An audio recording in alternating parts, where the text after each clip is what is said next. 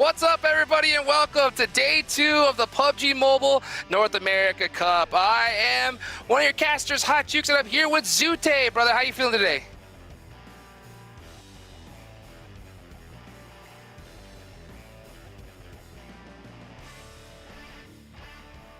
Yes, sir, Zoo. Well, dude, I know that we are going to have a great day today, everybody. I know I am feeling a little bit blurry right now, but I'll tell you what, I am going to get nice and in tune in just a few seconds, Zoo, bro. You ready for today?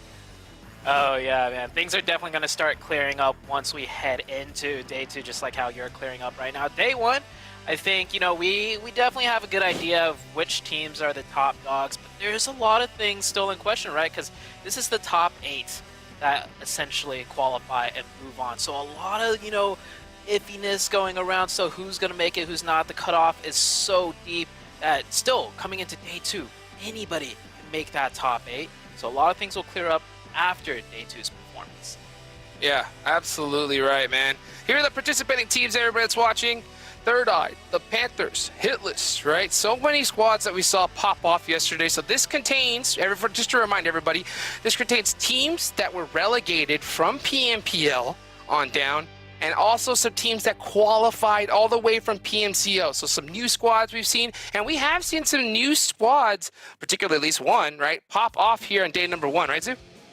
Oh yeah, day 1, some teams really popped off, and the teams that did pop off mostly through the means of eliminations. We saw how important it was, and I think in this like lower tier, you know, not essentially the pro league yet, these teams that know they're better are really taking advantage of it in the form of those eliminations. And we'll see the scores in a bit, but yeah, this format, it might not seem like a lot, but it is quite deep. This is the PMNC. This is the first time we've seen something from PUBG Mobile Esports in the form of the PMNC, and you can see here there was a qualifying stage, a group stage, and a finals, and all of this feeds into the Pro League, which has its own qualifying stage, group stage, and finals as well. So, you know, we've got stacks on stacks of different forms of qualifications, different esports, you know, leagues running behind the scenes, and all of that is all PUBG Mobile action.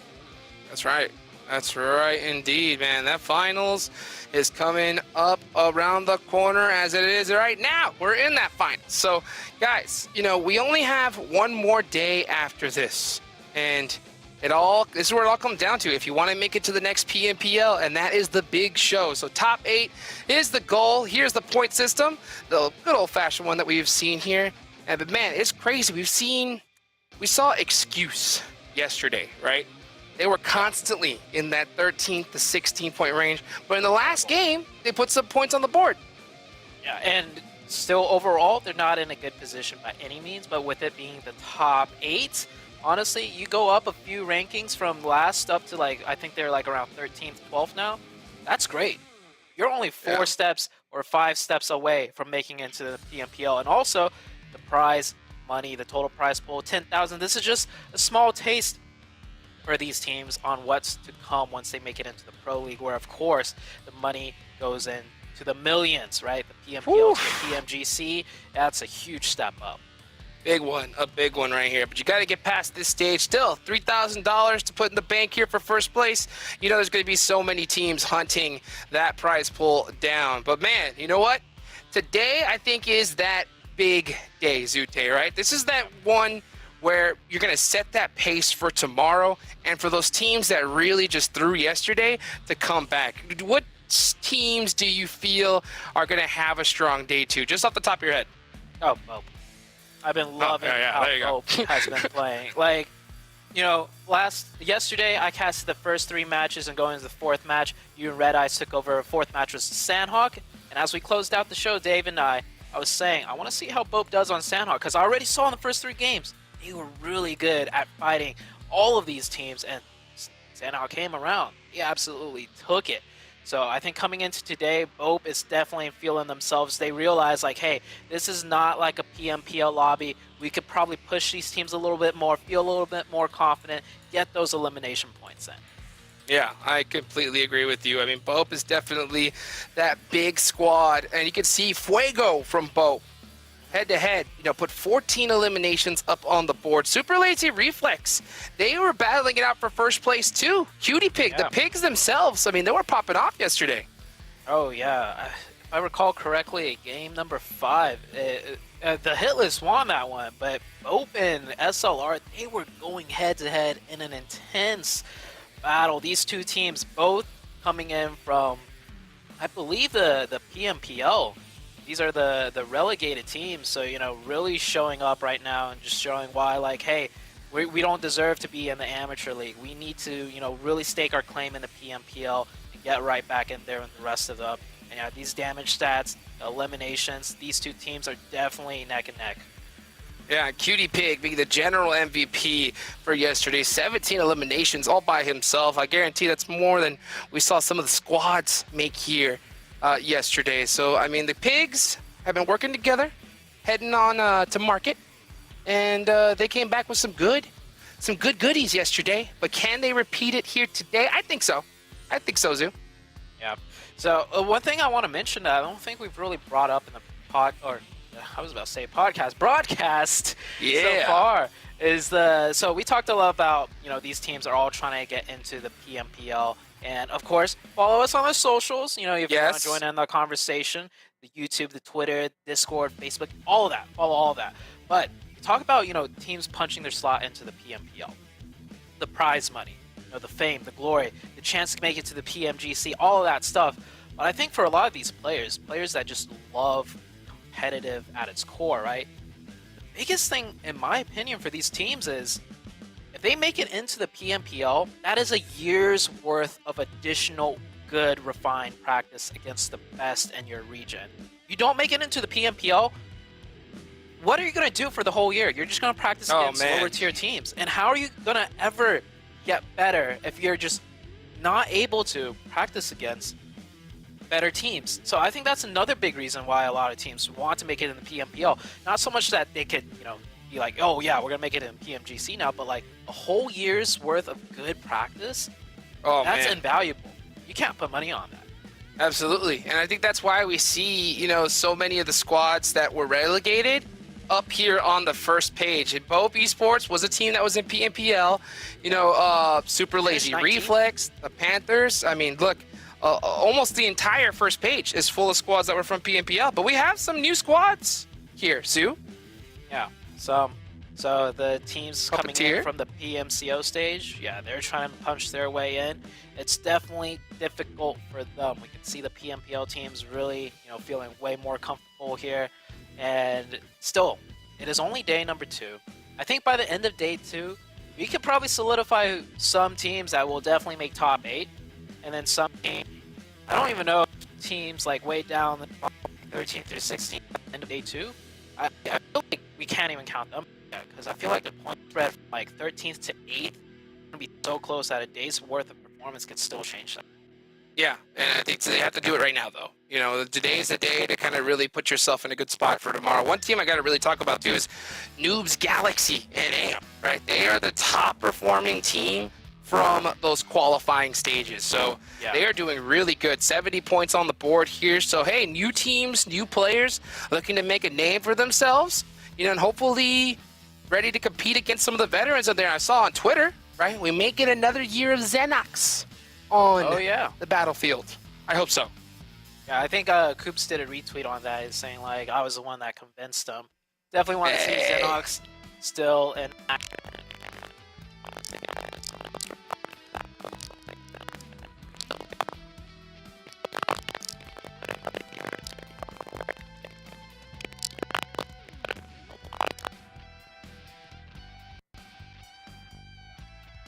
But we didn't really do too great. Still, it was a lot of fun, a lot of opportunities still we had. Speaking about opportunities, Blinded by Win on this 9th page overall. This is a team that I really, put my eyes on day number 1. I think Blinded by Win, they still have what it takes. They're right on the cusp. I mean, Blinded by Win, they got first in both stages qualifying leading up to this, right? So there should be no reason that they can't make top 8 in my opinion. So I think today, hopefully, will be their kind of like pop-off day.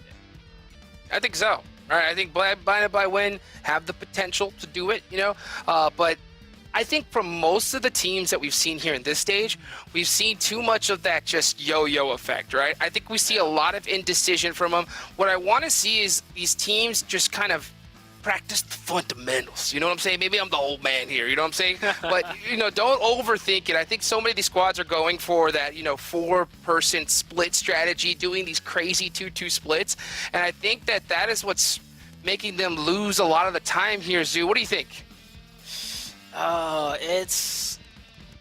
50-50 on that, just because they're doing these splits because they know it works at the high levels when done correctly, right? So they're gonna try and push themselves. They try to do these splits. They try to mimic, you know, the pro teams, but they might not be ready yet, you know, to pull off those, you know, hard to execute kind of splits and pushes and so on. But in my opinion, as long as they're like somewhat safe, you know, in the top 5 for this, they should keep playing that way, because I agree.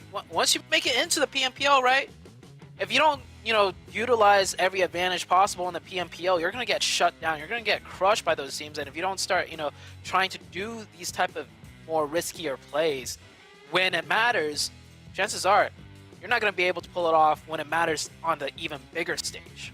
That's a good point. I definitely agree, right? Teams at the top, they should be experimenting, kind of doing all this kind of fun stuff to try and improve their team just even a little bit better, right? But those teams at the bottom, I want to see more teams design their own game, right? Because metas do change, right? I understand to go and follow these top teams and try to do what they do, but sometimes that is not what's best for your players, right? You have to look at your team and decide, hey, this is the game that we play best. Let's focus on that, get it as good as possible, and try to change metas. That's what I'm really looking for, because to be honest with you, right, even when we see the top teams in North America, we haven't had an NA team compete in PMGC at the highest level in a while, right? So I think we need to see something different from NA. I want to see a squad do something that I haven't seen before. But hey, maybe I'm hoping for too much. One thing that I could say for 100% fact, right, is just, I'm like, for the team, how they should be playing right now is do whatever it is that you need to do to make top 8. That's true. To elaborate on that, if you're a team that, because this is a lower tier, you know, like tournament, right, you don't have to, you know, be the best to make it in the top 8 by any means. You don't have to be the best in the region to even make it in the top 8 for this stage. So what I'm getting at is, if you want to take all 4 of your players, as we are about to head into the first match, if you want to take all of your 4 players, rotate extremely early to dead center, and not play split up at all, have 4 players all in one building, not shooting, not making a single sound, that could get you in the top 8 at this stage. True. Right? This is not like the PMPO or the PMGC. If you were to do that, oh, you're not getting anything done, right? But at this tournament stage, where a lot of teams are more inexperienced, where there's a lot of things you could get away with, do that for now, cement yourself in the top 8, and then you get a whole year's worth of good practice, like I was saying earlier, against the best teams in the region, the PMPL stage. You're guaranteed that year to then really start trying to improve, but do whatever it takes, man, to make it into that top 8, even if that means playing like a scared little bunny, because it could work at this stage. Little bunny, man. Little bunnies are going to be popping out here for sure. Little bunnies, little baby snakes, even a couple crows. Even a couple crows we might see pop off here today. But here we go. Match number 1 is underway, everybody. It's Erangel. Get some hype in the chat for these squads. I don't think we're going to see any hot drops here. I think a lot of teams have kind of learned their lesson, but who knows? Who knows? We might see some action. I'm looking over by Yasnaya. Looks like we see Blinded by Wind and the Panthers looking to share that spot. It's a big area, though. Yeah, they've been sharing that spot. I think they're pretty comfortable as neighbors. Panthers definitely feeling comfortable in their overalls. Blinded by Wind just 1 rank away from being up in that top 8, so they got to really get their A game on point here. Some teams stretching here. Looks like 4 bros stretching to do a Gaka split, and then we saw another team stretching overhead, flying just a little bit further. Some little warning shots going back and forth. Definitely no lethal intent there. Just doing some quick pop-off shots right there. Zuko even continuing to shoot. Just to let them know, hey, this is our area. Stay in your area. Yes, sir, indeed. Here we go. We're going to see 4 bros over here on the Gatka side of the map. Getting some nice little loot just south of it. doing a nice split. Oh, Zuko popping out some shots with that pistol, and Yas9 letting him know where we're at. But it looks like these guys are going to just loot their own halves, respectively. Yeah, these guys, you don't even want to open doors, man. There's no time for that here. No time to even open doors. And oh, seeing the elimination, the THIRDEYE already got a point on to SEMPER Veticus.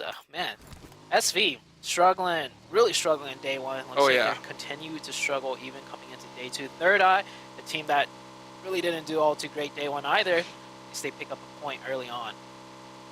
Let me ask you this, Zoo. What do you think about that whole drop on the vehicle strategy here? You know, try to go and hunt them down and then rotate away. Like, what do you think about that? Because I think we see so many times players lose a couple early because of that. What do you think? I think it works right now because we saw yesterday, right? A lot of teams start rotating around the 7-minute mark or even the 8-minute mark, meaning you get a lot more time to rotate and loot up. So if you're spending the first 2 minutes, you know, chasing down for a quick elimination point, sure, right? Once you get into the PMPL stage or PMGC stage, for that matter, I mean, we see at that stage 70 to 80% of teams rotate by the 5-minute mark. Here, we're seeing like maybe 20 to 30% of teams rotate by the 5-minute mark. So you do get extra leeway room to work and do whatever you want early game. The first couple minutes, that's chasing down elimination points. That's perfectly fine in my opinion. Okay. All right, because I've been seeing it as a little bit risky, at least from my perspective, because I've seen a lot of times where you see these squads try to do a split drop, find vehicles, and rotate away, but then somebody steals that vehicle away from them first, and then they're caught in the open having to juke that buggy. Not a situation you want to put yourself in. But hey, you know what? If you're able to pick up that early elimination, all is right for you. Okay, we got Noobs Galaxy over by Crates, getting all nice and looted up here. As we're getting ready here to, in the nice early match of game one, while things just kind of slowly ramp up. Anything standing out to you so far here, Zoo? Not really. I'm kind of waiting for the 5-6 minute mark to see if teams coming into day two are going to speed up their rotations. As they saw on day one, almost nobody took advantage of like an early rotation. But then again, if you think about it, Jukes, if no one's rotating early and they're the only team going in early, there's really no need to go in early either, right? Because no one's taking up real estate. I think it's more so, you know, I was saying earlier, when everyone's rotating early, you kind of have to rotate early also. For sure. Right? So if no one's doing it day one, curious to see if more teams are going to try and do it day two. I see the Panthers, they're like doing a 2-2 rotation right now, but yeah, look at this. We're 5 minutes 30 seconds in and nobody's yet rotated into somewhere, you know, strong in the central position, and there's quite a few spots in that center zone that is really good to take up right now. So why don't you go ahead and just like explain as far as like, you know, the difference in like speed when it comes to rotating in this stage versus, you know, latter stages that we see coming up. Yeah, well, I mean, the biggest difference is just the amount of teams that immediately take up power positions in Circle 1. Right? The circle's still big in Circle 1. By no means just because you got a power position in Circle 1, you're going to do well for the rest of the game.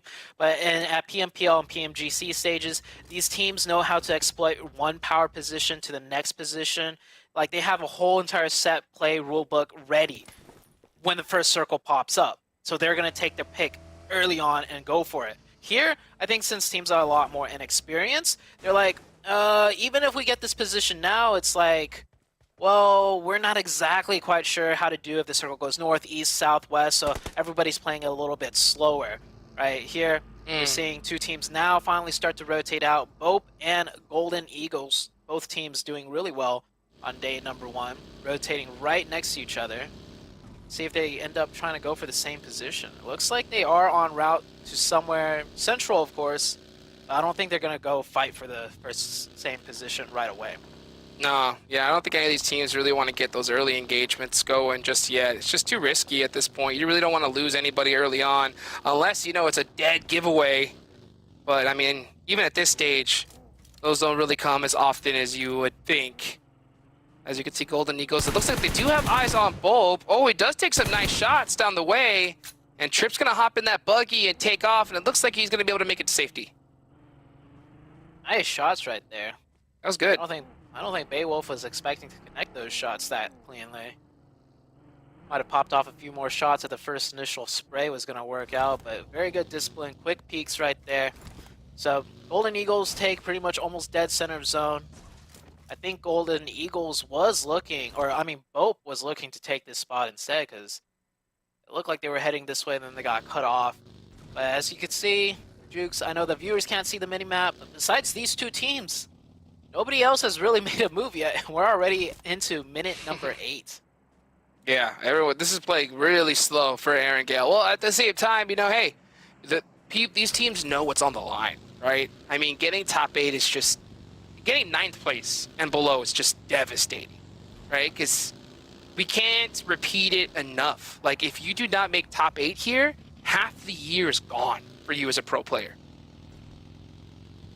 Definitely.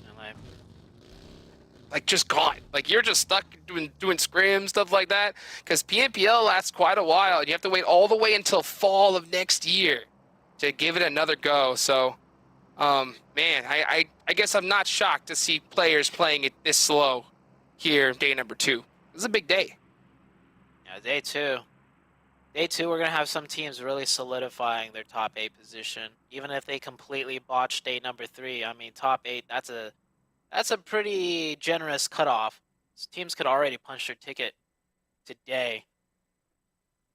And I'm taking a look at the mini-map, seeing if there's any potential fights breaking out. No, everyone's still playing very slow indeed. Circle is closing. And we haven't even really talked about this circle. I mean, this circle is pretty much dead center of the entirety of the Erangel map. The only potential, you know, like interesting shift is if we get a hard northern shift and that river, you know, just cuts everything off from the southern side. But looking at this right now, it's looking majority is going to go just central on the main section of Erangel. So that might be why a lot of teams aren't rotating in either, just because the playing space is so large. There's no really, you know, hints at, okay, where Circle 2 could really go. So Circle 1, everyone's just waiting to see for sure where the second circle goes before things start to quicken up a bit. Yeah, and yes, indeed. Looking at the map, and I'm seeing some squads take some pretty interesting rotations. One I'm looking at is Puppeteers. Right, Puppeteers is all the way down in Primorsk. Yeah, eating blue zone right now. Taking their sweet old time. Taking their time rotating here. That's a really risky thing to do, even at this point, right? Because you usually see teams go really early, try to secure that dominant position. But man, they're just doing the old school approach of just, hey, we'll come in when it's need be. Because look, trying to see some nice shots come down. It's Gerardo from Crow. Crow's just trying to find a spot here in the midfield. He's going to find another place here. Yeah, the Crows with the very late rotation, and you can see what's gonna. You can see they're rotating into 2 different teams now because they were so slow. But luckily, I don't think the player went out. He managed to navigate around the minefield that is players, and ooh, that's a good. That's a shift that I wasn't really quite expecting. It goes to the northwest, so keeps that 50-50 in play. But more importantly, going to the west side, that's more water than, you know, land if it were to go to the eastern side. So a lot of unplayable territory, and of course the bridge camping could entail here as it controls the north or southern half of the next potential circle shift. Oh man, yeah, that's so tough because anytime you have a circle like this, folks, you have to make a gamble. You have to literally make a bet on where the next zone's going to go. If you plant yourself on the north side and that circle shifts south, then you have to cross the river and run into a whole bunch of teams on the way, and that just makes things so difficult. So I'm not going to be surprised to see a lot of teams, especially the higher end teams, just really dominate those center positions just in case to kind of hedge their bets. We're looking at Super Lazy Reflex here. They're going to be taking the northern side of Raza, so they'll have sightlines of the north and control of the south. So immediately, these strong positions, like you mentioned, Drew, just suddenly went up in real estate value. Almost every team is taking up one of these type of positions if it is still open. Blinded by Wind, the team to really, for me anyways, to really look out for. They're in the top 9th position one position away from qualifying. Of course, this isn't the final day, so they still have a third day to try and get up there. But I think this is a day where they show to us why. You know, Jukes, that they managed to get first place overall in both qualifying stages to lead up to here. I mean, you don't get first place back-to-back by chance. Like, first That's place true. and the fourth place, first place and the sixth place. Yeah, maybe, you know, tournament you got first place in, you got a little bit luckier. But you don't do that back-to-back without having some type of skill to really show why you deserve to be here and deserve to go on to the PMPL stage. So besides them, like what other teams have you seen perform here so far, at least in day one, that you feel have had like an underwhelming performance and that you would expect a lot more from? Oh, look at this though. Oh, before we get to that. One. Yeah. I don't know, man. Jukes, honestly, I feel like with a lot of teams being more so on the inexperienced side, I don't have really high expectations for any of these teams besides That's crazy. blinded by win. Just because they Really back-to-back first place, right? That's the only team I really have high expectations for. Even the PMPL teams here, I feel like they did really poorly in the PMPL stage because maybe they're just not cut out for it. So it's like, yeah. Yeah, for me, I'm thinking like the Panthers and especially the HITLIST, man. This squad has been around for so long, right? And we saw them be one heck of a dominant squad, at least for a little while back in the past. But, you know, Jat G and his team just have seemed to miss the mark here in these past couple of years as the skill cap has just rose and rose at this high level. And, man, I'm just surprised to see this team, you know, struggling at all at this stage. Oh, okay. Yeah, no. I would agree with you there if this was like maybe half a year ago, right? Like when I still had high expectations for those teams. But by now, for me, like the hit list, I'm just kind of like, I'm not going to say it's over for me, but it's like if they don't do well, it's kind of like, okay, well, you know, they've struggled for a very long time now. I'm no longer expecting them to do very well. Like I'm kind of over that phase per se already, but they aren't doing too bad right now for this, right? They definitely could be better, but it's not terrible. So day 2, we still got 6 games, and we got 6 more after that. So like, you know, they could still make it. They could still stay in the PMPL stage for sure. The Panthers, I mean, they're doing good right now. I think they're doing solid. Not much to worry about for them. Let me ask you this, though. Like, after what you've seen from the hit list, just guessing from the outside in, because, you know, there's so much, by the way, everybody, that goes into being a great squad, right? We don't get to hear their comms. So the communication, the missteps, those kind of misplays, right? But just from an outside viewer looking in, right, what do you think, like, the hit list, like, really needs to do to step up their game? If you were to guess. If I were, that's a hard one. That's a hard one. It's a hard question. Yeah. That definitely is. I would say like okay. It's actually so an easy one. It's actually a really easy one. We know Jatji is probably the best player on the team. If you want to look at pure stats, he's always the most consistent performing at the top. And if I'm not mistaken, he's also the IGL, right? So he definitely has all the, you know, skills needed to be on a great team. And if that's the case, then I think maybe it's the players are slacking. Like his teammates are just not putting in the work that Jat G's putting in. And talking about putting in work, a lot of teams are going to have to put in work for this new circle shift, this rotation. We're going hard back down to the southern side, Jukes, and 4 Bros, well, they find themselves smack dab in the center of everything. Well, let's see. Here we go. The Ruins is going to be one heck of a place to rotate to. Not to mention it's so tough to drive on, especially with that Lambo. So Daddy Pig trying to go ahead and secure a nice spot here as he's leading the charge for his team on the southern side of the map. Oh my goodness. Things are going to really start ramping up here in just the next few seconds. Oh, yeah. SLR Super Lazy Reflex, they find a very strong position right here. Not the easiest spot to hold, though. You can see the sightlines from a lot of different ranges are able to, you know, put in shots on them, but if played correctly with the correct split here, they could probably hold down this fort, hold down this position for all the way up to the end game, honestly, with it being so centralized up here. 4 Bros, of course, at the hard cover, just to their west. Now A lot of teams still trying to make their way in with this crazy circle shift. Yeah, still not a lot of action happening here at the start. Everyone's just playing this super carefully. I'll say this, though, when it comes back to the hit list, right? Let's circle back to that for a second. All they got to do is just stop dying. You know what I'm saying? Like, they just got to just... said and done. Just hit those, man. Just hit those shots. No, but you know what? It's fair for us to make these observations because we're looking at stats and numbers, you know?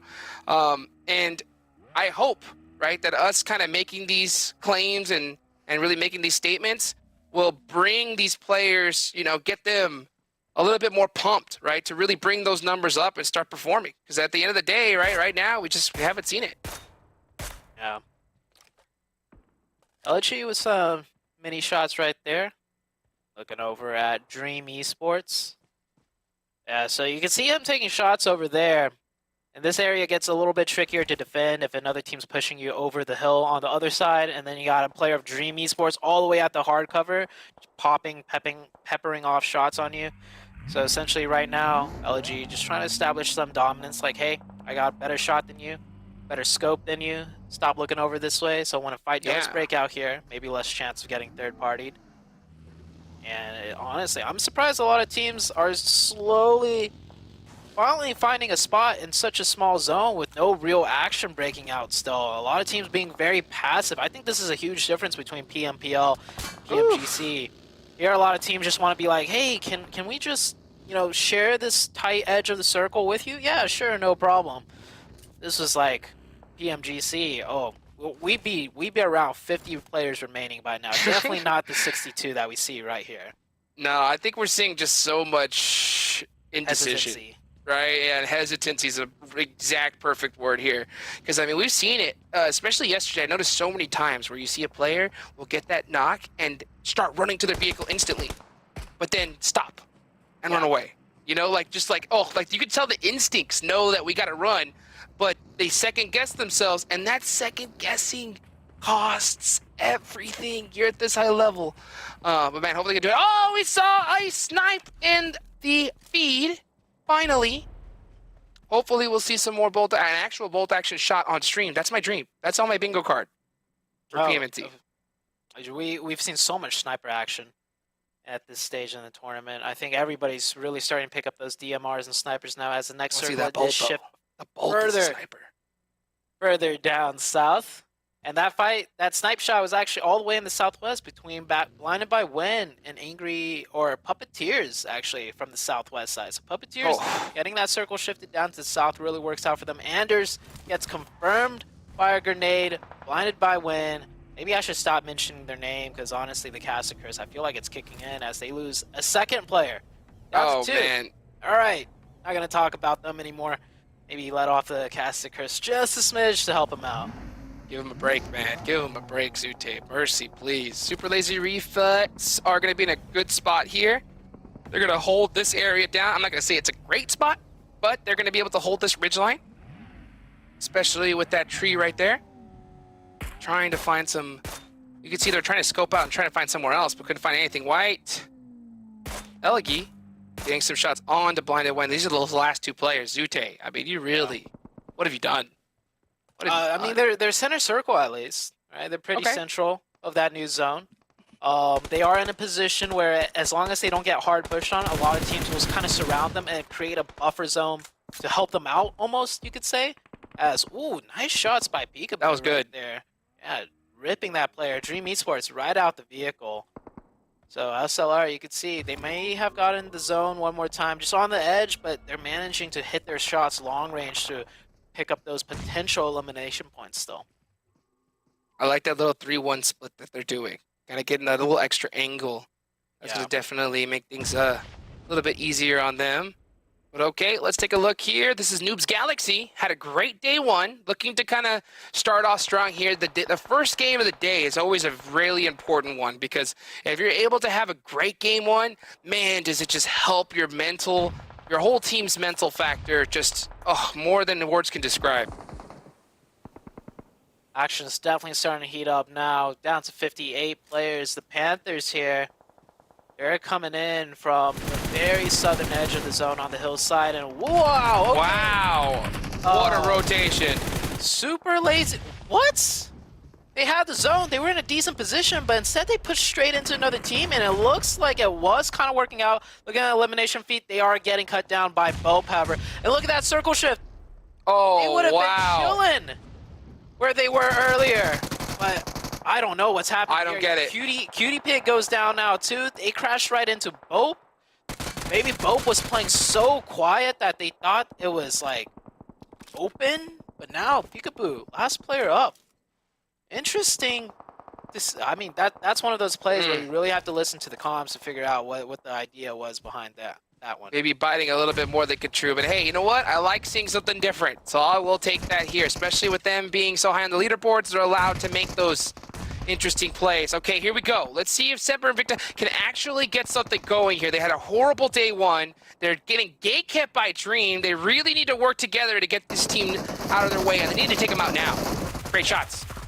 Pushing it over the top with UMP in hand, switches to M4. One nade or molly will really spell doom, or blowing up that vehicle, and that's there you go. Hey, if you don't have the nade, blow up the car. That car just absolutely decimated that team. Semper Vitica picks up some elimination points. Speaking about nades, they get one answered right onto them themselves. That was an eviction notice, that first one. They should have known, but now they get punished here. What a great shot there from Canary, catching that headshot. That was huge. Oh, and another nade, man. They are just getting bombed on this side of the map. But why would you go in the same spot after getting a nade? Yeah, you once a nade happens and you get a finish in that spot, you don't want to go there again because you know another one's coming. Yeah, move out the way. Get and he didn't get the res. I mean, that player got naded down to like 1 HP at that point. But he was right there. He was right there. He prioritized the smokes. What is Canary doing? He's netting in the blue for a little bit, moving out of the way. Or he's going to his bugging. He's going to make a Hail Mary rotation. Oh man, what do you think about this? Done. What do you think about this? You think you should have just stayed in the blue? No, I mean, no. What are you going to do? Med to 10th place, which is like, what, one? Well, at least for a little while longer, because this is going to be a tough rotation. We'll see what he could do. THIRDEYE, the team that was nailing them with the nades, now edging in onto the southern side of the circle, running into Blind by Win. 2v4 defense and the nades. THIRDEYE really opening up that THIRDEYE with those nades, just hitting every single one of them. And they're doing a blitz strat right there, pushing in with the vehicles, some on foot, and two of them get cut down though. Running in, the smokes weren't there, but the one player that did take the vehicle in, that's going to work out for them. Sets up cover, sets down the smokes. That's, I would almost have to say, you know, a very good way of playing into the edge of the zone. This is a great position. You have the safety there. Yeah, you have the safety there with the vehicle, set up the cover, and now the smokes to help get the revives.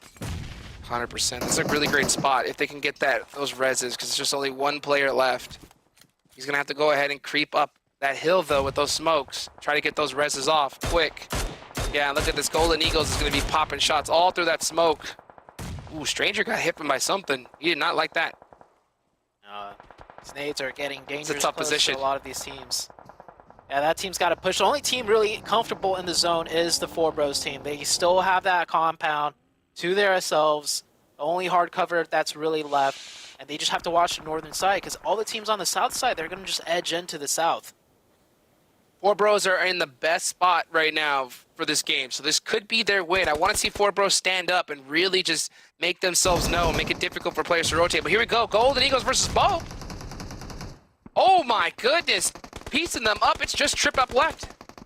Yeah. Can he hold it down? No. BOPE, such a strong team when it comes to fighting, but Golden Eagles with the man advantage, also a strong team within their own. Run, Baby Tang! Down. Baby Tang couldn't get his baby legs to run fast enough. Run, blue will chunk him down. And yeah, this blue zone is hurting. Oh! He's like, all right, I got the car. I'll see you guys later. Hope you guys can make it in. As he goes in. Oh, 4Bros up to 8 eliminations. They're down to 2 players. They're trying to get that revive, that reset onto their third player. And here are the final teams. The top 5 teams. THIRDEYE makes it in with 2. Wow, and not to mention NOOBS Galaxy are in here as well. So the squad that, you know, have come all the way from the Snapdragon Pro Series from PMCO have now made it. Doing just absolutely great here in PMNC. 4Bros, I want to see if they're going to be able to clutch this out right here. But look what you see right there, right on the side. And his name could not be more perfect. Yeah, Peekaboo. Peekaboo in the peekaboo position. I don't Oh, think yeah. anybody knows he's still there. The sole remaining player for super lazy reflex. He's on the very edge of zone. He could prone into the grass in the wide open, and I don't think anybody's really going to take a look at him either. Nope. I think that four bros figured that they would have been shot by now. Yeah. Or got pressed by now if there was anybody on that side. Clock Four bros doing these really tight peaks. Oh, so this is nerve-wracking because you just don't know, and the player could be anywhere. Yeah, luckily. What would you do if you're THIRDEYE right now? That zone THIRDEYE, if they have any smokes left, which it does not seem like it, they're just gonna have to go slow as possible, right? While not looking at four bros, but they should be looking at NOOBS Galaxy. And just as I say that, yeah, they should be looking that way because NOOBS Galaxy still got vehicles, and I like this play by NOOBS. They're trying to take out the weaker team. They're not focused on the team on the inside of zone because they know they have a low chance of taking that team out. And they're going to go right ahead in front of THIRDEYE's NOOBS Galaxy. That's a very smart decision. I think a lot of lower tier teams will make the mistake of, focusing on what's inside of zone and what's outside of zone. Good job by them. Beowulf, last one, pushing for Golden Eagles. He also goes down. We're down to the last three teams, and I don't think anyone knows, like we said, where Peekaboo is. I think Peekaboo wins this game. I'm not kidding. That's cap. He's gonna win this game. So? 100%. All right. Never mind. Oh. Who caught him? Someone found him. Right. He was caught and four bros winning. Okay. All right. Hey, you know what? It works 100% of the times, 0% of the time. But hey, you know what? Four bros get the dub there. They held that position. They were gifted that zone, Yeah. But they still executed and were able to pull out a lot of eliminations. That's what I like to see when you get that kind of position. Oh, yeah. That position's not the easiest either to pick up elimination points because you can easily just default to having everyone inside the buildings. And by the time all the teams are pressing in on you, you only have like maybe 3, 4 eliminations at most. But we saw when the camera flicked on them, when they were down to 3 trying to get the revive on the third, they were already at 8. So they played that position, loud. They weren't just, getting zone blessed and just hiding. So good job for four bros holding it down. They needed that one. I think that's a good boost for their points for sure. Yeah, those are dangerous. Those buildings are not very easy to hold because, I mean, if you have a whole squad, just full send it from the outside, yeah, that's going to make one things... of the buildings and Yep. they have 4 players entrenched right next to you. Definitely not easy. Yeah, definitely not easy. So they were able to hold it down. They take 10 eliminations as well, so that's going to be, 25 total points that they're going to snake from this game 1. So then, that's going to hype them up big time. So good to see the four bros popping off here. We still saw some other names that kind of had some, so-so performances in this game. But I was surprised to see people play this slowly here. But you know what, guys? We got so much more to talk about. Don't go anywhere, right? Get your drinks, get everything ready, and we'll be right back right after the highlights.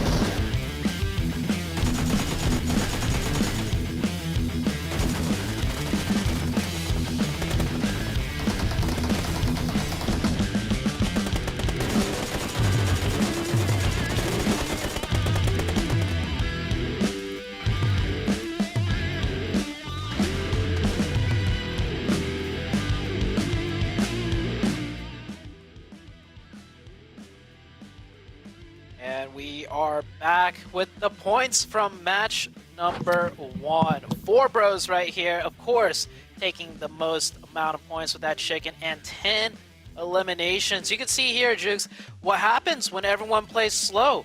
everybody kind of just gets grinded and crunched down. All the teams from 2nd down to 8th, 5, 4, 5, 4, 4, 4 eliminations. It was just a grind fest for everyone else, but 4Bros, of course, had the most comfortable of positions.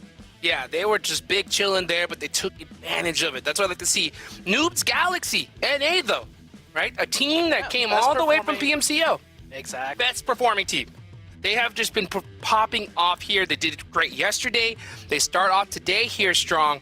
But man, you know, a team like the HITLIST, the Panthers, right? Having a tough game 1. But you know what? One team I really like to see? Excuse, right? Okay. They didn't put up a crazy amount of numbers, but they had a good, solid game considering how they performed yesterday. It's a great start, in my opinion.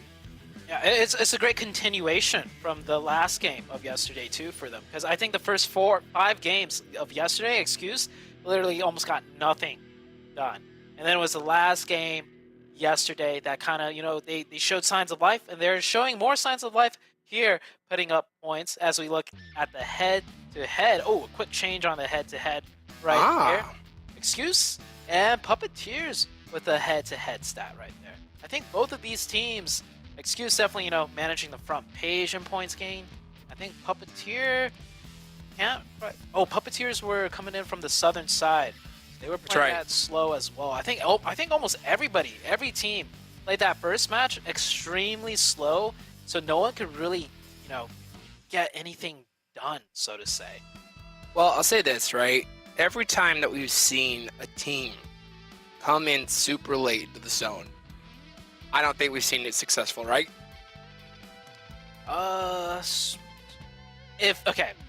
It's successful if that's your team strat and you're one of the few teams with that strat.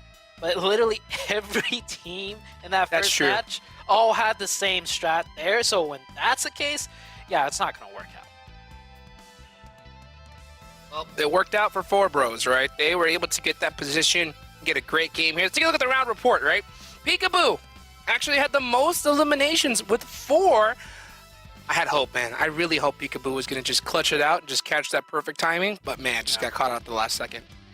Yeah, and speaking about SLR, right, that was a really questionable play, what we saw in that previous match. They actually would have had 4 players at that ridge where Peekaboo it was.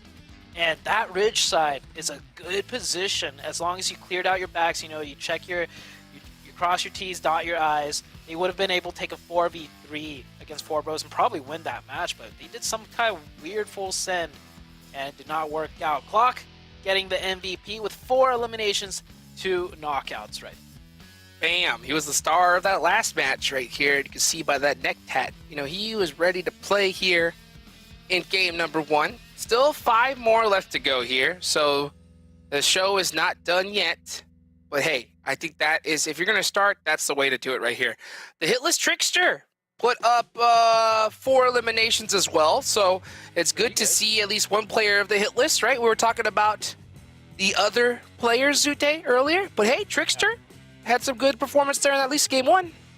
I hope the HITLIST could really kind of find their groove, their mojo in this tournament. Just so once they're, hopefully, you know, they make it back into the PMPL. Once they're back into the PMPL, maybe we could see like a progression, like a better HITLIST than the HITLIST we saw in the PMPL for this year. I mean, there's a reason why they're all the way down here now in the relegation stage.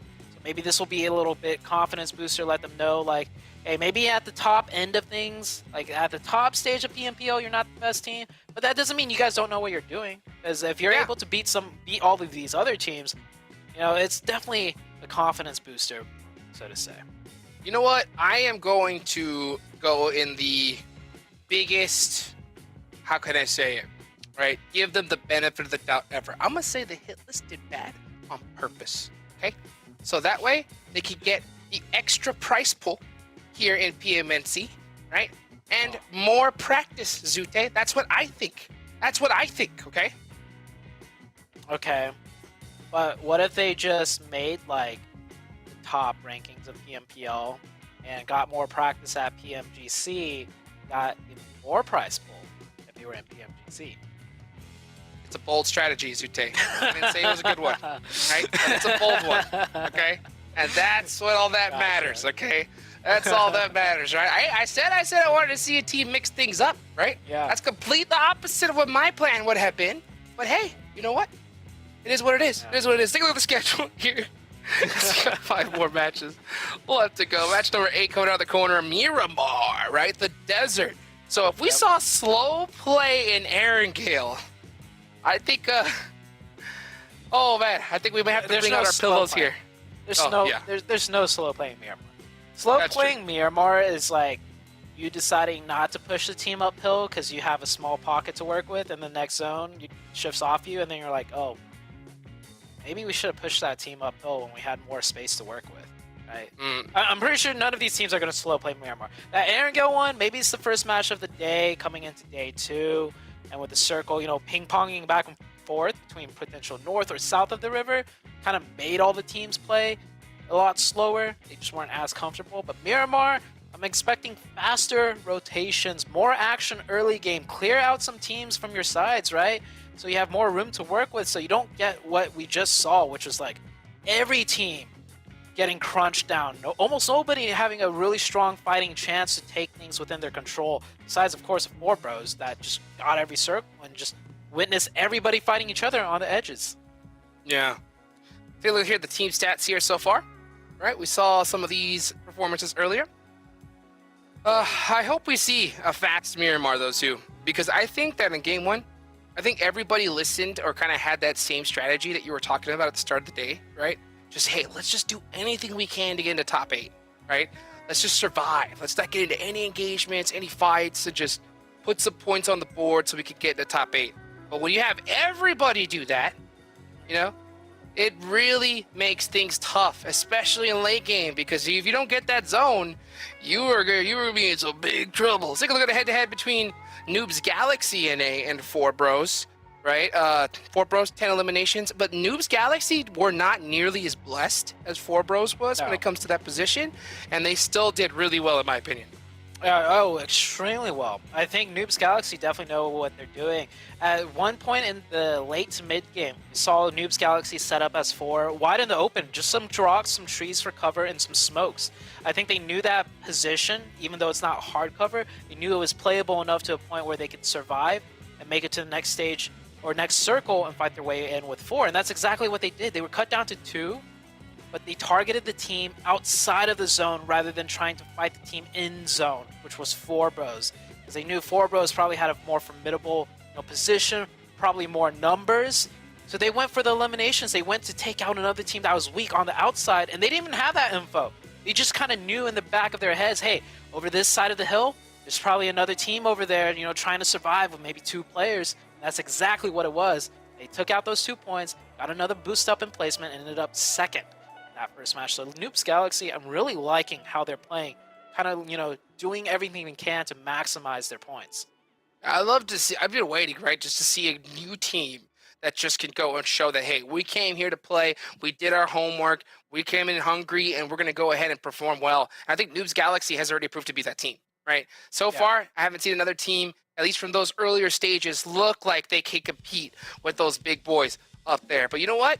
This is what this is all about, right? It's all about learning, shaking off those nerves, because, I can't express just how much nerves come into play here at this kind of stage, right? From experience too, right? So when you get on that big stage and you have everything on the line, man, you start second guessing yourself, you start making other decisions, and here at this high level of gameplay when it comes to PUBG Mobile, if you have the half-second delay in decision, you're done for. You're done. Yeah. 100%. And I feel like the pressure on these teams, like we've never been in like a PMNC. Like when we were competing, we never had a pro league separated by an amateur league. I think the most pressure I've had at the pro league before was like, if we don't make this, next qualifying stage, we sit out for like maybe 3 months, right? Yeah. Before we could do another PMPL or before the PMGC ends and the new year starts. But here it's like, if you don't make this qualifying stage, you don't make it for an entire year. Yeah, not it feels in. like, right? Yeah, you're just not in. You miss out a whole year's worth of PMPL action. I can't imagine the pressure on all of these teams right now. And if they don't make it, it's not to say they won't play competitive for the next year. They'll just be stuck in the the amateur league for another year. that is a huge difference in solidifying your place for a whole year in the upcoming stages. So we might see a lot of hesitancy, particularly not just because of the inexperience here, Juice, but because of the amount of pressure and what's really on the line right now. Yeah, we saw last year, right, when it comes to PMPL points, right? The way that they had some teams qualify for PMGC was the total points of both PMPLs in the year added up. So Yeah. if you miss one PMPL, it's over, right? Like you have the chance of trying to get one of those free tickets is done for. So you want to make it to this one, and you do not want to be relegated, so that way you can perform in the next one and be able to get some big points to hopefully get to that big boy stage, because that's where we see those millions of dollars on the line here. Because hey, this is PUBG Mobile Esports, baby. The ranked, right, and chosen mobile esports game of the year, right? Yeah, for a this reason. is what it's all about right here.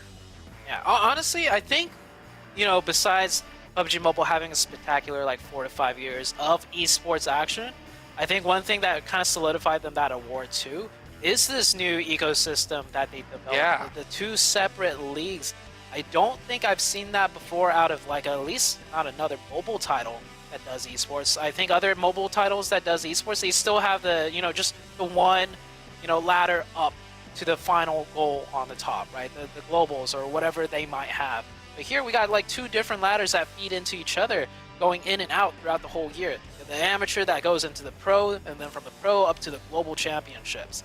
So it's just and it's constantly changing. The system, the point format, constantly changing to make it more and more, challenging for everybody, making it really have the cream of the crop at the very end. Ooh, big shout out to the homie Jan, everybody behind the scenes right here that make this all possible. Man, I tell you what, PUBG Mobile Esports has changed my life. I know it's changed your zoo, right? Oh yeah, and for sure. So many others here. I got a passport for the first time because of this game, and now I've traveled so many places around the world, and a lot of these players here are looking to do the same exact thing, and it all starts here, getting into that top 8.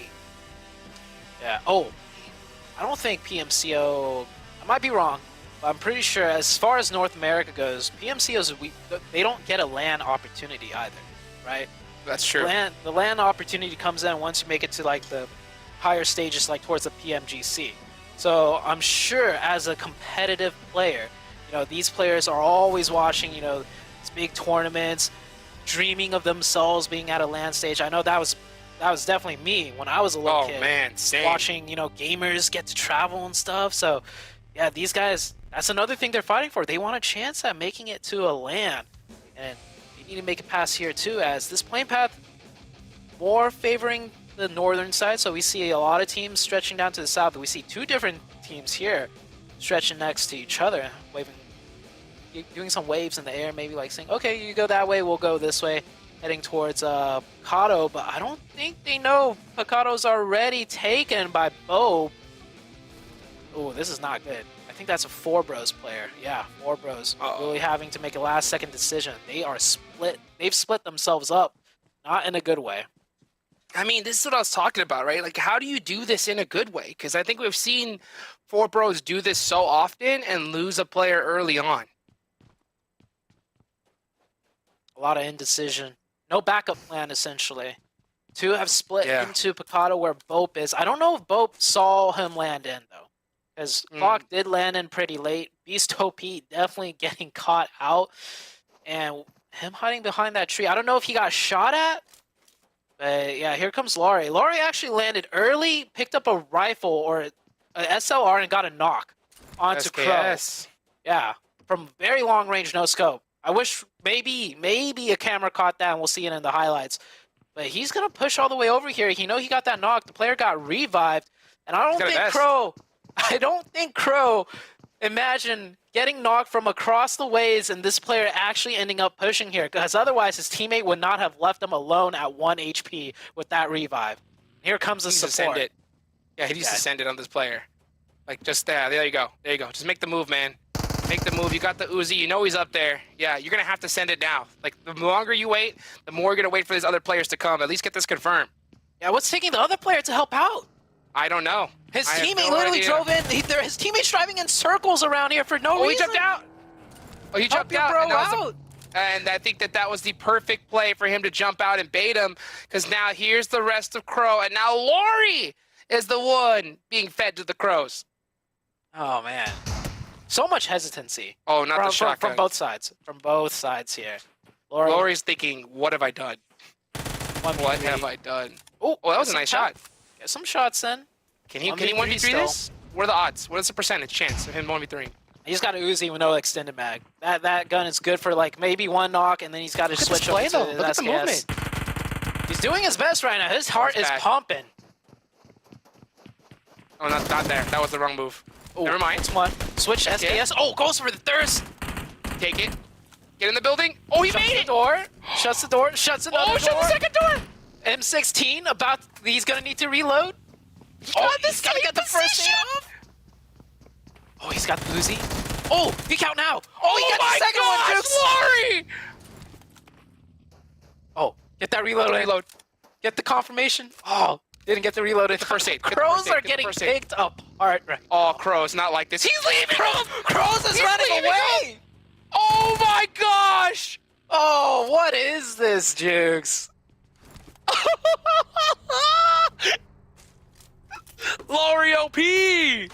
Lori OP! That was disgusting. That was sick. That was. Oh man, put that on the that was- highlight reel right there. Give this man the watch. That is what I'm talking about. That's how you do it, baby.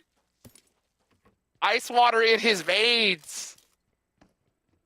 Lori himself is probably confused too. He's probably like.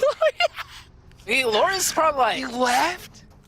Yeah, Lori's like. He wanted to double check those boxes. That's what he's doing right now. He's like, wait, did I really get two? Like, what happened? Yeah, Lori's like, was I in a 1v3? He's also probably thinking like, do they know they were in a 3v1? Because the way the Crows played that was like, oh man. I'm gonna say this. I'm gonna say this right now, okay? Even if the Crows need to get first place, okay? Because like, why is that? if they get second or less, they still lost. You know what I'm saying? Yeah, that was the Clown Fiesta from the Crows right there for sure. Like That's gotta hurt. Like even from the very beginning, his teammate 1 HP, right? Needing support. Player drives in with the car. Drives in, doesn't stop. Just keeps driving around. Doesn't stop to help him. So 1 HP player makes the bold decision. If you're not gonna help me, even though you're my teammate, I'm gonna hop out the window. Good decision. Now it's like, okay, we got a third player here to help out. Okay, 3v1, let's do this. And then it just, I don't know, Jukes. Lori though, ice water in his veins. Good job to Lori. He hit his shots. He had the moves. He was quick with it. So Lori played that as best as he could as a solo player. But Crow, they played that as bad as they possibly could in a 3v1. Okay, look. I look at the YouTube chat. I see the Crows Esports in the chat. Said go Crows. Look, I want you guys right now to write. I want an essay on just what happened. Okay? Just put it in the chat. Put it in the chat so we can have an explanation. And well, hopefully the Crows, the last two Crows, can just go nuts this match, right? Just to make up for that, because I think that's what needs to happen. We'll see. We'll see. Jeez, we're 7.5 minutes in, and yeah, man. remember 7.5 minutes in Erangel? We got a few teams rotating in. Miramar, it's a little bit different. More teams are definitely prioritizing a rotation when it comes to Miramar. We got BOPE coming in. We got Golden Eagles coming in. Blinded by Wind already rotating very central, so maybe this will be the game for them. And oh, whoops, I did it again, Jukes. I'm talking about Blinded by Wind. Stop it short right there. No more from me. I'm Blinded by There you go. There you go. No more talking about Blinded by Wind, because, man, these guys need to make something happen here in game number 2. Golden Eagles, they've been having some off and on games. You know, they could definitely heat up if need be. They got all 4 up here, just doing a nice little rotation, trying to find their way into this next zone, predicting where it's going to be. It's a nice eastern circle here. Yes. So heavy east, a lot of water in play. Still, it's Miramar, early zone, so there's still plenty of places to pick. It's about finding that perfect spot. What do you think right now is the best spot in the map? Where would you be if you could peek anywhere? Ooh, if I could pick anywhere, it would be to the east of Crater Fields, like Labendita. There's that compound that's on the low ground, right? Oh yeah. Yeah, I think that's a strong one right there. Because you get vision on the eastern half of the road that cuts everything off, and then you still have a way to fight up the hill if it does go back west. I think that's probably the best one for now. But there's a lot of strong positions. If played correctly, can hopscotch you from various positions throughout. Who knows where the circle still might go. We might even see this go all the way down to Porto Paraiso in the hard southeast. So a lot of teams, you gotta know how to utilize each position as effectively as possible. Panthers rotating in from the northern side here, coming in on the hard eastern half of the circle with the water to their backs. Hopefully for them, they won't have anyone backstabbing them. We'll see how it plays out next couple of minutes. That's right. Still a nice and early game, everybody, Everyone's just chilling, trying to get as much loot as possible. Miramar is that map where you want to have just an insane amount of utility. As many nades, smokes, ammunition that you could fit in those bags. You want to have it ready because these fights extend themselves for so long. You're having to shoot so many shots, trying to bust down vehicles that you can run out really quick, and you're stuck with that secondary at the end of the game, and that is not where you want to be. Nate doing a little ring around the rosy here, trying to find the best spot to be in Impala, and it looks like this is right where we will camp out. Can he make it up the rock? He's gonna try. To the high ground. Climb, Nate. Billy Goat. Oh, found it. There we go. And he's off. Nate the goat. Nate. Popping up to the top. That's a strong position too. Not That's just a great spot. Yeah, it's mainly for visuals. You get control of the whole eastern road, right? Which allows them to really keep the backs clear. They can see if teams are rotating in behind them or not.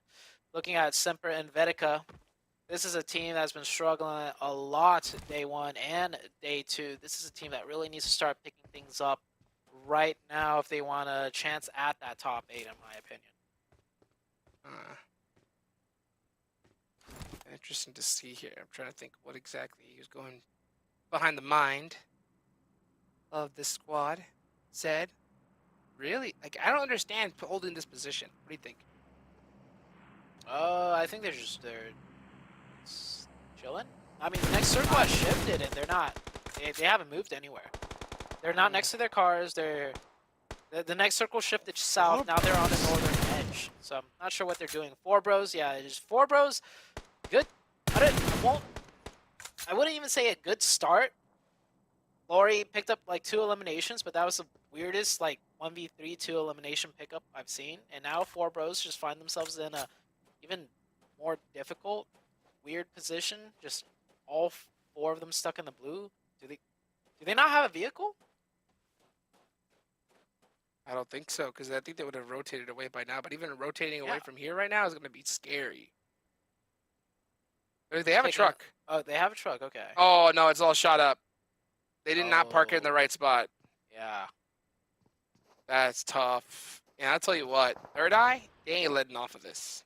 Yeah, THIRDEYE's chilling because they got the edge of zone. And they're nowhere close to center, so it's not like if they want to prioritize the rotation, they might have done it a little bit earlier. But it seems like they're just going to be like, oh, you know what, these are free points. Let's just say. Well, let me ask you this.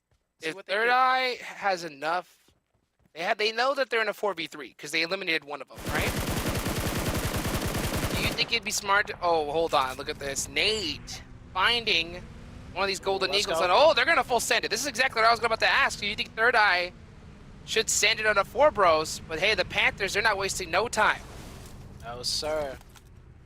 This is what I like to see. We saw in day one a lot of these pushes, but they happen like maybe 3, 4, 5 seconds later. This is happening immediately. Look, that player didn't even get a chance to first aid anything. Bam! Instant. 2 points? Not just that, 2 points. And the reinforcements, they don't get a chance to play at all. You see right there, Golden Eagles. They were coming in to help out. If this stalled out for another 3, 4 seconds, if the push did not happen as fast as the Panthers did it, the revive would have gone through, plus the first aid kit and the 2 other players to support. So good job for the Panthers to strike fast and hard like they did. That's exactly what you're supposed to do right there. And well executed. So they're going to put up 2 points on the board, and this is going to really help out just in case they have a rough finish right? Any kind of eliminations that you can get early really helps offset that. Oh, you got to protect that vehicle here. That's what I was wondering, though. You know, with how beat up Four Bros is, why isn't Third Eye just send it on them? I mean, it's a fight in the blue zone, and you don't necessarily need to move anywhere. But why not get these eliminations? It should be easy. That's the thing. It should be, but I think Third Eye are playing to how they know they could play. Because Third Eye, they're not really a strong dominant team. I could easily see a world where they push down and things go wrong, right? So they're just taking the time, which I think is the right move for them specifically. For them, got it. Yeah. So I think Third Eye are playing it the way they as a team should. Yeah. See, get the easy points. ones. No need to push the envelope. They're on the edge of zone. Nowhere close to center. No need to rotate. No need to go anywhere. Just wait it out. Wait for Four Bros to push out eventually. Well, you're not gonna get that loot if they do. So like now that you know it's 4v2, would you push now? Zone's closing. Who knows? The next circle might center up, which gives them a good chance to get to a better position. So it's just like, you don't want to bite off more than you can chew. So I think that is exactly better what safe Third than Eye's sorry. doing. Yeah, better safe than sorry. Interesting. The Panthers have locked themselves down to this compound right here. Next zone is closing here. Still a couple minutes away before zone 3 getting popped. So I think we're going to see quite a bit of stalemate right now, but this is that planning phase, right? Trying to figure out where the next zone is going to go and have a plan in place of when to rotate, how to rotate, and how quickly it's going to be done. Everybody should have at least 4 different plans right now. So it goes north, east, southwest, 4 different plans of rotation. If this is taken, how are we going to stop? How are we going to push? Are we going to just, hopscotch past? All of that stuff should be in every player's mind right now. Except for Four Bros. I think they only have one plan, which is we're done.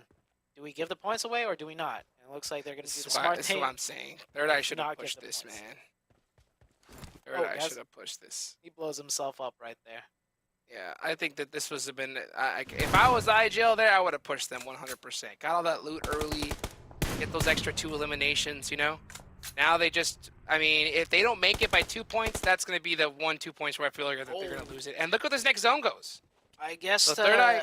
SV. Remember, we were questioning what SV was doing up on the top. Yep. Looks like they knew better than us. We got the zone. Yep. Hardship to the north. A lot of teams coming in from the south now. I think we're going to see a lot of teams go out. Not a lot of wrapping rotations can be made with this hardship just because of the introduced rain. That is the northern side with all those hills.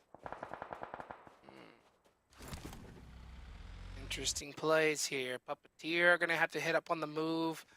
Oh, they are way on the eastern side of the map, so they got to get going. Noobs Galaxy is far from the zone as well. I wonder if Noobs Galaxy is going to kind of go through that Los Leones area and wrap around that hardship side. If not, Puppeteers, they're going to have to get this finished off quick. Here we go. This is Hellcrime. Hellcrime kind of quiet in game 1. They're going to have to deal with this battle from Puppeteer, and I'm surprised that they're staying so tight and so solid right here.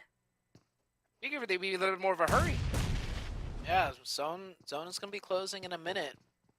It's a 4v4 as well. No openings on either team. This is a lot of cover for both teams to work with, so this is going to be a very slow, prolonged fight. I don't even think this fight's going to fully break out or finish. By the time it does, I think the blue zone's going to be covering both teams, so it's definitely a waste of time, but they do get an opening knock, and they got to go fast now. Got 40 seconds left to work with before the circle closes in, and the circle is far away. That's correct. That is correct. They need to get this finished quick rather than later. And is Faye... Oh, Faye got really lit up here. Fang from the other side has to come out and get it done. Oh, it looks like Jimmy gets caught. So here they go. Bestia in the smoke, laying down. Catches Faye, slipping. And Burr's going to get that revenge. No, he's not. He's actually going to get one. But now it's up to Slowy. Can he take out Hell Circle? Goes around the corner. 2v1 now. It's caught! Now it's a 1v1 Jukes. Can Fang clutch it up for the team? Him. He does. Ooh, 26.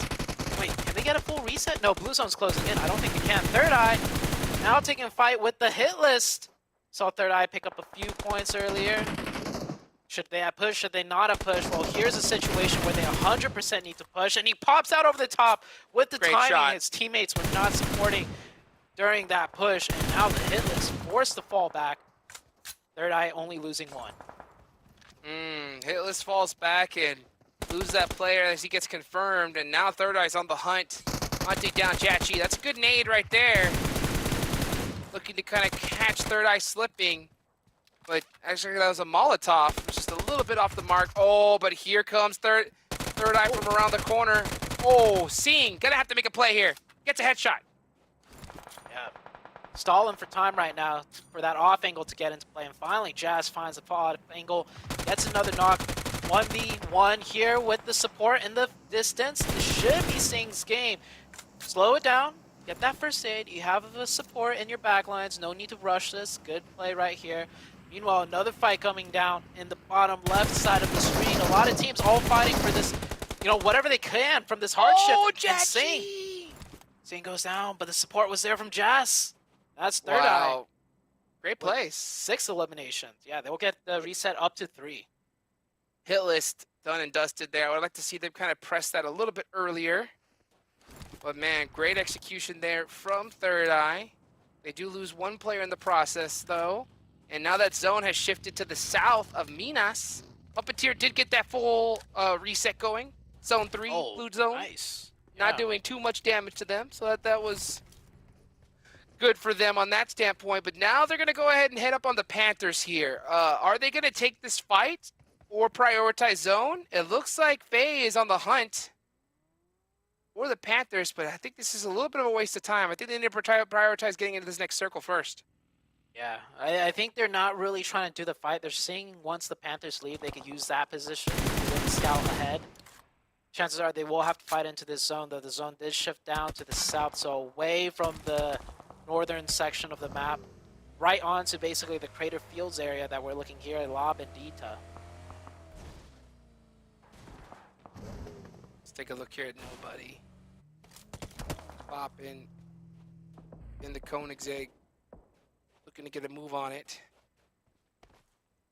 Right on the edge of the zone here. So Dream is just going to have to hold this for now. They better clear their backside first as the zone closes. Yeah, that's what I like to see. Is when you're in this position, you should always make sure that your back is clear. And then focus on getting in after that. Dream Esports. Right on the edge. That compound is actually... Is that compound open that they were just looking at? Oh no, Noobs Galaxy's there holding somewhat of a split. BOPE, they're going to have to come in very strong here. Not only is Dream Esports in front of them, but even if they take out Dream Esports, they're not fully yet in the circle. So BOPE needs to start getting a hurry on. You see SEMPER and INVICTA. They've been chilling here for the entirety of the game. Now holding the edge of zone. Said blowing up those tires. Trying to make things a little bit more difficult for PUPPETEER. BOPE in the bus. Going round and round. Trying to find Dream. As they are still out of the zone. 2 players of BOPE are completely split away from them. Way back in the blue zone. So hopefully we can see the rest of BOPE group up with their team and start this push. As PUPPETEER are still trying to figure out what to do in this situation. Yeah, we saw BOPE in the elimination feed. They took down one of Dream. Oh, Noobs actually pushing in as well. Oh, here they go. Yeah, here it comes. Snap. BOPE doing BOPE things. Clean push right there from BOPE. Yeah, Dream forced to run into the Crater Field itself as the zone did shift back up north to SEMPER and INVICTA. So BOPE's got a long way to go. Once again, they got to fight their way in. But with 4 players, I think BOPE is feeling comfortable with this new challenge ahead of them. That's what I want to see more teams do, right? Just get back to basics. Like, when you're outside of the zone, just get together as a squad and just pick these separate players one by one and just push. Oh, great shots there for the Panthers. On to PUPPETEER. That's a very difficult road to cross, though, so I think the Panthers are just going to let that knock kind of slide and wait for this next zone to go, as it is all the way up in Minas Generales, and all those teams on the south, there's only 56 seconds left. They got to get going. Yeah.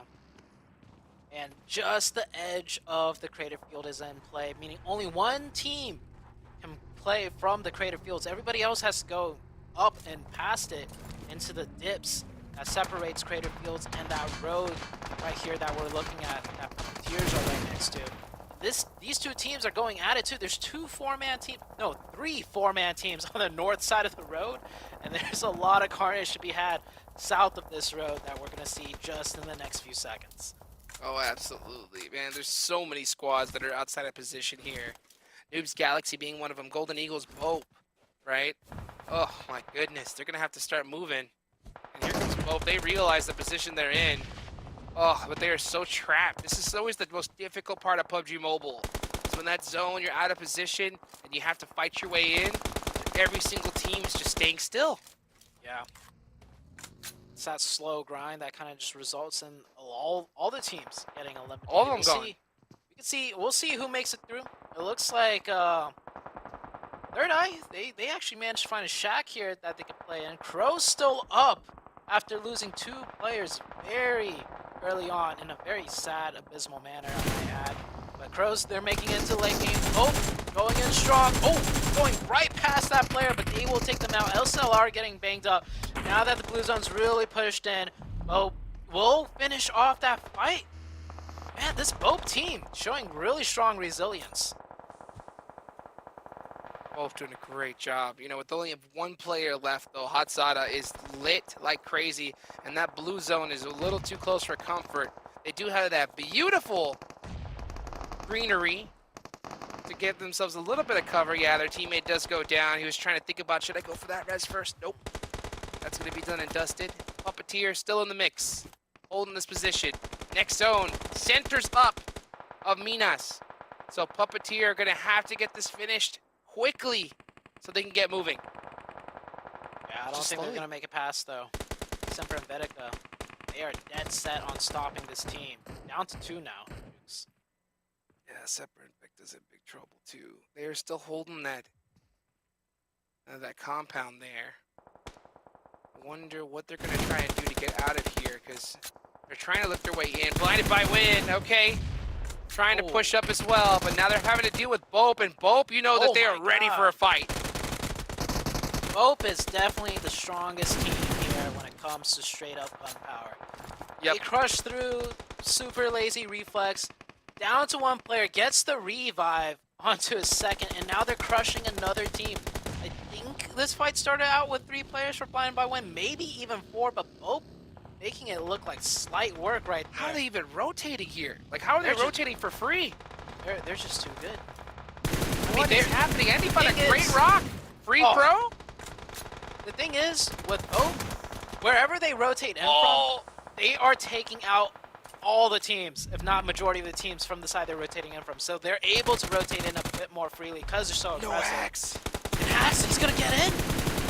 Maybe even get that revive on his teammate. Oh, if he made it across the way, though.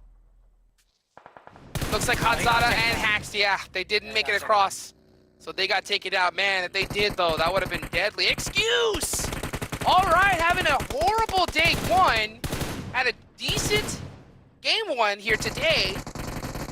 And now looking to be in a great position to take this match. They have the only squad with 4 up. Yeah, they've been chilling in the throw, compound. They need to move. They need to move. Panthers? I want Excuse to start turning up that aggression here. Yeah, but Panthers got 12 eliminations. I think they're really... Oh my gosh. They got to move down into the open, however, moves. So the Panthers, they're going to have to move into the sightlines of Excuse. Excuse should have this, and just as I say that... Come on. Oh, that's not good. Come on, Excuse. Not like this. Not like this. Don't throw now. As they have so much going for them here. The Panthers have finally found their way. Their claws have finally come out. Because this is the squad that I expected the most from coming into this stage, to be honest. And they've been rather quiet. BOPE has been the kind of shining star, but you know what? The Panthers said, hey, you know what? We're still here too. We're here to play. And here they go. This looks like it's going to be finish number 13. I'm surprised he doesn't go for the tires there. Last couple seconds, zone is closing in. Jukes, who do you have your money on? It's a 3v3 situation. I'm gonna go with the Panthers. The reason why is just looking at their gameplay, just looking at that gun skill, right? It's up to Zuko. I have my money on Zuko, and I think that money's gone. Yeah, no, I think Excuse is going to be taking their money, Jukes. They're coming in for the finish. The 3v1 push from all hold. Take that money back. Take that money back, Jukes. Give me my money. Situation. Can he pull it off? Zuko! Oh, he tried. He tried. He did steal one elimination there at the end, but it's Excuse pulling out a chicken dinner. Great for Excuse. You know this has to go just wonders, right? For their overall team morale, especially after day one.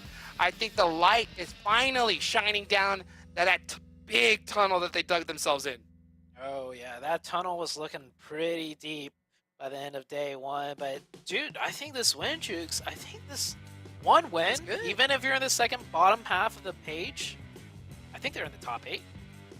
What? I think that's... Wow. I think so. I think so. That's a huge win for Excuse, but, man, a lot of Miramar.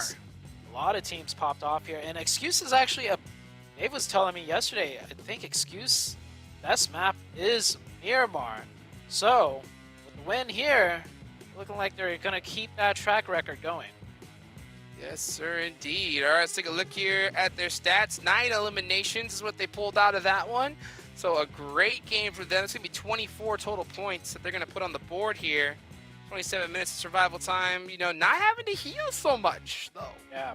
I think they definitely got the 4 Bros luck from game 1, right? 4 Bros definitely got Zone Blessed. I think Excuse, they got that similar Zone Blessed, which is why they took so little damage. 133 heal. That is like maybe 1-2 players healing with some bandages, maybe a first aid popping off, but that's pretty much it. But Excuse, they give nobody else any excuse because they will secure that chicken dinner for the match. And we'll be right back with some quick highlights.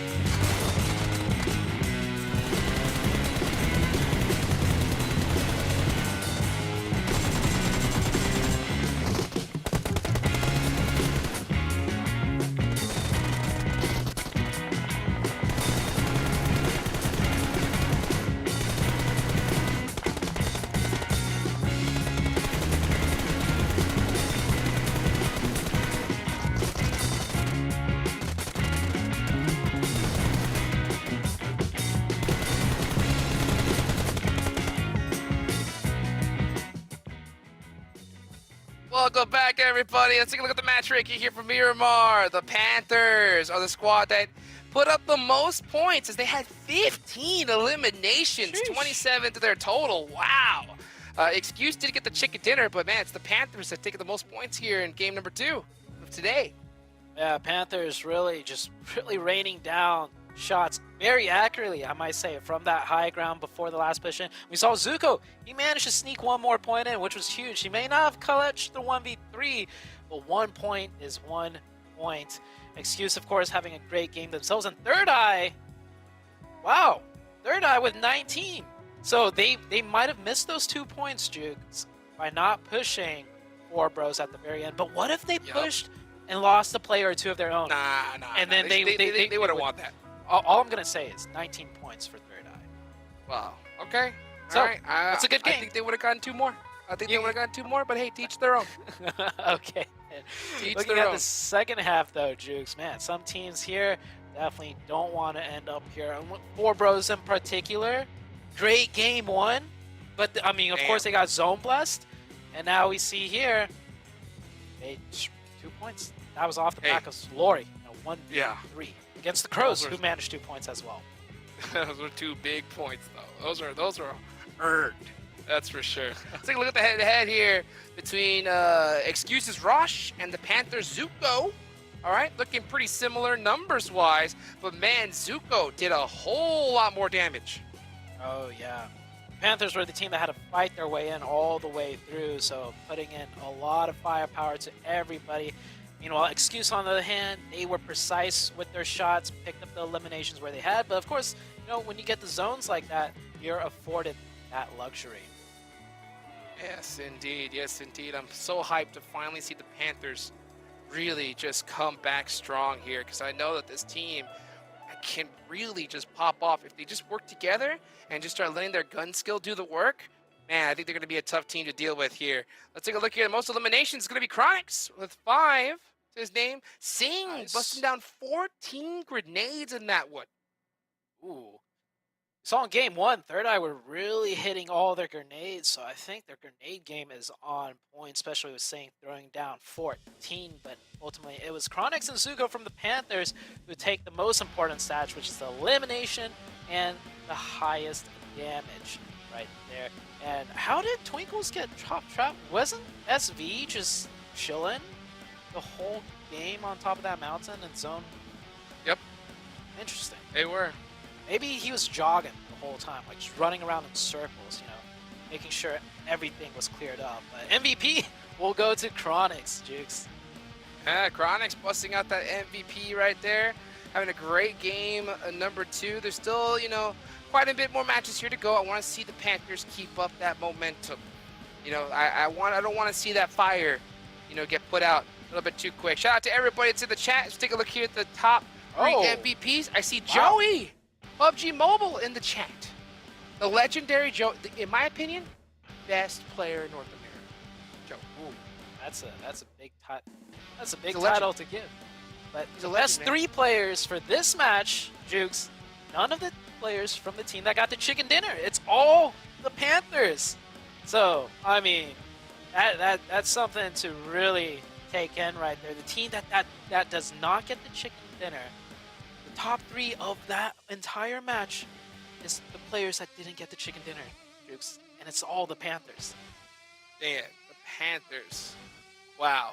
I mean, this is the numbers that I want to see from them, okay? All right? I can't say it more and more and more, because this is a team that we saw just dominate so heavily in the past, and then now just look to kind of be laying on their backs just chilling, right? I want to see them really roar, and I think we saw a little glimpse of that there in the last game. Yeah, I want to see more of that aggressive play style. Remember, the very first fight they did, 1 knock, super instantaneous push, worked out onto Golden Eagles, and then they just fought their whole way through. The camera wasn't on them the whole way. We only saw the beginning and the end, but in between all of that action, they picked, 12 eliminations? Yep. Yeah, so doing a really, no, maybe more than 12. We saw 5, 5, and 4 from those 3 players. So at least 14 eliminations. Ooh, man, we got one more match here, and then after that, it's Sanhok, baby. So I know we're gonna have, the legendary duo that is Mustache Dave and Red Eye come and handle those other 3. We got this last one here for us, Zoo, right? What are you really just thinking about what's gonna be coming up here on the corner? I think after the first 2 games are done, teams will move a little bit faster, a little bit more decisive. We saw a lot of indecision game 1, a very slow game. Game 2, we saw a little bit better from some teams, but a little bit worse from other teams as far as decision goes. You can rewind back to the beginning if you're not sure what I'm talking about. One team definitely dropped the ball, but we're gonna go back to Erangel. So I want to see a faster paced Erangel. I want to see some team really take advantage of getting to the center early on and playing a little bit more split, a little bit more dominant early game. Yeah, one team I want to see is Excuse, right? Because they had terrible game 1. Day 1, I'm sorry. But game 1 here today, they came strong, right? Day number 2, putting up some big numbers. I see my man Eli in the chat, right? Saying loving it for Excuse. shouting them out. I love to see that. I love to see people in the chat hype up these squads. And man, Excuse is having a really strong comeback today. And I think that's something that you need if you want to be a championship team, you know? Yeah, the bounce back potential. I'm gonna say it here.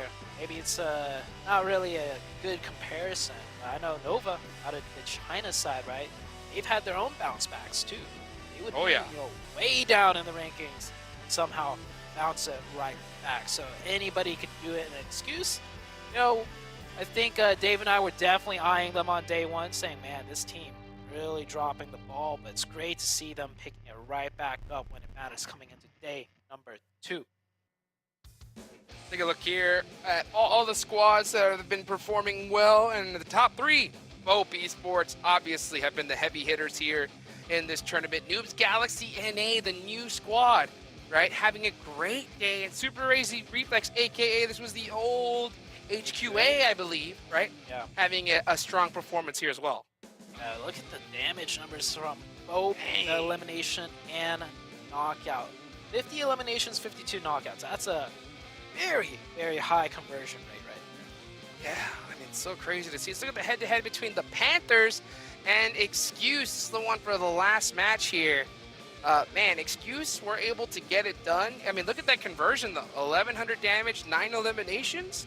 They really cleaned up when they needed to. With the Panthers, man, they went on a tear. Yeah, they were taking down names from everybody. It didn't even matter if they didn't get the point or not. They were just knocking people left and right. The Panthers really showing up in that last game, pretty much showing exactly the Panthers that they want to be. But look at the top 4, 93, 90, 90, 87. So close within one another. 4 very consistent, you know, finishes for all 4 of those teams. Yes, sir, indeed. BOPE, 93 total points, feeling good. Noobs Galaxy, 90. Super Lazy tied with 90 as well. Remember, top 8 is the goal. So right now, 57 points is where they're at. But look at that. Look where Excuse how and high they THIRDEYE jumped. Wow. THIRDEYE and Excuse. Crazy. Both of these teams, yeah, having a pretty bad day 1. But THIRDEYE and Excuse are both in that top 8 that bumps down the cross, that bumps down all of these teams on the second half of the page. And one team, you know, that hasn't been able to move anywhere, really, SEMPER and INVICTA. Still going to stay way down there in last place. Yeah, SEMPER and INVICTA just having a rough day of it today. But hey, we've seen other teams bounce back for sure. I hope everybody there watching, right, can go and just give their squad some hype. Let's see it, right? I see you in the chat. I see Trip is in the chat as he's playing, you know? Love to see him get in the conversation and talk to the people watching. What's up? What's up, Eli? How's it going? Crown, you're toxic. And my boy FM, my boy Blue, my boy Blue. Man, I mean today. Might speed. Oh yeah, we're speeding things up here, definitely, as we're nearing the end of day number 2. Let's go. We're almost halfway there. We still got one match before we're done with the first half. Jukes, I think, you know, now that things are really starting to solidify, right? The top teams, the top 4. I know it's still a little bit early to say, but I feel like the top 4 are playing consistent enough that they'll definitely be in the top 8. That only leaves a few other spots left in contention for everybody else to fight for. That's right. I mean, man, I'll tell you what, Excuse has got to be so hyped, right? Because they were looking done and dusted after day 1, right? I mean, except for that last game. That last game, they finally saw a little bit of spurt of life, and now they're in the first page. So now they are actually in it to win it and get over to PNPL. I do not want to see them let off the gas, because after this game, this is it. This is the halfway point of this tournament.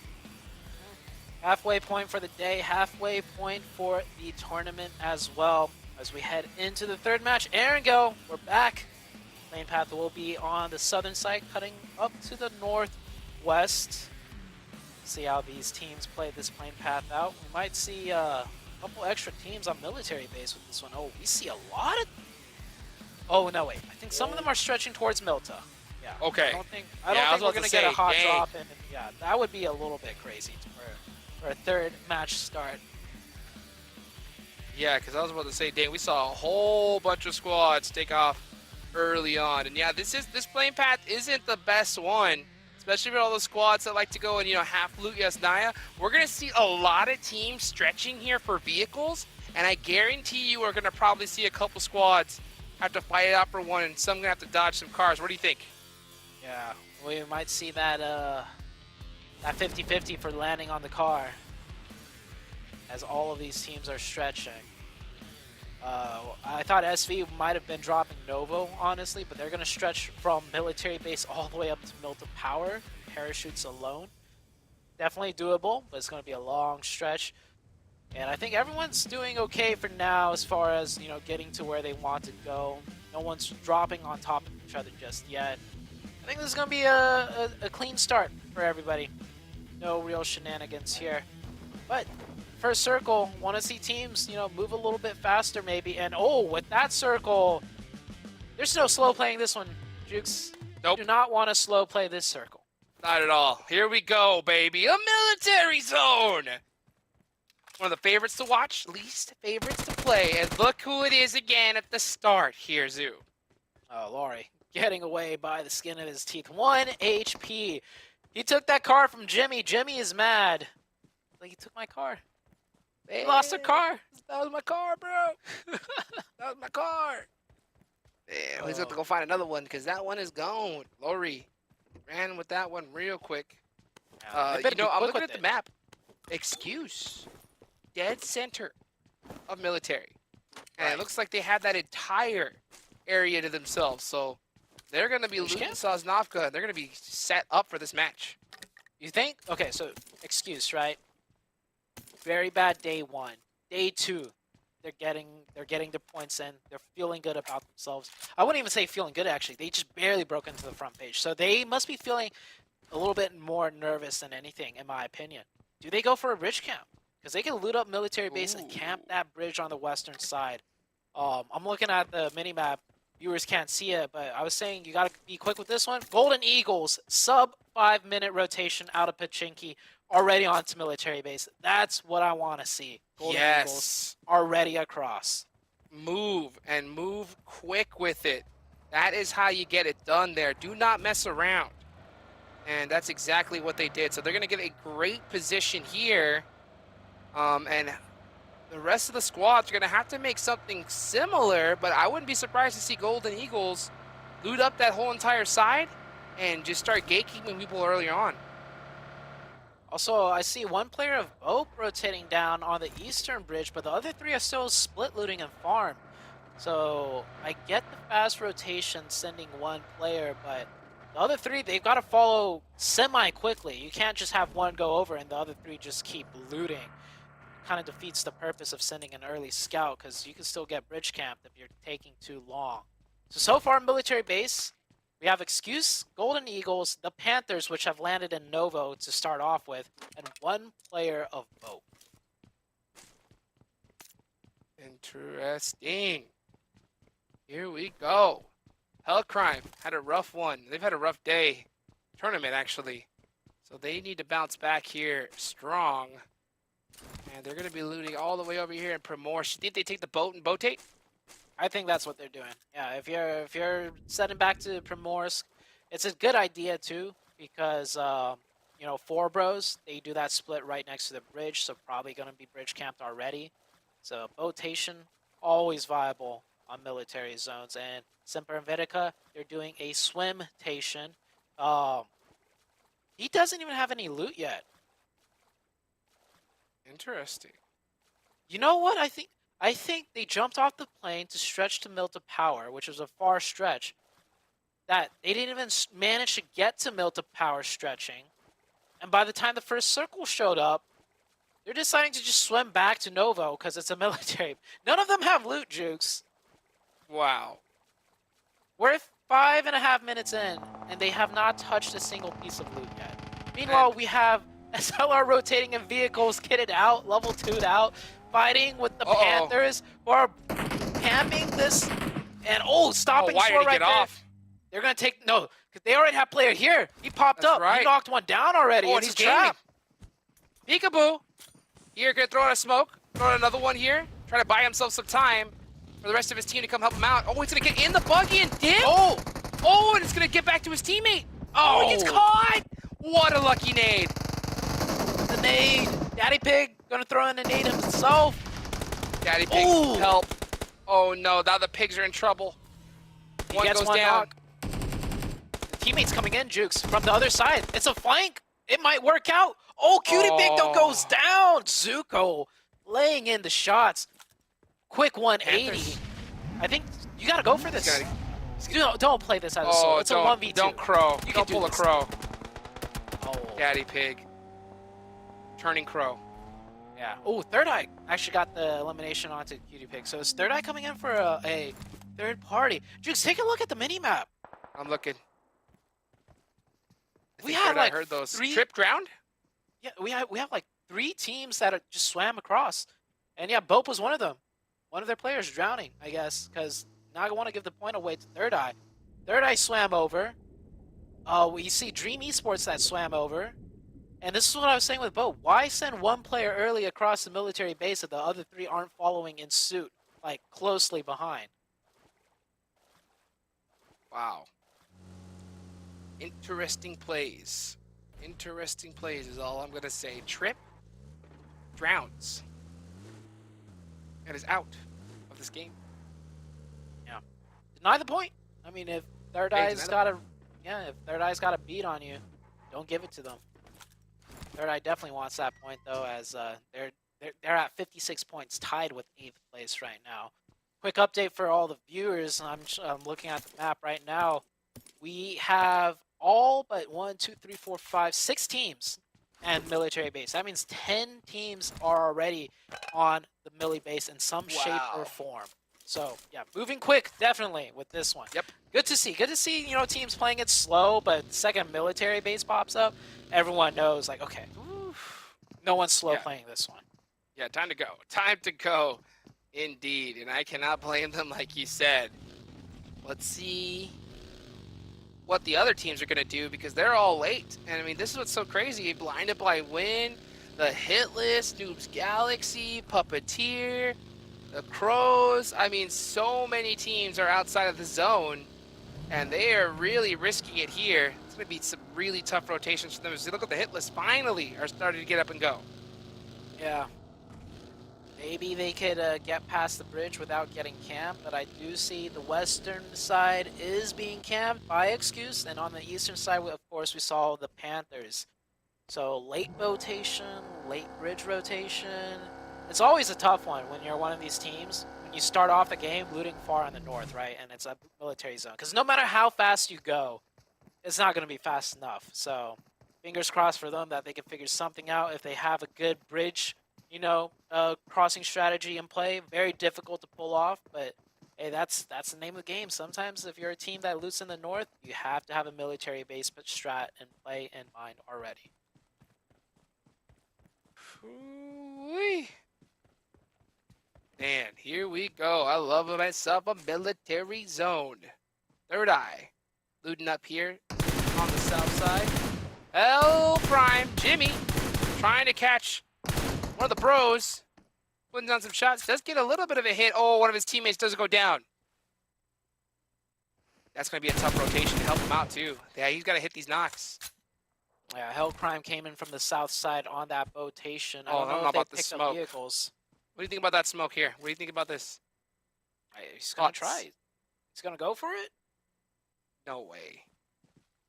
That's a tough cross. You know, I four think bros that's is a waste of all smokes. looking this way. Yeah. That's a waste of smokes right there. THIRDEYE on the north side of military base. I don't think THIRDEYE's managed to pick up vehicles. As oh no, 2 of them have vehicles, so they're just trying to gain more ground, gain more territory. I like this. THIRDEYE swimming over and being proactive once they've landed. They're not just sitting on military base doing nothing. It is Circle 1 after all, right? I know it's military base Circle 1, but hey, it's still Circle 1. You could still, you know, try and find better positions. Don't just default to, hey, we're on military base, let's just sit and wait.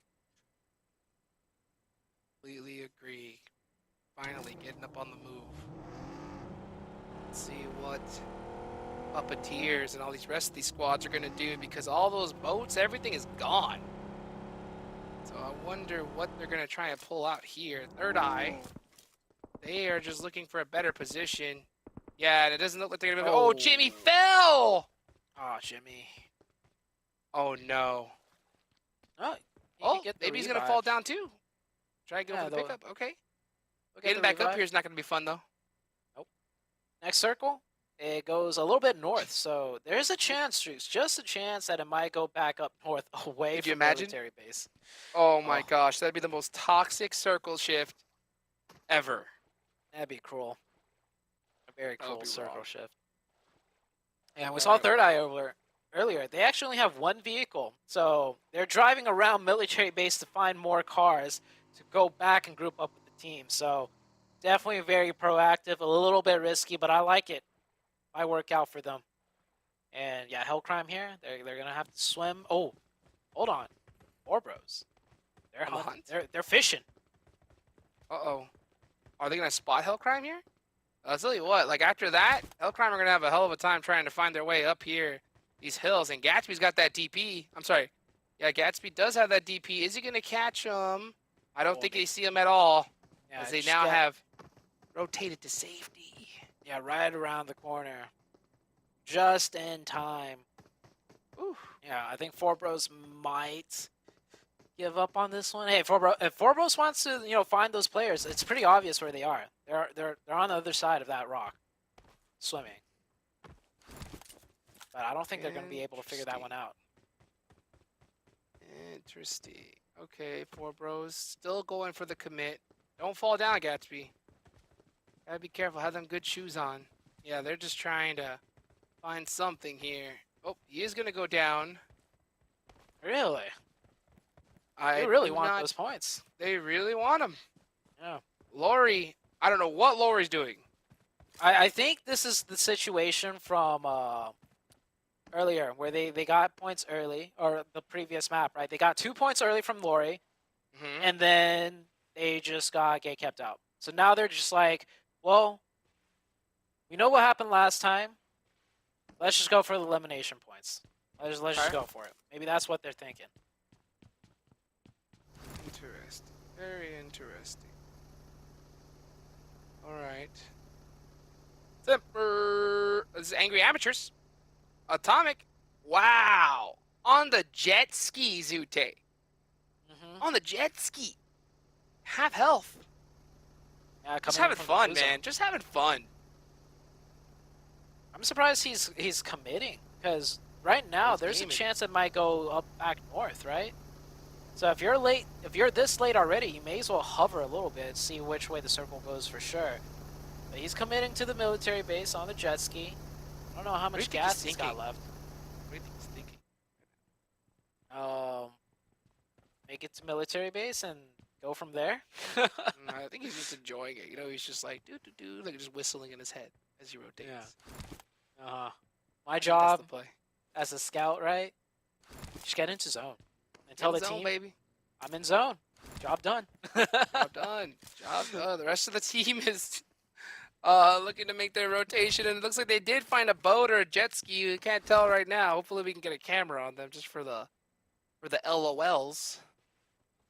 As this next zone zone's finally starting to close here. Zone 2. It's only zone 2, but still very early game. Feels like it's late game already with so much of the land just not being playable. But now there's a question mark of, is it not playable? Will it go back up north? Question? Yeah, blinded by wind on the northeast, crossing the bridge into the Panthers right now. So very late bridge crossing. And oh my gosh. What happened? Wow. That's funny. Okay. All right. That is funny. Pass them on by. Pass them on by. Hey, boys. Imagine your hell crime. Right? Just like this Crash. late in the game. And a guy just jet skis by you. They're just like... Single player. Yeah. Single player. Oh, and now the rest of the team have just passed him up too. Oh, I wish we could go wait. back to that. Oh, yeah. The rest of the team, they actually knocked one of the Hellcrime. No way. Yeah, they did. They caught you up. I see Oh, it. now Hellcrime, Oh, they're fighting Hellcrime back. Jimmy. Oh, please go back to this. I want to see that so bad. Oh, goodness. Here goes BOPE, though. The top team getting pushed up by THIRDEYE. This is a heck of a fight we got to keep an eye on here. Oh, pre-nades coming out. Jax goes down. Get peaceful. Hold it down. Oh He does. my Oh, God. Hatsada. Wow. 2v3. All headshots, baby. Yeah. Oh no, angry amateurs. It's just Jimmy. Oh, never mind. They're gone. Yeah. Oh, And crap, eliminated. Oh, carrying up THIRDEYE here. Yeah, THIRDEYE down to 1. 3v2 push with one player in the back supporting sidelines, doing nothing. Look at the zone. Yeah, that's toxic. That is a toxic zone right there. Wow. Right. Okay, well, that's going to give the hit list a little bit more time to breathe, right? And these teams up on the north side. They're about to go into NOOBS Galaxy. It's 2 teams on the northwestern side now. I think they're both committing to the cross. Oh, that's going to be a bridge fight about to happen. Hopefully the camera will switch on over as THIRDEYE. Yeah, down to 1. That push did not go well for them. Straight up hiding. That's the play. That's the thing you got to do right there at that point. Fuego on fire today. 2 eliminations. Ooh, dropping that 6-6. Just getting all lit up. Look at that little kitty cat. Petting him, saying, doing a good job, boy. Let's see. BOPE just having a great tournament so far today. Really, really just flexing. Especially when it comes to their gun skills. Strongest team. Oh, yeah. The Panthers finally stepping it up a bit, too. You can see on the right, for anybody that doesn't understand what those icons are, if their helmet is blue, that means that they're currently in the blue zone. If they're in a vehicle, that means they're driving. And if they're grayed out, that means that they are out of the game. Block. With a nade. Oh, down. Yeah, no, misses. On already. Yeah. Misses. Excuse right there on the low ground, controlling the compound. The hit list is, wait, is that the hit? Oh, the hit list actually sent one player across. Yeah, the hit list sent one player across the bridge. The other 3 are still hanging back on the other end, not even on military base. And now that leaves 3 players of the hit list to defend against a potential push from the 4-man team of NOOBS Galaxy. The hit list is, they're just like, they just have something about being split. Like, they can't help but to split up every single time. Why can't they just play together? Oh, maybe that's why. Look at that. Oh, THIRDEYE taking down No Hacks and getting the thirst and then running for his life. Staying alive. Push. Here we go. NOOBS Galaxy. Yep. But where's the rest of THIRDEYE? Where's the rest of the hit list? I'm sorry. Where are they at? Nowhere to be found. Split. 1 player up on the tower. 1 player up on the lighthouse. THIRDEYE. We got a runner. Fuego. Oh, gonna miss. Man. Oh man, that was an assassination from THIRDEYE right there. Scrap fights everywhere. THIRDEYE backing off, or the hit list here backing off since they're down to 2. You see the Panthers in the elimination feed taking out a team. I think up to 5 eliminations. The Panthers really coming into form on day number 2. I mean, they did great day number 1 too, but it looks like they're looking to do even better day number 2. This is the Panthers I've been waiting to see, and we're finally starting to see it here. So it looks like all that rust that they could have possibly had is finally starting to get shaken off. Fuego, though, and BOPE have been on fire this tournament right from the start, from the get-go. They did end up losing a player to the THIRDEYE. That was a really sneaky one there, as BOPE is split up now. Maybe, hopefully, sometime in this tournament, we'll see the hit list group up together and fight as a full team. Rather than split. The next zone does pop, and oh my goodness. Water zone! Yep, half of it in the water. It would be even better if it went just a smidge more up north and kept the main island of Erangel just barely in for Puppeteers to work off. We'll see. Puppeteers breathing a sigh of relief right now. Yeah, getting that zone blessed on them on that northern side. Ooh, uppers. Oh. SEMPER and INVICTA, they have a long ways to go with only 2 players up. Maybe they might get the reset, but man, they have a long ways to go. And there's already like 3 teams in front of them setting up on the hilltops. Oh man, this zone is just brutal. You could just, I mean, all these teams just said, really? Especially the squads on the south side. They got to get going quick, and we're going to see battle after battle. There goes BOPE. Fuego getting Nicro from Blinded by Wind. Jachi on the bottom of here. Oh, trying to catch NOOBS Galaxy. He's going to have to run. Oh, dodging nades. Chachi's in trouble. Yeah. Oh, there's an angle there to be had. Gonna pop off that painkiller. But Noobs Galaxy, they're not in the zone. They gotta find a way into zone and breach into zone as well, because there's no easy way in. They're most likely gonna have to fight a team. Teams now looking towards the water side. BOPE doing a 1-1 split. Catch those Taking tires. shots. Not gonna do it. Yeah. What they're doing here is pressuring teams away from their side of the circle, which is good. I think as a two-man team, you don't want to play too quiet, because a team will crash on you and probably take you out. So you play loud. Play more than like you have to. Very interesting. Things are starting to heat up here, ladies and gentlemen. As we get it going, the Panther taking out some crows. Zuko catching one on the Fetty. We're gonna have Fuego. Just keep an eye on everything. Looking to the right, looking to the left, looking back over the building, and Jachi popping the dodge. And he's gonna make the rotation through the blue zone all the way to the other side, probably where the Puppeteers are, and then jump off and go for a swim. Oh, okay. Not a bad choice. Not a bad play. Actually. Yep. Yes, 50% of zone is in water, so go for the water. Don't go for the bridge if you're not gonna play the land. On the south side of things, Hey, the Crows crows. will take that team down. Semper and Vetica has managed to find a way in onto the low ground, just playing right in between everybody here, using the smokes to their advantage. So much chaos happening here as the final zones are starting to close in on everybody. And here we go. Semper and Invicta finally getting into the edge of that circle. Gerardo's going to go down outside the blue zone.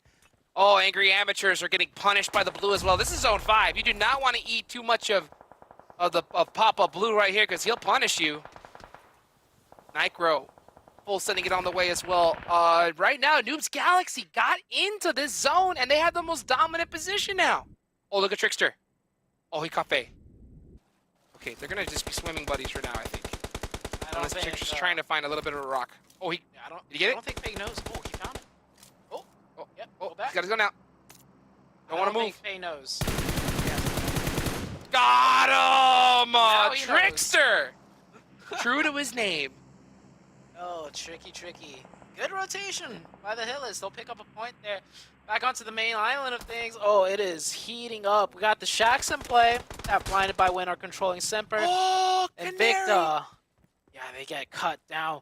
Golden Eagles from the high ground. They have 4 players up. So Golden Eagles could pop off here with a huge game if they play it right. Hey, Excuses also got 4 players up, but they are completely out of this zone. So they are down the buildings on the southwest side. They're going to have to just full send it on into this circle. Maybe even try to go ahead and get that high ground against Golden Eagles. So you may see that battle come up here in just a few seconds. That's going to be an interesting one to see while we watch the little fishies in the water, the HITLIST, Puppeteers, swimming their way to safety. But man, I'll tell you what, getting on that beach is not going to be safe by any means. It's going to be hard. You're going to have people camping you on the beach, and then just everybody looking towards the water. I think that's what Excuse is doing, actually. Excuse as a 4-man team. They're going to take control of the beach side. Hungry Amateurs? Going to take the shot? Maybe they're going to do a 3-2-1. Position. Yeah, the 3-2-1, that's the way. That's where 2 players just count it down, and they get that headshot at the same time. No, they're not. But I don't think they want to take that knock because they know they're not going to get that thirst. They don't want to make too much noise either, because Golden Eagles might not know of their position, and there's 4 players of Golden Eagles very close by. Oh my Hiding in the gosh, shack. look at Next circle. Yeah, What a spot. goes up to the water. Oh, wow. Okay, so Puppeteer, and I believe that is the HITLIST. Oh, I'm sorry. Wow, okay. This is going to really make things interesting, too, because I'll tell you what, Excuse, even though they have 1 knocked, they do have a great position, because Golden Eagles have to head down from the hill. And heading down from the hill, they're going to have to drive by and go by Blinded by Win. That has 3 players up. One of the players from Blinded by Win in the zone, in a separate shack. So these 2 players are going to try and support that player as much as they can, as Golden Eagles most likely, will crash that shack, try and take it over. Zute, THIRDEYE, that last player is still alive. Here comes Golden Eagles. The crash. Yep. Wow, what a shot from Legend. Taking their time. But now, oh, look at this. Now Golden Eagles are just big trouble. Oh, what a nade. They get it from in. Baby Tang. Oh, answered right back. Both players from opposite teams popping that nade. Now here's one blinded by Wind. He's get in the vehicle and just push it in. Yes, You've just got send two it. players knocked there from the opposing Punish team. them. You got to go now. The zone is going to come, and this is zone 6. You cannot eat it. You're going to throw a smoke. I don't think it. This is makes taking no too much sense. time. Yeah, unless they're out of Oh gas wait, on the their buggy. vehicles are gone. Their vehicles are gone. Tires are definitely shot out. That's probably it. So they are forced to make this run on foot here. That's gotta be it. That's the only reason why they would be doing this here. Here comes the 5 nades though. Oh, this could work. Throw them all. Throw them all. Every single nade has to go. Oh, it's too late. Fuego out. Excuse again. Another great game in the book. 7 eliminations. They need to stand up straight and get every elimination that they can. We're gonna see them jump on top of the leaderboards here after these past 2 games. Golden Eagles are going to reset to 4, so it's going to come down to 4v4, but THIRDEYE in the water. This is the player that got, when THIRDEYE got eliminated so early by BOPE, Ulv took down one of the players from BOPE and ran for his life and is still survived and got 10 placement points just like that. Man's gaming. Minimum. Yeah. Oh, never mind. Yeah, it's going to be just 10. Yeah, it's going to be just 10. 10. 4v4, Jukes. Wow, here we go. Versus the Golden Eagles. Neither team, your money on. Neither team controlling the zone. I think I gotta give it over to Golden. I don't know. This is a tough one. I don't think any team realizes the positions they're in respective to one another. They probably don't know it's a 4v4. They probably think, swimmers, people camping in the grass. They're worried about multiple angles, not just one side here. It looks like Excuse is gonna make the first move into the zone, so they have a slight advantage now. I'm gonna put all my money on Excuse right here. Full shove, all in. This squad have such a great storyline where they just suffered for so long in day one. Look at that nade. Baby Tang saying, we're gonna pop a U-turn after that one. Oh man, Baby Tang's like, sorry about that. That one kind of knocked my driving skills off. Yeah, there's people over there, guys. Just letting you know. All right. Looking at this, though, Golden Eagles do have one player further out on the east side, so that's going to be a good advantage for them. They have better sightlines inwards onto Excuse. So better spread for Golden Eagles right there for Stranger. But Kai's got that tree to work with. I love now that you can just see the timing on the smokes and how long they have left. Who's got more nades, though? I think that's the big question. Well, Baby Tang has got nothing. I'll tell you that right now. No, it's got those first nades to his name. Okay. This has 1 nade, 1 Molotov. You know that one's going to be coming out here soon. Ooh, that one hurt. Oh, the knock! Kai on the off angle. Taking that one a little bit too strong. And here comes James trying to get that revenge. But now it's a 3v4. Excuse getting picked apart. Come on, Excuse. Don't do me like this.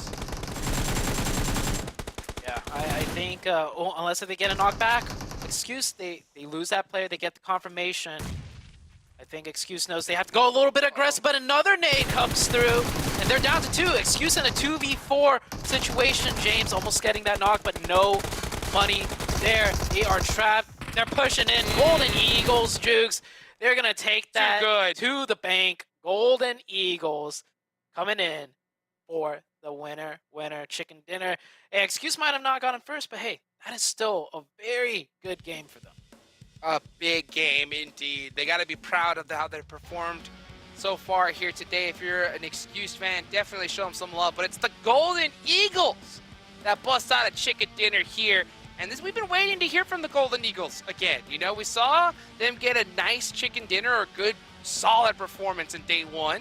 And then have kind of had those hit and miss games. But now coming back strong here and busting out a nice chicken dinner on a military zone with 11 eliminations. Very good game for them. 1,700 plus damage. A lot of heals too, so they really fought their way in. Didn't just get the best of positions. They took a lot of punishment, but kept all 4 up to the very end, and that was crucial in that 4v4. Very good job for that team, but yeah, also very good job for Excuse, and not to mention THIRDEYE. That solo player, Jukes, you called it out.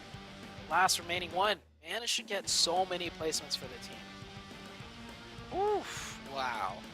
What a play, honestly, because that was a tough one to manage and survive. And how many teams did we see swim, right? We saw Puppeteer swim, it not work. We saw the HITLIST swim, and it didn't work. But I'll tell you what, there's still a lot more left to be had here. 3 more matches left to go. We'll be right back after the highlights.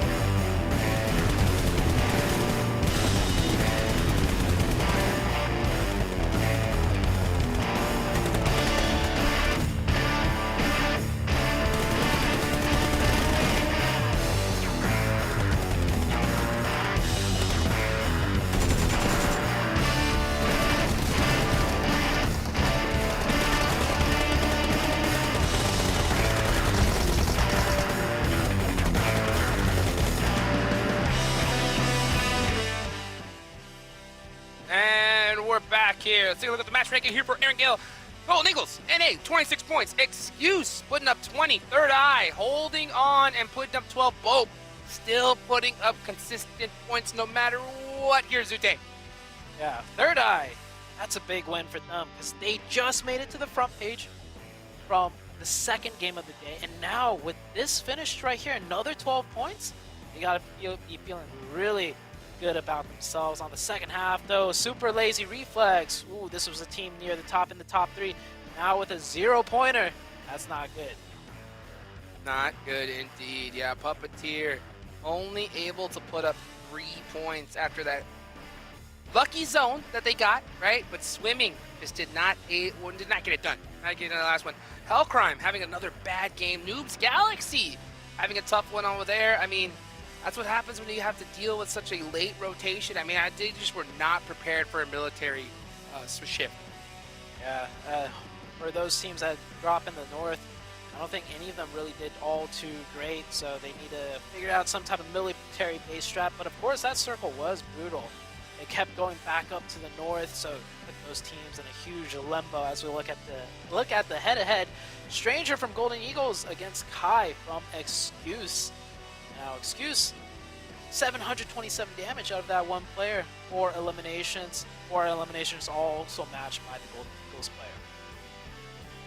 Beautifully done, beautifully done. I'm just so proud to see Excuse have a great bounce back here in day number 2. You know, it hypes me up so much to see a team struggle and then just be able to get it done and put the plan together and execute. Let's look at this. Golden Eagles Baby Tang with the most eliminations there with 5. Quan from the Panthers, 14 nades. I mean, we've seen just a heck of a spike in utility usage, especially as the meta has just shown how strong they are.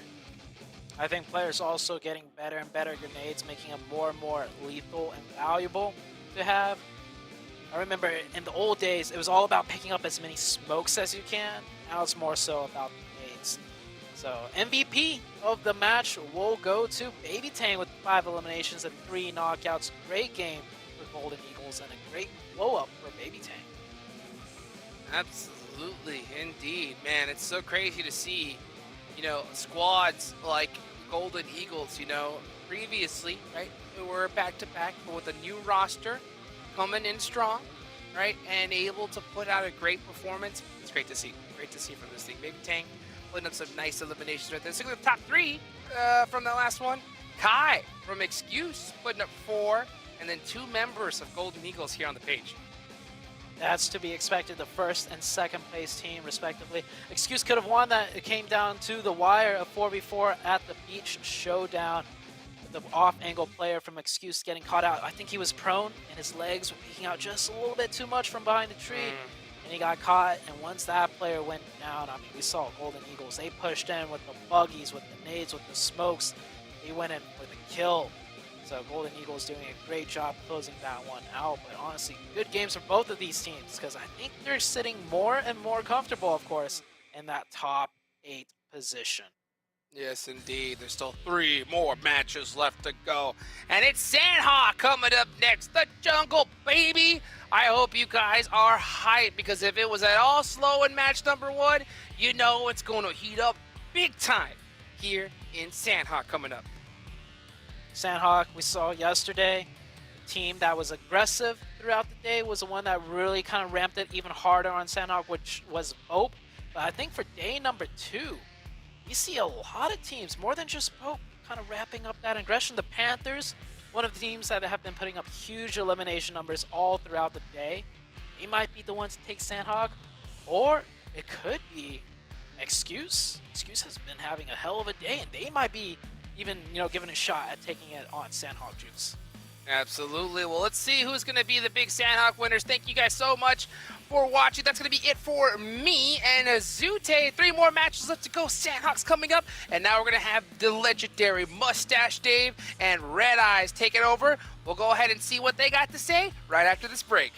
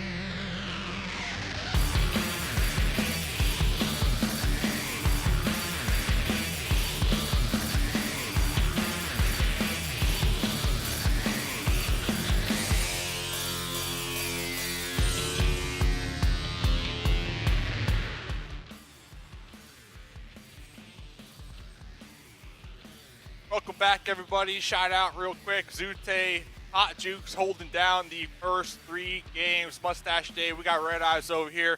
We're going to be bringing you the action for the second half of day number 2 for the PUBG Mobile North America Cup Finals, baby. So, Red Eyes, first 3 games in the books. Like, anything standing out to you here so far tonight? Yeah, Brother Dave, I gotta say, even in comparison to yesterday, I feel like there's a lot of teams kind of underperforming. I definitely feel like the Crows got a little too cozy since yesterday, and I mean, I feel like SLR also a bit off their game today too. I mean, they got, third in round 1, but round 2 and 3 not really faring so well for them. On the flip side, we are seeing an entirely different Excuse today, and THIRDEYE is showing a lot of improvement as well. Let's check out the overall rankings. Hey, great point, by the way. They got me zoomed in, man. They got me zoomed in. But who else is zoomed in?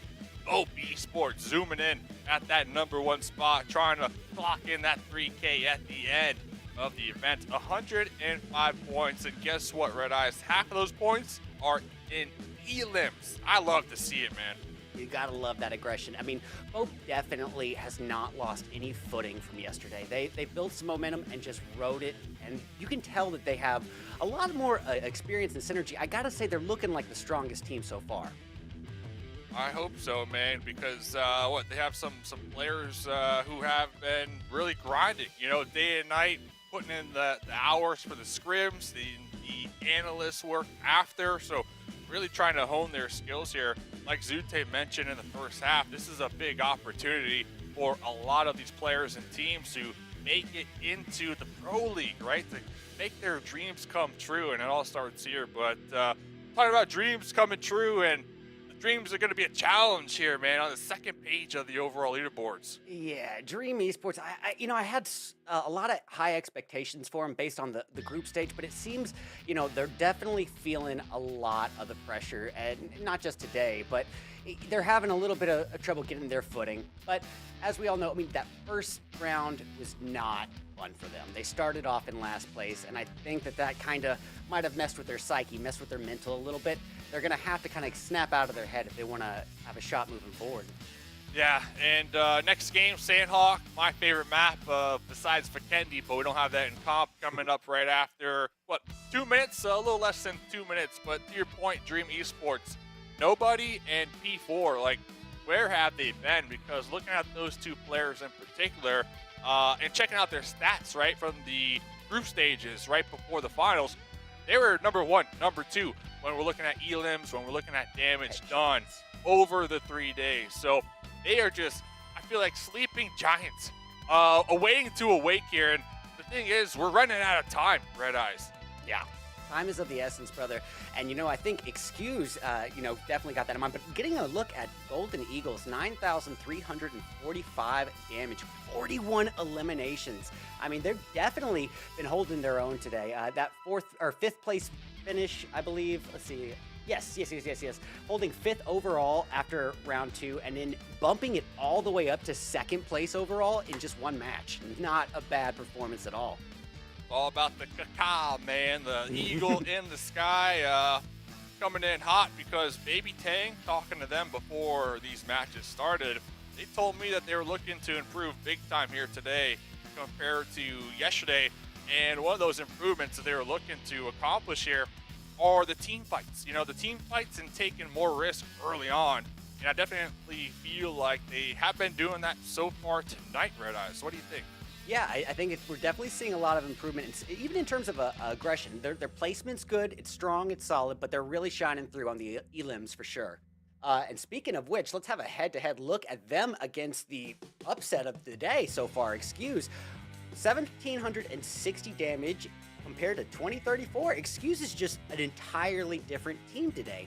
We were talking yesterday, I said they're going to need some kind of crazy locker room talk to snap out of that mental. And boy, I think they got it. They got a good night's rest, and they ate their Wheaties this morning, because they came in guns a-blazing, and they have not let their foot off. Yeah, they need some of the good old-fashioned Michael Jordan juice in the locker room right there, and maybe they were able to get that, because night and day, comparing them from their yesterday's performance. I remember yesterday, they played 3 games, Red Eyes, and they had like 2 points, out of 3 games. Yeah. Like, not the start you want to have, but definitely flipping the script here. Ladies and gentlemen, match number 4, day number 2, Sanhok, PUBG Mobile North America Cup Finals, baby. Getting underway. Absolutely. Now, this is going to be a little bit different, because, we're changing up the pace here. This is a much smaller map. This flight path, not exactly the most central, but that doesn't really matter. As we've said yesterday, this map, it's so small that you can get pretty much anywhere you want without deploying your chute, or with deploying your chute early enough, I should say. But look here, we got Dream going to booty camp here. It's a bold move. Booty camp, yeah. Not Definitely even the having place to you want to be. So we'll see what they'll end up doing over here. Dream, nice spot too with this circle, pretty much the whole map, right? But there's nobody near them. Normally when teams go to boot camp, you see a team contest them to the south on the high ground, looking to kind of just take some random spray shots when they're doing their normal looting strategies and inflict some damage, right? But that's not the case. So it is wide open for the taking for the time being. So this could be their map here, Red Eyes. Yeah, getting eyes on, and 4 bros, this is, I think that they've also had a lot of trouble finding some footing, man. They started off the day, I believe, 2nd to last place here, and it's just been kind of a tough grind for them. I believe round 2, 9th place, round 3, not so much better. 9th place again, actually. They're definitely having trouble kind of getting out of that mid-range, that mid-bracket. And that's honestly, to me, that feels like the most frustrating, to be just outside of that top 8 range and not be able to grasp it. Yeah, and the crazy thing is with the four bros, I feel like we see them a lot. Like we spectate them a lot. We see them making some moves and going for those flashy plays, right? But Yeah. they're just not capitalizing on it to the most of their abilities. And like you said, they are going to be down there towards the bottom of the leaderboards. And the thing is, they got a ton of fans in the chat. Like, if we had to take a poll on which team has the most fans so far in the YouTube chat, Four Bros are definitely up there.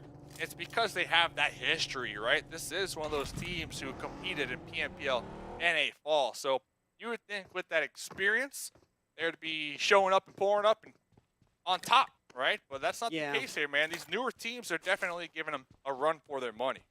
Well, I mean, Four Bros, correct me if I'm wrong, but they are kind of recently entered into that tier 1 bracket. You know, they definitely spent a good time, maybe the past year and a half or so, working their way up past that tier 2 bracket into the 1 bracket, but that kind of leaves them still fairly fresh in my eyes. So they have a little room to build that synergy. But I think another reason that, you know, Four Bros has so much support in the chat is I've watched these guys for a year now, you know, in multiple semi-pro events, and they've just been performing at a much more confident level than we're seeing so far. And I think, you know, maybe that can boil down to being a little bit newer to this top tier, maybe kind of building up a little bit more acquaintance with this level of gameplay, but they definitely can do it. We just haven't really seen it so far yet.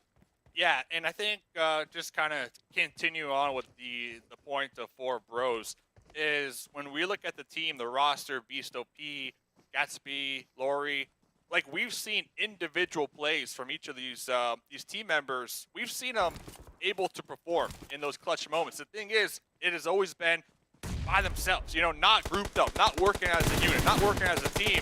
So we'll see what happens with that. But getting into the game over here, we might have our first push, and that's going to be Excuse on the defense right now. Yeah, it looks like SEMPER, INVICTA, and Excuse might be facing off. And honestly, I want to see if Excuse can keep this momentum up, because as we've seen, they might be the Miramar specialty after today. But can they handle it in that lush condensed forest where everything is a lot more confrontational? And not only that, brother, but there's so much cover everywhere. They need to be a lot more alert on a 360-degree angle here. Lock it and load it. And talk about locking in and loading it. Peaceful on the roof, man. Look at them sight lines. Tagged. And look at this. I love what we're seeing. Hellcrime immediately getting that knock, making that push. They got SEAL Team 6 on the case. Jimmy working their way on it through the docks. Going to catch him off guard. But oh, hold your horses, because we got another fight on the opposite end. We're all over the place.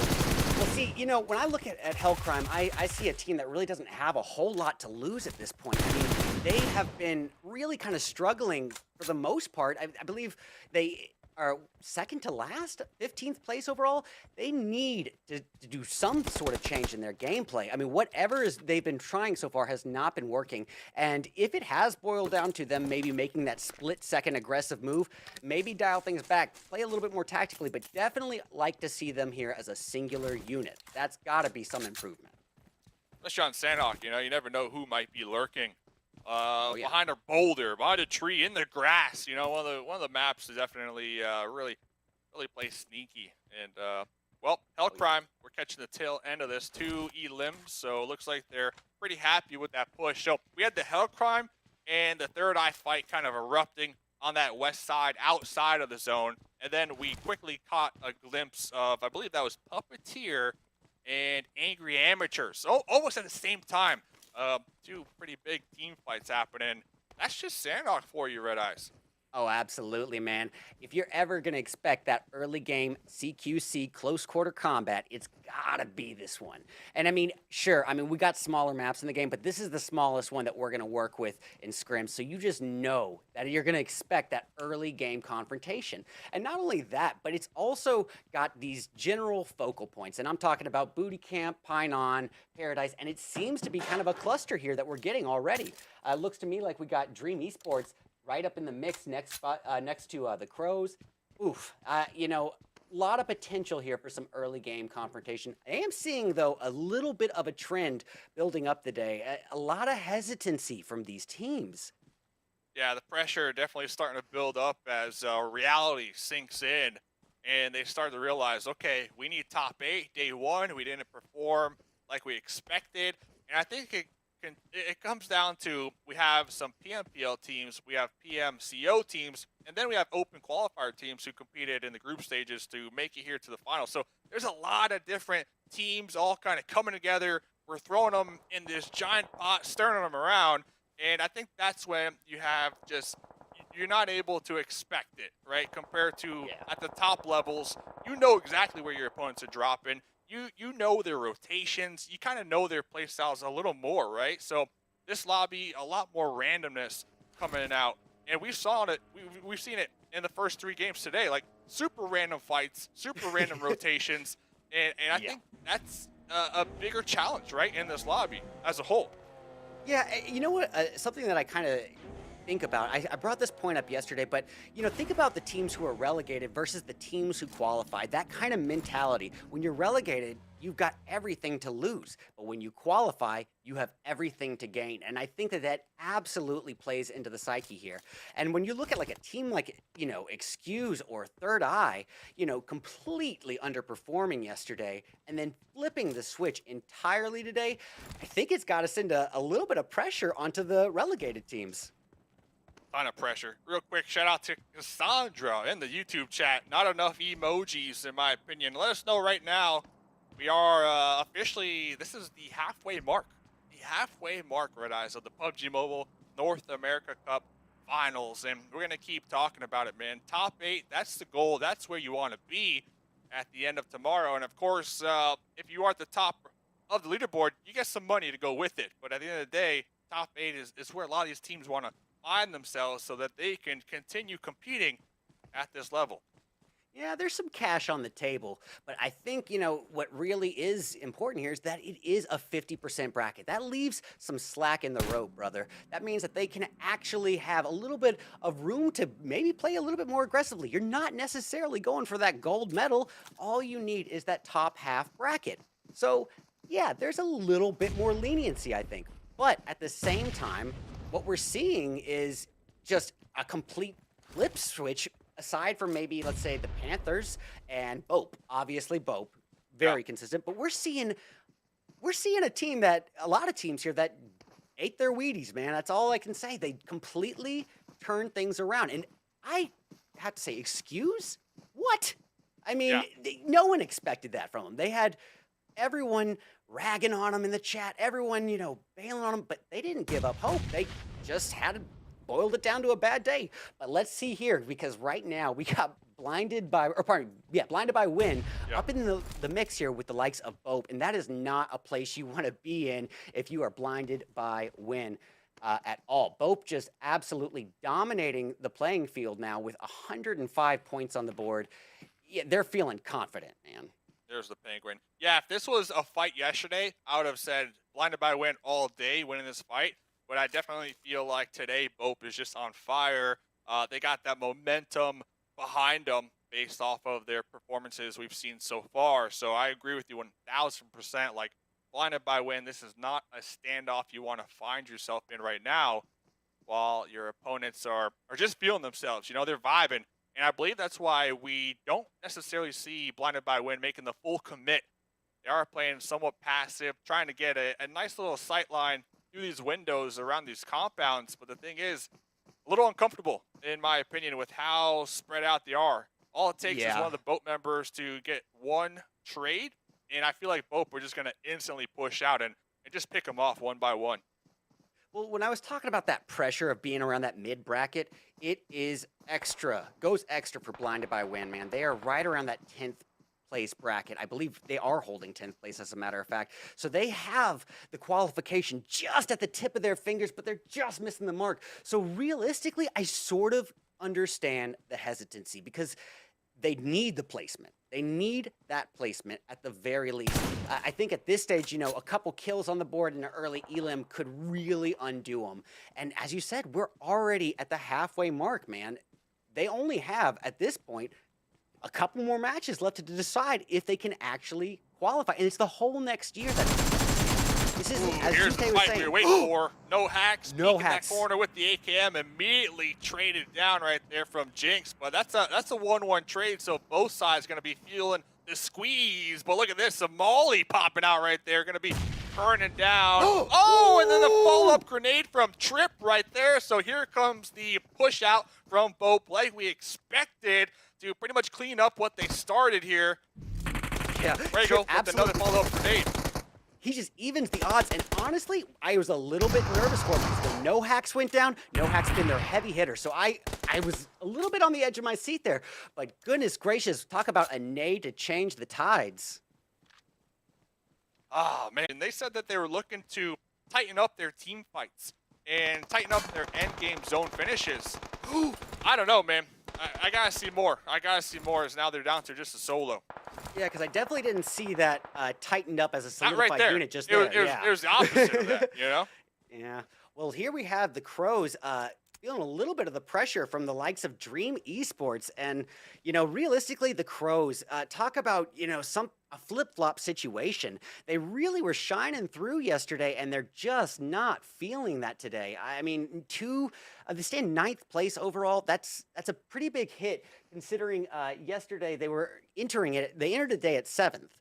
And even after these first 3 games, not anything overly disappointing from them, but they're just slowly being dropped down that bracket. Yeah, yeah.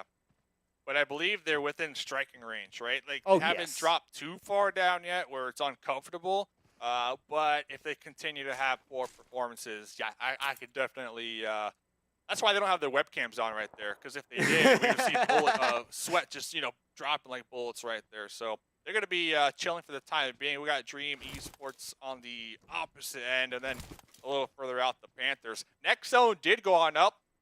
The hit list. Oh, they love this circle because they're going to be out there to that east side, just big chilling. Nobody near them for the time being. They might have a good opportunity to gatekeep BOPE after that last fight. But besides that, Red Eyes, the majority of the players are on this west side of this new circle.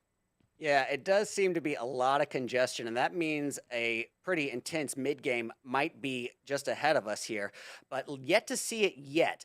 I am a little concerned about the hit list because it doesn't look to me like they are focusing anything on the gatekeep opportunity. That means BOPE could have that opportunity to catch him a little off guard here, but ooh, we have something else going off right in the mix here. Dream trying to catch an eye on the likes of the Crows, but all the while we got Hellcrime facing off against SEMPER INVICTA in the back, and I think, I didn't see it in the kill feed, but did SEMPER INVICTA just come out victorious there? Yeah, I believe they were able to get 3. So those are the 2 bottom teams right there fighting it out as they're actually in the blue zone. By the way, the new API, we can see right there on that right-hand side. If the helmet's blue, they're in the blue zone. If it's white, they're alive. If it's red, they're knocked out. And, of course, if it's grayed out, well, they're in the lobby waiting for the next game. So you love to see the technology that we're bringing in here for this event. But Red Eyes, next circle, baby, out there to the east side. Oh, it's Golden Eagles. Oh, Golden Eagles feeling really good over there on that north tip of Quarry, man. Yeah, Golden Eagles getting a nice little round of luck there, and same can be said about the hit list. But, you know, if you are BOPE, if you're, you know, SEMPER INVICTA, SLR in this situation, I think you got to get an earlier rotation into zone because this is a map where, yeah, you got your natural cover, but the compounds here are starting to get a little bit fewer and farther between here. So I think it's going to come down to some early positioning. Yeah, and I'm pretty sure we're not playing on the new settings either that they implemented in PMGC. So that heal strat is definitely still a play here in this lobby. Now, can a player at this caliber pull it off? Well, maybe we'll see. But if there was a map to pull that out, it is going to be Sanhok. But the Crows jumping on the Vespa. That's a duo looking like they want a cappuccino right there. Not exactly sure what the play was. One of the worst vehicles in the game to rotate on. And, well, they just lost 2 from it. Yeah, and I mean, honestly, that was easy pickings for Hellcrime, and boy, Hellcrime needed some easy pickings at this point. Here we have it. Dream working his way up to 1 Crow here. Can't see the name. Oh! Alex barely, nope, I almost thought he was going to clutch it there for a second, Dave. I thought he was brought down to 15% health, but he almost had that first shot. Not going to happen. But getting eyes on Excuse, man. I am proud of this team. Oh, Chino wrecked off in the distance, and I think that's going to be it for Hellcrime. Yep, they are eliminated second to last, and brother, they did not need that. That is riding exactly dead on with their average. They're second to last overall, so this is not going to help them a bit. F's in the chat for Jimmy. They still have 2 more games to go, so definitely hold your head up high. And the Crows, look at this, man. Down to just 2, you know. 4 elims so far, so that's 4 points. That's pretty solid. But you know those 2 players ghosted. Yeah, here we go. They're gonna be shaking their head like, why did we get on the festival? Why did we do that? Huge mistakes being made right here. And look at that. The other two taken out on rotation. Ah, that hurts to see, man. Yeah, you know, and here we're catching eyes on the Angry Amateurs, and this is also a team that really has a lot of ground to cover, a lot of room to make up, and they don't have a lot of time to do it at this stage. I mean, we are just reaching that halfway point, as we said, and here we're seeing it. Angry Amateurs, how many do they have left on their team? They are actually, they're a full team. They're just all outside of zone, but I don't like this spread, Dave. I don't like the spread, especially considering how they've been faring in the event overall. Yeah, and this is Golden Eagles all day, because all those squads that we were talking about that are on that west side in the blue, they're most likely going to be looking to rotate through Corey, and Golden Eagles have nothing but sight lines on that position. And then to put the cherry on top, Red Eyes, Golden Eagles, oh man, their compounds, it gets the next circle favor as well. And honestly, if there was a team that really didn't need the luck, it's going to be Golden Eagles or BOPE. You know, to get that zone when they're already holding second place overall, they've been feeling fairly comfortable the majority of the day. Ooh, Drake up in the mix with the likes of the Panthers, and this could spell bad news. The hit list is actually on the Panthers hit list, and if there's ever a match or ever a map that I want to see the Panthers excel on, I want to see the Panthers in the jungle. Oh, dude. No! So many teams right now just getting picked apart as they're in the blue zone running for their lives instead of trying to pop a heal. And yeah, they're not even able to shoot. You know, they're so focused on just avoiding this blue zone damage that they're just full on sending it, man. But yeah, hopping on over to the hit list like you were talking about, Big Draco, UMP going for that spray down, taken out right there. It's up to Flash. Did it look like he hesitated there? I thought for a second, you know, he was prone, but I thought he had the line of sight and a couple milliseconds there to get the first shot. He didn't even fire. Uh-oh, Flash. Nate, not like boom. this. Not like this. Flash back against the wall. Oh. Back against the wall. Nate trying to clean house right here. Nate also the last one alive from the Panthers. Gonna be cooking another one. Gonna be cooking it to perfection. The chef's kiss, possibly. Yeah. Oh, what HP? He's alive. What HP? Literally clinging to life by the hair on his chin, but it can't last long. He gets the heal off. Nate. Oh, got to be a little bit disappointed in the hesitancy from Nate, because that nade had him down to a sliver. And yeah, us as the spectator, we can see that, but he had to have known that it did some considerable damage there. But here, little room to correct it. Can he do it this time? 1 HP. At that point. Yeah, if I'm Nate, I'm just like, forget this, you know, forget this. I mean, I can't believe Flash right there, 1 HP. So Nate still needs to push their way into this circle, though. That's the thing. Right there on the edge. Might be able to stake it out, but looking over there, you got the Golden Eagles, so it's going to be a challenge. And I think Nate just trying to get one more point, one more elim point underneath their belt here. Dave, it looks like BOPE and the Eagles might be facing off with one another. And I think if the kill feed reads correctly, BOPE just got taken down to half their team. Yep, it's down to Hot Zada and Fuego. But even when you look at the Panthers, if you see what he's doing, Nate's doing, would you really be using that kind of strategy as the last hope for your team, especially considering how well you're doing in the event?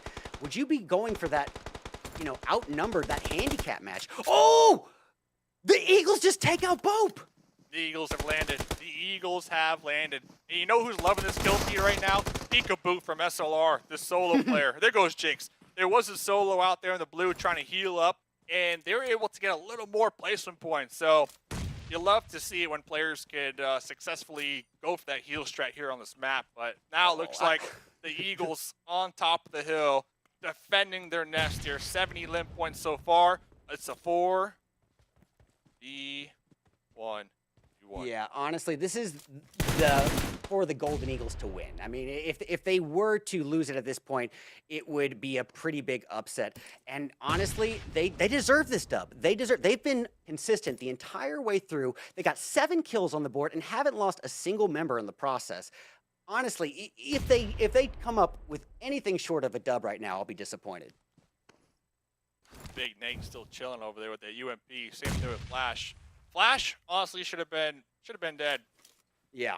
No, he got a second chance at life. A long time ago. Second chance He at got life. a second chance at life for Let's sure. see But if they can get a little more points here. I think, you know, he's as a solo hiding in that shack.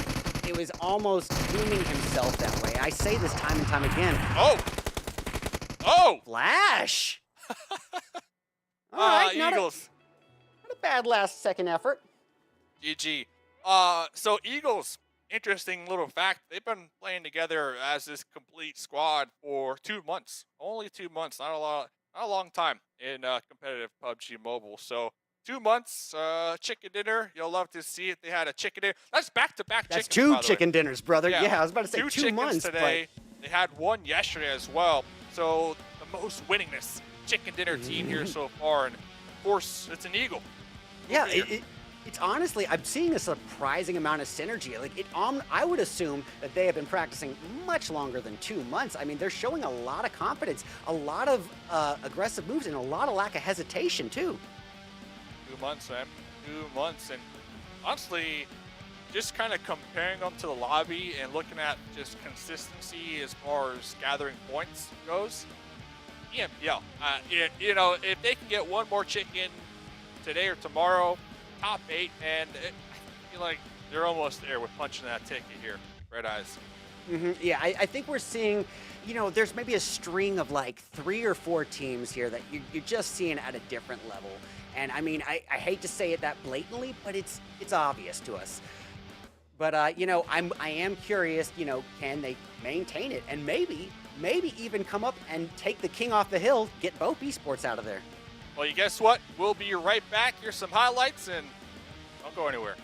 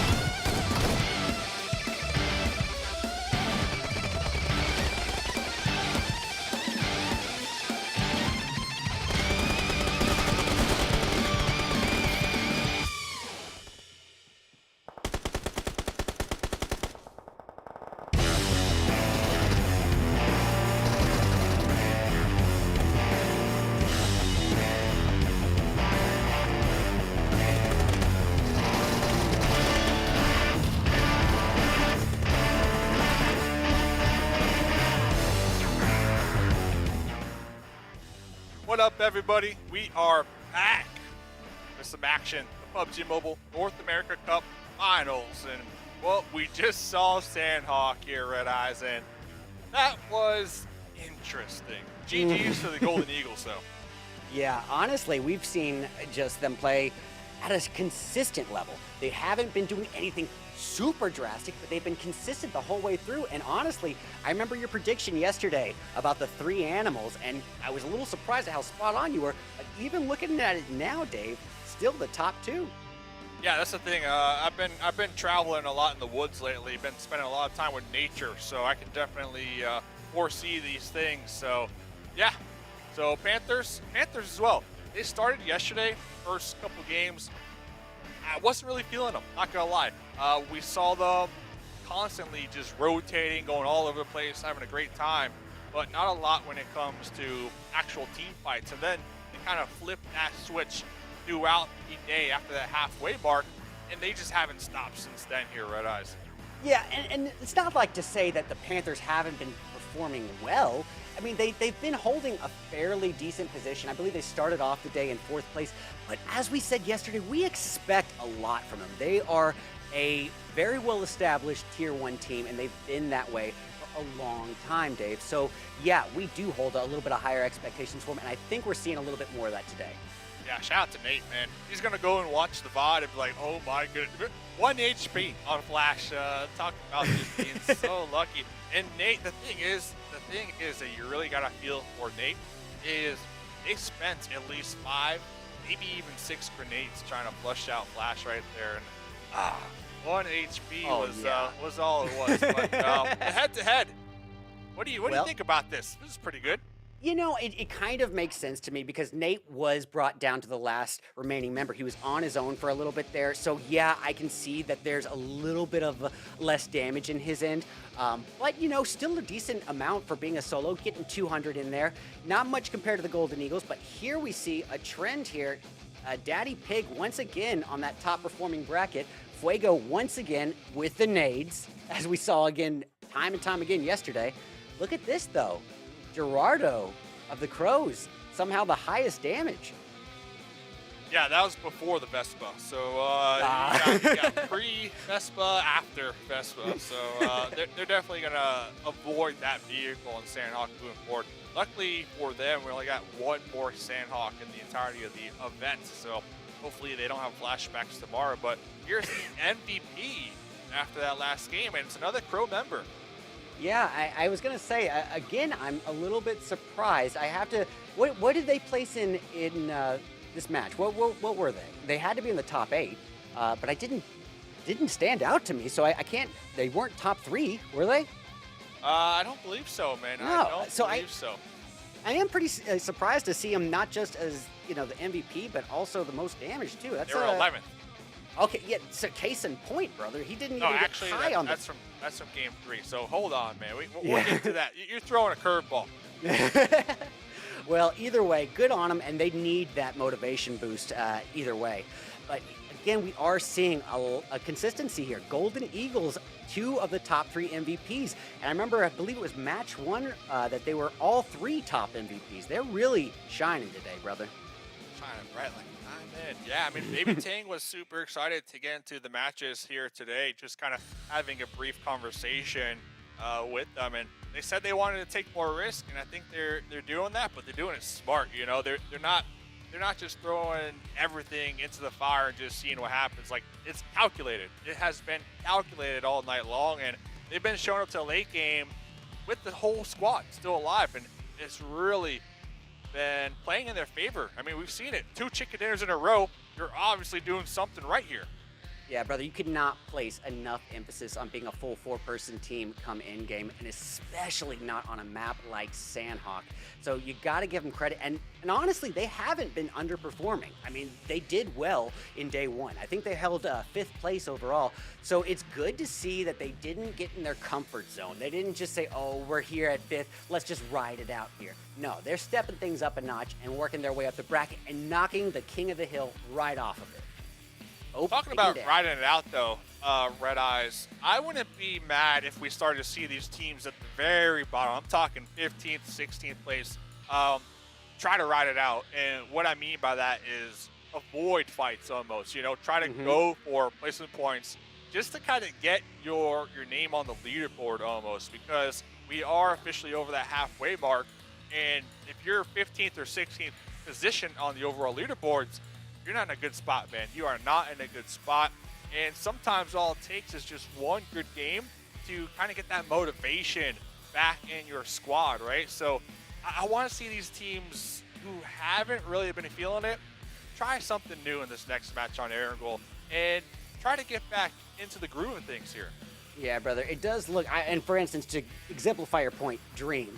I mean, I feel like Dream has just been dreaming and dazing off the entire event, and honestly, they have to look at what has not been working, and I gotta say, it's all of it. They need to change things up. So, honestly, I agree with you. We could see some. I don't want to say passiveness. I want to say conservatism I guess, because yeah, you do need to secure some placement. And if you're not that kill-intensive team, if you're not shining in the aggressive moments, then yeah, utilize your strengths and at least secure the placement points before you go all out. Yeah, and listen, if this was me and I'm at the bottom, I'm dropping, I'm getting in a boat and I'm chilling, man. I'm going fishing and I'm just gonna hope that these zones continue to be water circles like we saw a little bit earlier on. Yo, real quick, shout out to Nate. I see Nate in the chat. Nate's like, how am I supposed to know I'm hitting him that many times? Nate, it happens, man. It happens. And someone said, just get better. Come on. Oh. Nate, get it together. Get it together, Nate. But all jokes aside, Nate, it was pretty good play on your part. And you're able to get a couple more placement points with the snake in the grass strategy there at the end.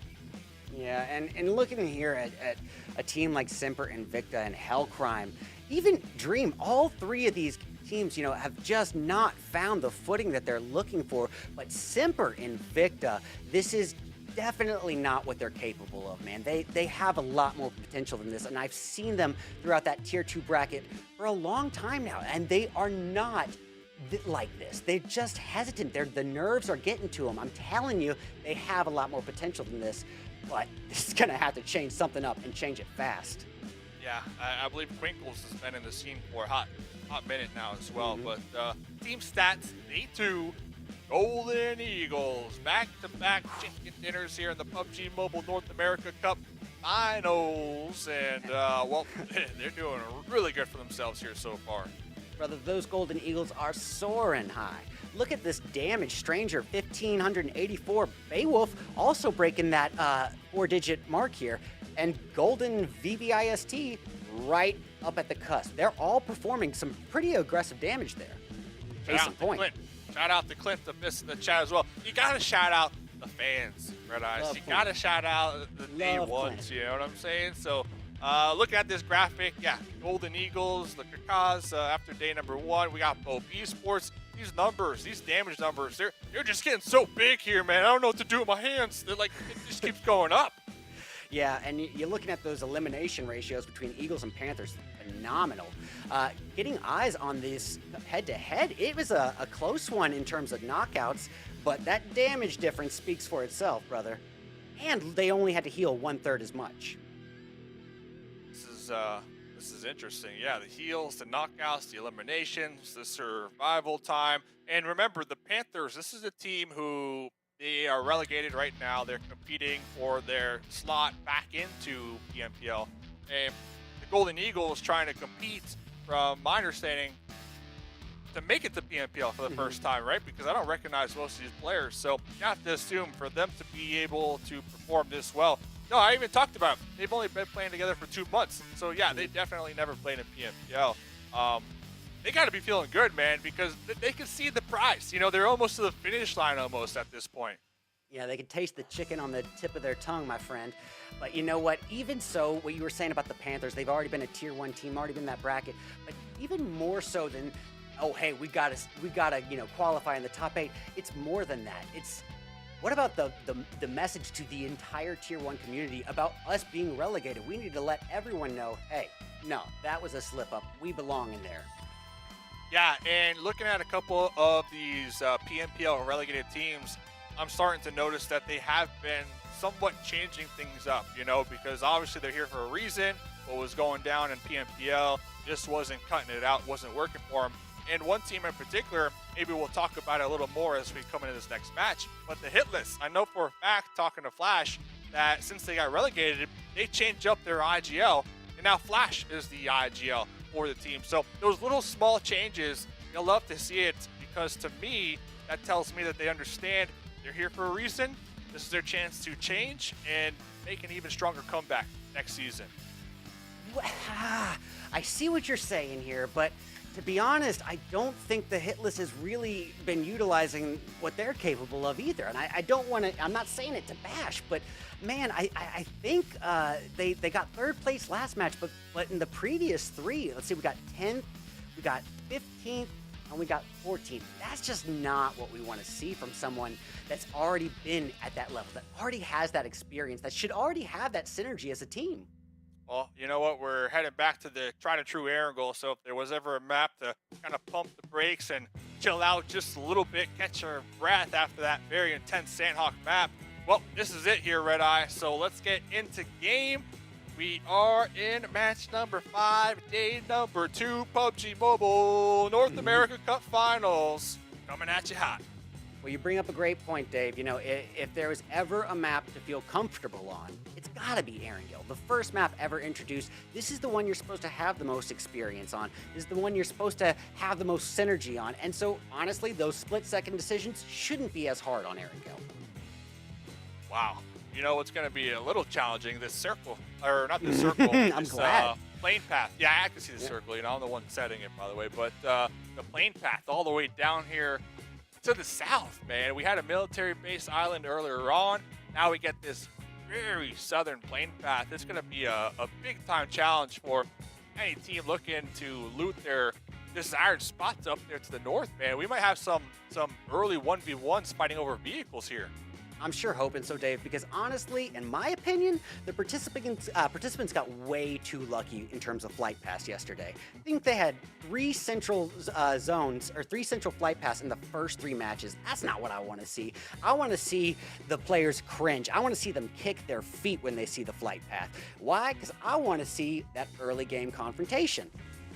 Hopefully not cringe too much and throw the phone, because we still got a couple games to go. I've seen it happen, man. I've seen it happen. You do not want to be playing on a cracked screen. So checking in with the 4 bros down there in PUPPETEER, your tried and true drop location. This game, though, because of the southern plane path, we got 3 teams. Normally we have maybe 1, I've noticed, maybe even 2, but now 3 on the actual military base island. So this is going to be interesting. Ooh, nice circle too here, by the way, Red Eyes. I like the circle. I like the waters occupied it. What I don't like is that 4 bros, given how they've been performing, deciding to feel confident enough to be split up like this. They do not really have that luxury of mistakes, in my opinion. Let's see. Where were they in last match? I'm going to check it out right now. Yeah, they finished 12th last match. It just hasn't been a good day for them. Hasn't been a good series for them, to be honest. And so them being this spread out, I think they're already performing at a less than even average rate for them. So why are they feeling like this is the move? So let me ask you, put on your Coach Red Eyes cap All right. right now, if you don't mind. Coach Red Eyes coming at you hot here with some quick facts. You're the coach. You're the coach, the analyst for bros. I know you kind of touched on it a little bit with how spread apart they are. But you were talking last game, like that locker room talk. What would Coach Red Eyes, what would be that chat right now for the 4 bros in order to set them up for success? Like, lay it on me, man. All right, first of all, I'm coming in with my whistle. I'm blowing it right there, and I'm saying, look, guys, we have been trying this 3-1 split. We've been trying these 2-2 splits, and clearly, we do not have that sort of synergy down yet. And that's okay. It's all right that we're not that far along yet. As I said, they are still a fairly fresh T1 team. So, utilize what you know you at least have a better shot with. And I'm talking about being a solitary unit, a solidified unit. Because they clearly don't really have that berserker mentality that, you know, oh, I'm going to handle this 1v4 confidently. It has not happened. Okay, so, I mean, that's just the facts. It hasn't happened. So what can we do from here? What can we do to establish some grounding? And that's got to be A, placement, and B, working on your opponents as a unit, rushing together. I don't want to see any more of this, ooh, Laurie getting pushed on 1 by 1. Yeah, Laurie had a great Miramar match. Yeah, a great Miramar play, not even a great Miramar match. Laurie put up 2 amazing kills there, but realistically, that was kind of like what Zute said. It wasn't so much of just good plays by Laurie. It was a lot of mistakes by the enemy there. And so, yeah, they had just 2 points for that match total. I mean, it was a nice, impressive play. It's not good for them as a team. Yeah, that's a good point you bring up, because although Laurie might have a really solid highlight clip, right, for themselves as an individual player from this tournament, if you don't make it to PNPL, it's all for nothing. It's like, hey, I got a nice clip, a nice fight, you know, like, look at me type of deal. I feel like it's like one of those YouTube videos where people just take little clips of what people are saying and put them together. And so you think that it's this one message. But realistically, if he were to keep that clip running right after he got those 2 claps, it wouldn't look good for him. Yeah, so you know what will look good is if they make top 8 after tomorrow. So rooting for him here, rooting for him. Hopefully they can take that coach advice from Red Eyes over there from the locker room. Now we're going to pop back over to the battlefield because some interesting rotations happening. Specifically, it's going to be Angry Amateurs. So they did drop out there to the west of the zone along that coast. They got into some vehicles and they wrapped north of the HITLIST and hospital. Right now, we're looking at the HITLIST looting hospital. We were talking about them in the pre-show, but I believe one of the members from the HITLIST, I'm bringing this up because I believe one of them saw the rotation from Angry Amateurs on the Georgia Pool Bridge. You know, that long bridge that connects south and north. And I'm curious what they're going to do with this knowledge here because it is early game and Angry Amateurs did push outside of the circle. I'm curious if the HITLIST are going to pop in some vehicles after looting and just try to full send it here and get into a clean just 4v4 team fight early on. Dave, I gotta be honest, I don't think it's gonna happen. Usually what I see here with that north and south Georgia Pole confrontations is it's usually shooting across the waterway, getting your knock, and then not being able to seal the deal. And so realistically, if they do take on this fight, yeah, they might get a knock here or there, but what are they gonna be able to do? How are they gonna acquire the thirst when they knock someone in a building across a river? It's just not gonna happen. So is that worth taking on? I don't think it is, and I think the HITLIST knows it. I don't know, man. Those look like 4 points to me, honestly. You know, we'll see. Well, if they know it's the amateurs, maybe. And the thing is, talking to Flash, remember I mentioned they're now the IGL. They said that they've been studying the other teams a lot, you know? So if you know that the amateurs like to loot North George, they have good intel, you know? The HITLIST might have a good idea who it is. And what you see at the top levels is some of these pro teams, they try to feed on the weaker teams in the lobby 100%. who aren't doing so well. So we'll see if they end up doing that here, Red Eyes. I'm thinking they might, man, or at least gatekeeping them, you know, being proactive about it.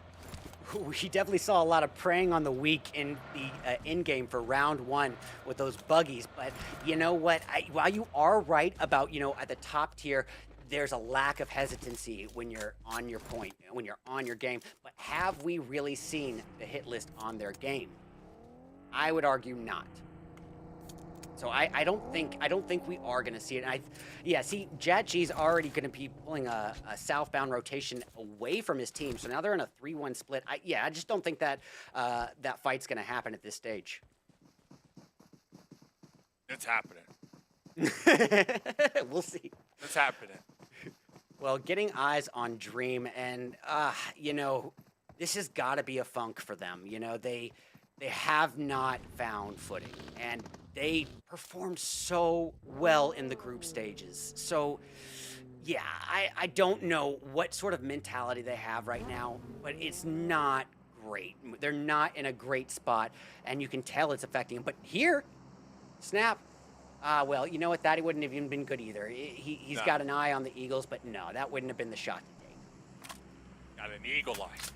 But like you said, even if you get the knock, they're definitely going to get the pickup. So some interesting developments happening right here.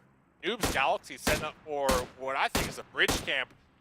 Now, the next circle, it could still be that 50-50 zone, right? We still could have both the military base island and the mainland in play. So the fact that Noobs Galaxy are setting up this bridge camp, very interesting. They're trying to be proactive here and possibly gatekeep the teams who need to move from the military base island to the mainland if it continues to shift in that direction. That's going to be an excuse on the Panthers, who might be caught in those crosshairs. But Noobs Galaxy, just looking at them, group stage, they were 3rd place. PMCO, they were 8th place, so they definitely made some big improvements between the 2 different stages, right? And, well, can they continue it here, man? I think they can. They've been performing at a surprisingly elevated level a lot, you know. They've been holding, let's see, where do they hold right now? Noobs Galaxy in 4th place overall. They're in a fairly strong position, and they're definitely, you know, they're probably a little bit less acquainted to dominating the playing field at this kind of tier. So yeah, I think they're riding an adrenaline rush, and I think it's going to help them. But What do you right think about now, bridge camps, by the way? Okay, so here's the thing. If you're bridge camping, it depends on the context and it depends on the team. Now, for Noobs Galaxy, yes. Yes, I can agree with the bridge camp there. You've been showing strength aggressively, and you're as a solidified unit. But we'll put that thought on hold for just a moment here, because it looks like we got BOPE up in the mix with THIRDEYE, and this could be real interesting. BOPE, the absolute dominator of the event up until that last match, but up against THIRDEYE, who's really been shining today, brother. Yeah. THIRDEYE compared to yesterday, definitely improving, right? On their little minor mistakes that were getting called out all day yesterday on their rotate. So seeing with a nice little grenade to connect just a little bit, little love tap right there on Trip, gonna force Trip to pop back a little further back behind that compound as we continue to see that nade battle erupt over here. And Fuego on the anchor position with the M4 over there. Both these teams, they have a lot of room right now to work with Red Eyes as far as third-party potential goes, but the next circle is going to pop here very shortly, which it does. And just looking at the rotations, the evacuation from BOPE, Trip trying to go for that off angle here. I don't know, man. Time is not on their side with all those teams in the north going to be looking to eyeball this area to rotate through. Yeah, I see. I agree with that 100%. I just don't think that's what BOPE's doing. A 3-1 split wouldn't be happening if you were trying to evacuate together. I think he's trying to get a side angle. Nice little flank and Casey. Oh, that's actually a deal. Yep, it is happening. He gets UV and Jazz in one and Sing. What just happened, bro? What did we just witness? That third eye got closed real quick. And it looks like they're going to have a care package to celebrate as well. Going to be dropping right on top of their location. Just the cherry on top after that nice team wipe right there on that little icing on the cake there. Yeah. Honestly, what do you expect from Fuego? A 1v4, it lines up with the way he's been playing this entire event. Wow, that was rough. Well, we'll get back to that because BOPE going to be big chilling over there for the time being. Popping over to the pier, though, the hit list. Jack G with the Scar. Receiving some shots from 4Bros. Now, this is the 4Bros home. This is their territory. This is their drop location. Oh, no, the timing, though, just a little off. And Drake going to be pulling up with that UAS. UMP in hand. Taking a little bit of damage with that UAS, but not enough to get a knockout. And now, Drake looking to pull back. Flash going to be providing that support from behind. Maybe allowing Drake to pop a little heal, but Jat G in the shed. Oh no, they're cooking the grenades. They're looking to get these grenades through that little window at the top, and well, that will spell disaster for Jat G. And Jat G popping out. Oh, just soaking up the bullets right there, Red Eyes. Dave, honestly, this is what I'm talking about. You got to see the hit list has not found their form yet. And so them pushing up individually, I mean, why? He had his teammate right there. You could have just waited a couple seconds and pushed up as a solidified unit. And even then, Flash hanging back in the building, it's just, they're being picked off individually here. And it's their own fault. Definitely a timing thing, you know. Looked like they wanted to make the push. They wanted to crash, but just kind of going in one at a time.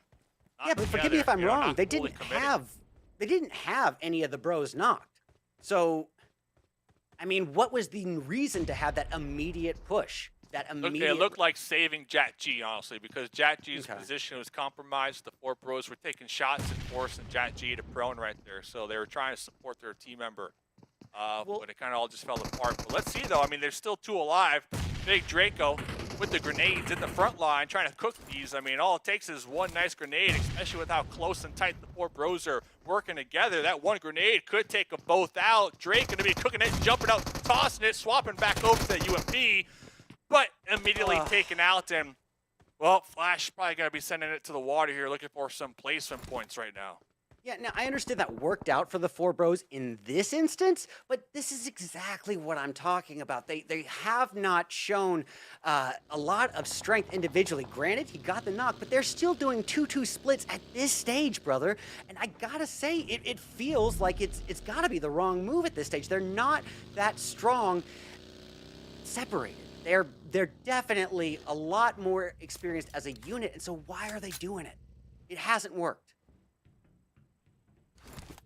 Well, speaking of haven't really worked, got eyes on the Crows here, and you know, a team that really showed what they could do yesterday, and then maybe found a little bit too much comfort. I think they might have gotten a little too far ahead of themselves, and it just has not panned out for them today. And so to see, once again, case in point, now that, you know, Ghost here on his own, spread out from his team, they're all rotating, but pretty sparsed out. Hey, you know what's so crazy is I feel like we've been seeing so much action in a lot of team fights, but we still have 14 teams alive. You know, I mean, we're 15 minutes in. This has definitely been, I want to say, one of the most action-packed early games here on Erangel so far. So to me, I feel like these squads are getting a lot more comfortable on this map and playing a lot more loose. You know, they're starting to recognize, okay, the tournament is winding down. We need to get these elim points. And talking about the elim points, look across the way on the bridge. SEMPER and INVICTA dead last on the overall leaderboards. Oh man, they're avoiding the sight lines right there of Blinded by Wind, and it looks like all 4 of them might be able to rotate across this bridge here in the blue. Right past Blinded by Wind. Yeah, Blinded by Wind, making a lot of easy mistakes here. And I feel like it's kind of just snowballing for them. The more mistakes they make, the less confident they're feeling, and it's showing, man. Though, because we've seen it at this level, every split millisecond counts. What we've seen from the Panthers really shining was the lack of hesitation. You know, the quick millisecond to capitalize on a knock. And we haven't seen that from Blinded by Wind at all today. Oh, SEMPER and INVICTA, they're going to try to, oh my goodness, they're going to try to bridge camp Blinded by Wind. I believe Blinded by Wind took a couple shots at them, but they were able to avoid those knocks, obviously, as they did successfully make it across the bridge. I love this, man. I love this. Turning the tables on Blinded by Wind, taking them out. This is what you got to see. This is what I like to see from these teams on the bottom, man. Being aggressive, going for these elim points. In the blue, like, this is a risky play, Red Eyes, but 100%. They stuck with it because they know they need the points here. Honestly, say it didn't work out and they were eliminated. Oh, what's going to happen? Who cares? We're in last place? Yeah, who cares? Not a lot changed. So, yeah, I'm all for this. I want him to take this step further. I want to see some hot drop aggression for him, too. BOPE, getting eyes on the angry amateurs, and this could spell bad news for them. If they are, in fact, going to live up to their name of amateurs, it's going to be at the hands of BOPE. Oh my goodness. I know we got the map feed. SEMPER and INVICTA, they might have a round too. The Golden Eagles now going to be rotating across that bridge in the blue. I know there's action all over the place. We got Trip. Oh, the disrespect. Come on, he was already down. But you got to make sure. Oh man, this is a spicy game, Red Eyes. I'm getting pretty pumped, man. We're seeing some great plays come out. Now, everything that I said about, you know, these other teams needing to stick together as a solidified unit, BOPE, you get a free pass. You guys are absolutely shining individually. You're shining as a team. They can handle their handicap matches. I am all for that individual rotation on their end. It's all context specific, but currently they find themselves right next to Dream, and honestly, that's a dream for them. That would be easy claps for them if they know it's the team. I think they're gonna just go prey on the weak. They need to clean it up quick too, though, because they are right there on the edge. And honestly, BOPE, even if they take out Dream, they're gonna have a big challenge. They might just swim across the water to the military base island, because still kind of holding out on the northern side of that bridge is SLR, 4 pros, 2 squads. So let's see. I know you've been cheering on BOPE here today so far, and for a good reason. Easy cheer. Easy cheer, but this is the biggest challenge. This is the biggest challenge they've faced so far, though, in this lobby, I feel like, is their current position right now based off the circle and the amount of teams in front of them. Yeah, I'll agree with that. But I'm looking at the playing field. So realistically, if you are BOPE, what is your main concerns right now? It'd probably be NOOBS Galaxy, not because of the location, just, you know, the general placement. I don't think they're that intimidated by 4 Bros. I don't think they're that intimidated by Dream. I mean, I think we just saw BOPE get an easy clap, a third-party kill steal at that, just taking it away from 4 Bros. This is not that uncomfortable of a position for them. They do need to work their way across, but they're not going to be the only one doing it. I don't think at this stage that there's going to be anyone really crossing that bridge. I think it's the worst spot. I think it's the worst spot on the map right now. They're going to swim in the water, and if they don't take out Dream, Dream's just going to shoot them in the back while they're swimming. You know, little ducks in the water. Yeah, but but Dream is pretty hesitant too. Do you not think that they're going to try to make their way across at the same time? I mean, I think that they don't have any other options at this point. They're going to have to swim southbound. And honestly, I think they're realistic. I mean, I don't know if this is right, but their realistic threat is going to be angry amateurs at this point, because that's who's going to get the eye on you moving forward. And as you can see by angry amateurs placement, they are looking for people in the water most likely. Yeah, we'll see who will survive. Currently 4 teams need to swim across the channel or rotate over that bridge, because the next circle did favor Military Island completely now. And it is just a wild scramble. We see the Crows in a nice little high ground position. A couple of them in some buildings as well. Panthers out there on the edge. Ooh, nice little jump right there from SLR. The SLR just fully committed right here to hoping that the 4 Bros use this bridge to have that late rotate. Yeah, and you know, honestly, SLR is a team that has been really performing well and then underperforming, and then performing well and then underperforming. They're kind of flip-flopping right now, and so I think they actually hold a decent positioning. Oh, I mean, they got 5th place last round, but where are they in the overall bracket as it stands? I don't think they're... Oh yeah, they're 5th place overall. Yeah, they got a little wiggle room. You're right. I stand corrected. For some reason, I thought they were lower on the totem pole. Wiggling all day here, Red Eyes. There's still 13 teams alive. This is a very uncomfortable zone here. This is what I was talking about. Edge. This is what I was talking about. A bad move, bad fight to engage. Why would Fetty engage? Well, it's a little more open than I thought it was, but even, you know, they got the smoke, but if he makes these shots, he's going to bring on the attention of... And the Crows and the Panthers has been facing off time and time again a lot yesterday, and it hasn't, you know, been a good day for the Crows. It hasn't. So I don't think that this is going to end up well for him, especially considering that Noobs Galaxy isn't really making those easy peaks on him. They're utilizing that hill pretty well, and I don't think they're going to position themselves over the hill, meaning that if they were to get knocked, they'd still be in the line of a thirst site. I think they're going to be at the very tip. So, yep, watch right here. Even if he gets the knock, he's not going to be able to get the thirst, because he's just going to be crawling a little bit back. The Crows really do need to capitalize on the pressing zone that they've received this game, because looking at the overall after 10 games, they're currently in 11th position, about 7 points from 8th place. And of course, 8th place is where you want to find yourself at the end of tomorrow. And it looks like the Crows going to be spraying a lot of bullets downrange, connecting the shots. The thing is, they need to confirm them as well. And the next circle does go up, so they're going to be right there on the edge. Let's see, though. Let's see. I mean, the Crows really haven't been too hot today, like you mentioned. Yeah, kind of and this is indecisive. exactly what and this is the going to be the exact test. point. This is the exact point I was making. By the Crows engaging across the waterway, they have brought on the attention of the Panthers, and the Panthers are not going to hesitate. They're going to come and get that high ground positioning. And Ghost doing a mistake I see all too many times. Everyone loves to go for that shack. They get, oh, we've got a little bit of wall cover, but you're putting yourself like a fish in a bucket. One nade will take you out. I don't like this. I don't like this for them at all. They got Nate playing that off angle too, so Nate needs to be really careful not to overextend and be spotted before their trio down to the south ends up making the initial engagement. But Cutie Pig rolling in, strolling in, UMP, go for that spray down, drop shot. Cutie Pig getting one, but immediately spotted from downtown here, Red Eyes. Yeah, revenge served cold and fast, brother. And now look here, Elegy trying to get a smoke on his fallen teammate, but it's all for naught as Matt from Excuse gets the kill steal. Pardon me, the elimination right there, that's an easy elimination for him. I mean, why not? If you're Excuse, you're definitely feeling it. And why not get the easy claps when you can? Gotta give it the Cutie Pig though. I mean, talk about committing to something. That was a hard commit for sure. Yeah. Going out in style. Still going to be a duo alive with 3 elim points here so far. They got their eyes on BOPE up here to the north. It looks like they're going to be popping in a vehicle, sending it right towards Hellcrime, but we're going to be popping over here.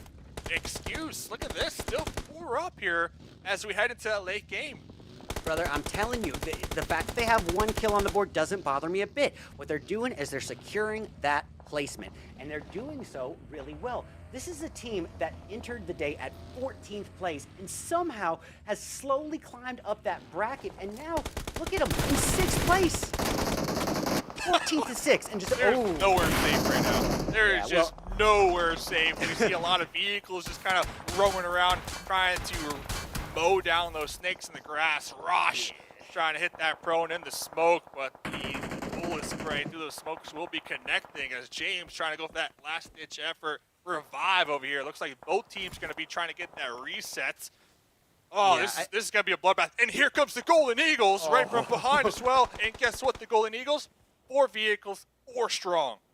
Yeah, and again, that's a team that I feel can pull that maneuver off successfully given how they played. It's not something that I would like to see from 4 Bros or Dream. Yeah, if you're the Eagles or the Panthers or BOPE, yes. Oh, but as I say, I am caster cursing people left and right. As soon as I give excuse the props, they get picked off. As soon as I prop the Panthers, Nate is taken down. I'm just gonna hold that inner monologue about cheering anything on. I'm just ruining it. Yeah, Quan with some nice little mini shots. Ooh, Nate taken down by the Eagles in the distance.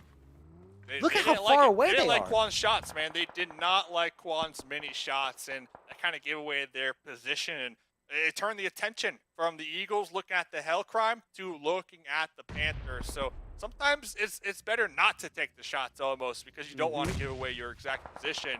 But honestly, Golden Eagles, yeah, talk about the R right there. Oh the R with the grenade. Golden Eagles are looking to steamroll the South right now, Red Eyes. Yeah, man, they are a very utility-intensive team, and they're doing so very well. And I hate to tune in today to see him taken down twice in 2 minutes. Zuko trying to retaliate, but taken down as well. This could be it for the Panthers. It's all riding on Quan. Golden Eagles just doing Golden. Golden Eagles are feeling themselves. They are vibing right now. They got a 3-1 split pretty much. That's how comfortable they are with their points on the overall leaderboard. And they're looking for a back-to-back, 2-back if they don't throw winner chicken dinner here. They're looking for it, man. They know they can do simple math. They say we got this many and there's 5 people total. Not hard to do. So yeah, this 3-1 split, money. Absolute money. 3 back-to-backs. That's the hat trick right there, brother. Yep, and you know what? Post-game, last game, we both kind of agreed that Golden Eagles, all it takes is 1 more chicken dinner, and I think they're going to feel comfortable, right, with punching that ticket. Now, I'm not taking away the fact that they might get 1st place, 2nd place, 3rd place. You know, that's where the money lies within this event. But when I'm talking about punching that ticket, I'm talking about the top 8 here. That top 8 to make it to PMPL. I mean, yes, the money's good here, but realistically, that's the real prize. Getting to that Pro League is where the real money is going to be. So yeah, that's really the bracket, and I think that's what makes this event a little bit more lenient. This is why we should be seeing more aggressive plays. You don't need 1st place for this. I'm reading the chat right now. Coops would wipe the whole lobby. I don't know, man. Golden Eagles have been popping off here. Today is the Eagles' day. Like, that's without a doubt. They weren't bad yesterday either. No, not bad at all yesterday, but today is just better. You know, if yesterday was not bad, today is just better. And it's not that they're winning the chickens, it's how they're doing it. You know, they're showing up in that late game. I feel like one of the only teams that consistently shows up in the late game with the entire team alive. And that's such a challenge here, Red Eyes, especially with how random this lobby could be. You say the word consistent, but boy, if there was ever a team in this event to show consistency, it's the Eagles, man.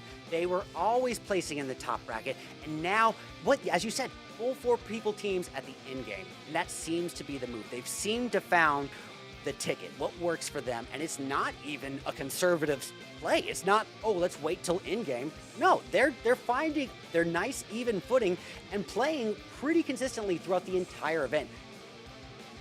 Well, look at that, 1,249 damage and only had to heal 500.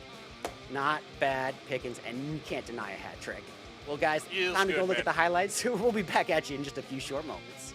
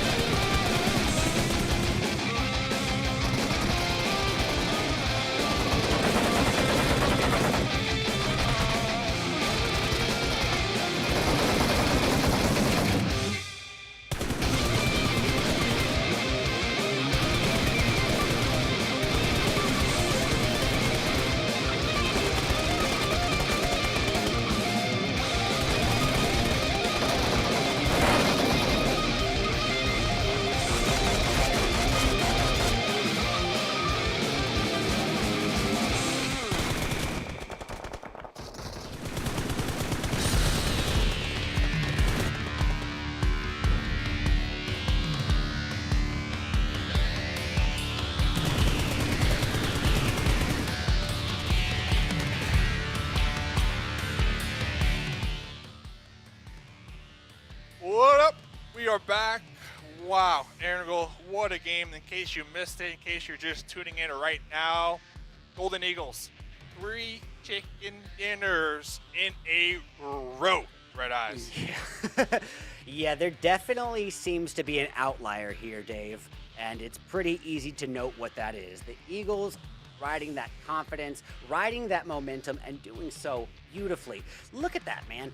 15 placement points, add on the 8. That's 23 points when they were already in first place. The Panthers, still not a bad performance, but, you know, not quite meeting up. And BOPE, talk about, again, not a bad performance. 6th place, but you know what? When the people who are one behind you surpass you, you don't want them to add 23 points onto it the next game. Yeah, BOPE definitely staying up there with their elim points. Not counting that last game, I don't believe, but they're 1 point behind the Panthers when it comes to most elim points. So them and the Panthers have just been popping off here with their fights and their confirms so far.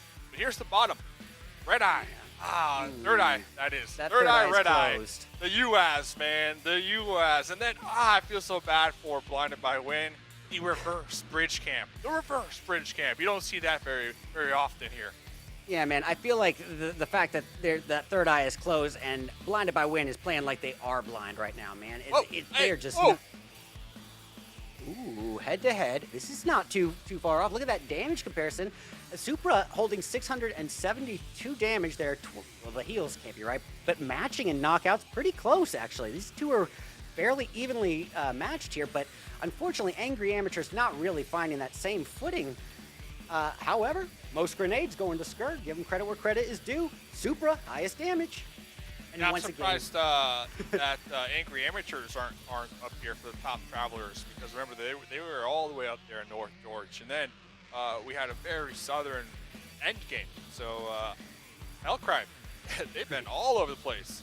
Yeah, Hellcrime has been struggling for a good while, but getting eyes on Fuego, man. This is a guy who does not know how to take his picture off of that MVP slot.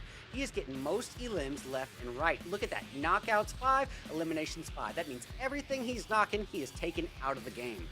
Yeah, fresh looking jersey, tape on point as well. So you can't blame them for wanting to have their picture up here time and time again. So definitely starting to be one of those standout players from the tournament. I definitely agree, because we see him almost every single time at this rate. So match top 3 MVPs, the top 3 here, and hey, we got one from the 4 bros, even though you weren't really impressed with their splits here this last game.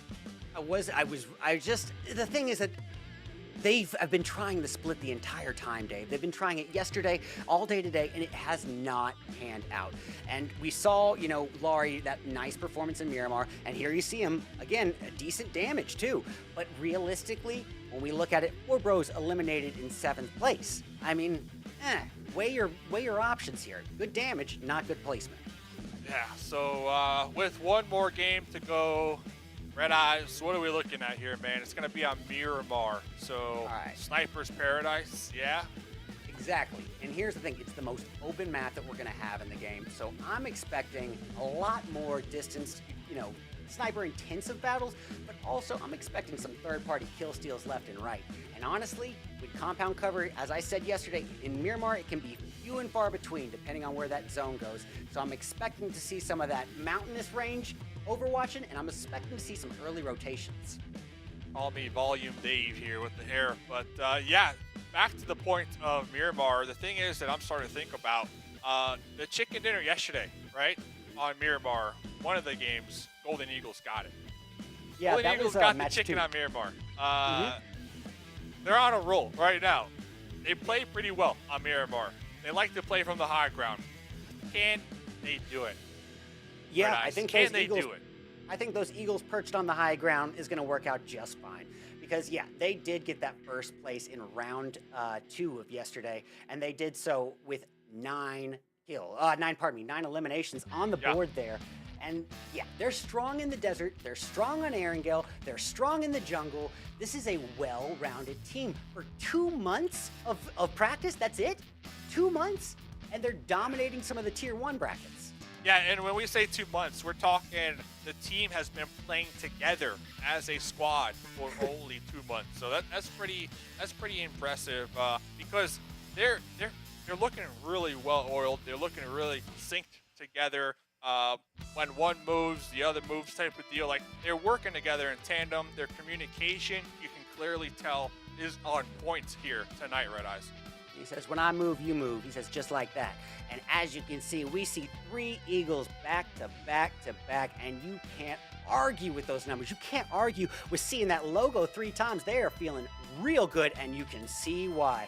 That is a jump over the Panthers that they wanted to get. They wanted to send that message, put that Panther down. Third Eye, 70 points.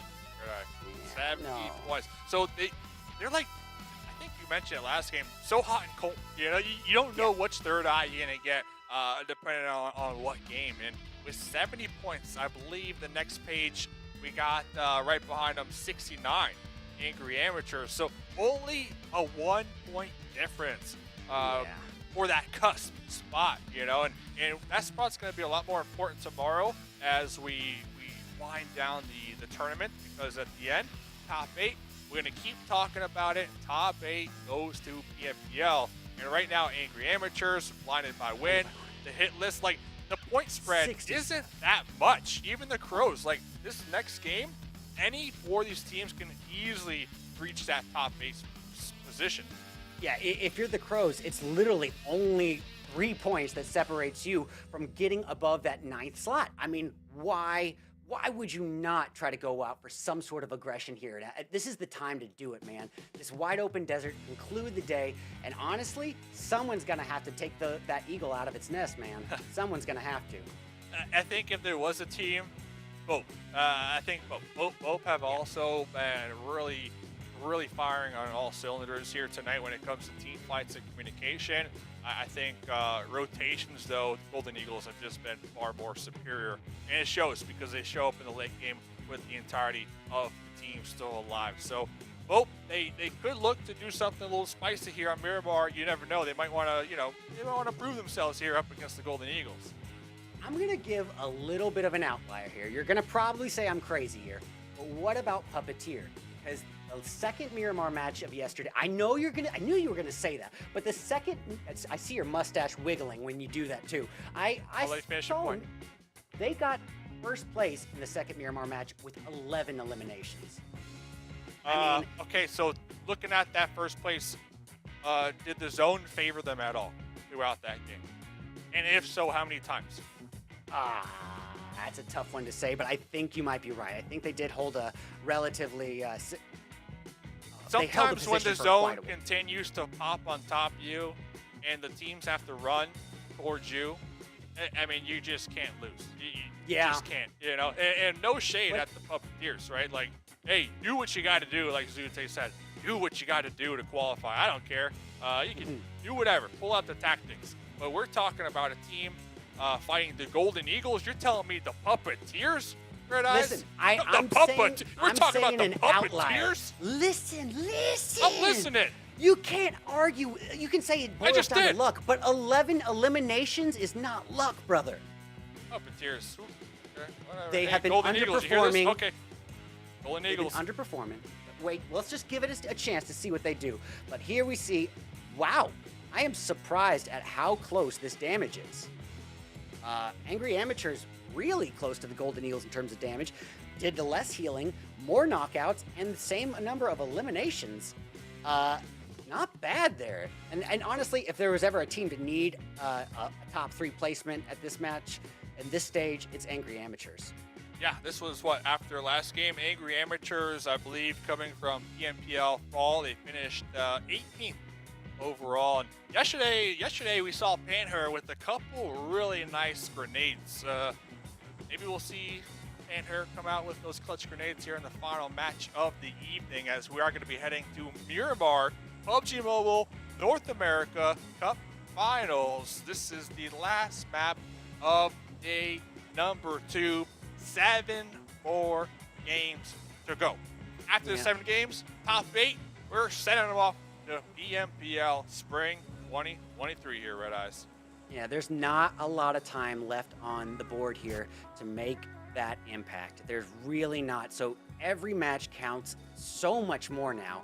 And I think that every team that is in that latter half of the bracket is especially feeling that pressure, especially all the way down to the Crows. That 9th place down to the Crows, it's literally all tied at 67 points, like 4 points away from making it in to that top 8.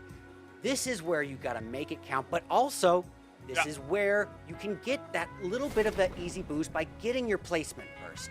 So I could see it sparing easy either way. I remember Zute in round 2 earlier today saying, you know, this is the all-out confrontation. I disagree. I respectfully think that maybe, from what I've seen, you know, Miramar can be a bit of a slow pace. It all depends on the flight path. And here you see it's not a bad one. They get a lot of options. And as I say it, I'm choking on my words already as 4 bros are being singled out here by Blinded by Win. Yeah, I'm looking at 4 bros. They're just trying to touch down over here on this Miramar map. I'm also looking at the Puppeteers. So where are the Puppeteers? I'm just waiting for the Golden Eagles to just get into some vehicles and just, you know, take them out instantly over here. So we'll get to that soon because circle number 1 does pop. The Panthers dead center right there on the coast. They're going to be feeling really good. But 4 bros, Beast OP. I like the Winchester. I love the Winchester. One of my favorite weapons. Looks like Beast OP gonna be picking that one up. And I think you talked about this is the Crows, right to the north of them, and then to the east, Blinded by Wind. So 4 bros they're in a tricky spot right here this match. They've been in tricky spots the entire event, brother. And it hasn't been all bad decision-making at all. They've had a run of bad luck any way you look at it. But just to reply to your point about the Winchester, you and everyone else can just spend all day disagreeing with me. I do not like the Winnie that much. And watch, well, I was about to say, if he's going to use it I'm right the only here one that now likes and it, get the by the knock. way. So no one's going to disagree with you on that. You know, they're probably going to agree with you. I don't know. I think the Winnie's got a lot more supporters than you realize, and I spend all day just arguing with people about it. But here we see what don't another... you like about it? Let me ask you, because that weapon, it just feels good. Like you get a head tap on it, you're like, yeah, like it's satisfying. It does, but it's a 45 ammo bullet, man. So you can get that headshot, and even on a full level 2 helmet, it doesn't guarantee a knock. And so that's where my hesitation is. You might get your placement right, but compared to a bolty, man. But you know what? Let me just take a moment to note out that 4 bros is doing it again, and I don't like it. They are extremely spread out. Beast is on his own in the mix with Blinded by Win, and his teammates are miles away. Well, you know who I'm blaming for this? I'm blaming their coach, Coach Red Eyes. I mean, what happened to that locker room talk, man? This is what I'm saying. In the locker room, what's going on, Red Eyes? I'll tell you what happened is they looked at my KD and said, hey, maybe we shouldn't listen to this guy. Yeah, maybe we should pick up the Winchester, after all. So 4 bros, all seriousness, they're in 13th position, 59 points, and THIRDEYE in 8th spot, as we just saw, 70 points. So they're definitely still there. You know, with 7 more games to go, all it takes is THIRDEYE to continue their losing streak, and 4 bros just get some solid points. At least in this match. You say continue their losing streak, but you know what? THIRDEYE. Hold on. We just watched them get wiped down at UF. You do not disagree with me. Their losing streak. I am. Okay. I gotta disagree. But brother, they started off at 13th today. They started off at 13th. That's 5 notches up. And then they got a US and all blew up right after that. Yeah. Yes. But I mean, don't take the credit away from the entire I took day. it away. I'm taking it away, man. The mustache has spoken. Unless they do something in this game, I'm taking it away. They got the Golden Eagles in El Pozo right to the north of them. I'm looking at their position on the map here, Red Eyes, and they're going to have a challenge. They're going to have a challenge breaching this circle number 1 alone. Yeah, I'm not saying that their rotations have been great. I am saying that it's a huge leap up to go from 13th to the qualifying bracket. You can't take that away from them just yet. I mean, even if they don't fare well at the end of the day, even if they get knocked out of that top 8, it would be, you know, as long as they do relatively consistent here, what, 9th or 10th? That's still a big step up, and it makes the top 8 a lot more reachable, and it makes it a lot more confident. You know, you got to have a little bit more stronger mentality compared to yesterday. They're not doing too bad. Love the motivation right here. Love it. Red Eyes, keep it up, man. And real quick, Red Eyes, shout out to all. We're getting a couple pros from PMPL in the chat right now. So welcome everybody into the final match of the evening, day number 2, PUBG Mobile North America Cup Finals here. And you know why the pros are here, Red Eye? Because they're trying to get a one-up on their competition, the potential competition for next PMPL. We know what you're doing in the chat. We know what you're doing. And it's smart, you know, being proactive, learning your future opponents, right, before they even qualify. Because I'm pretty sure some of these pros watching, they know for a fact, okay, this team, Golden Eagles, they're most likely going to qualify. We're most likely going to have to face them in the next season of PMPL. So I do love the players showing up here tonight, Red Eyes. Yeah, I think that Golden Eagles definitely not just performing great, but sending a message to both tiers, sending a message to the NA community at this point. Not only, you know, can they do it, but they can do it back to back to back.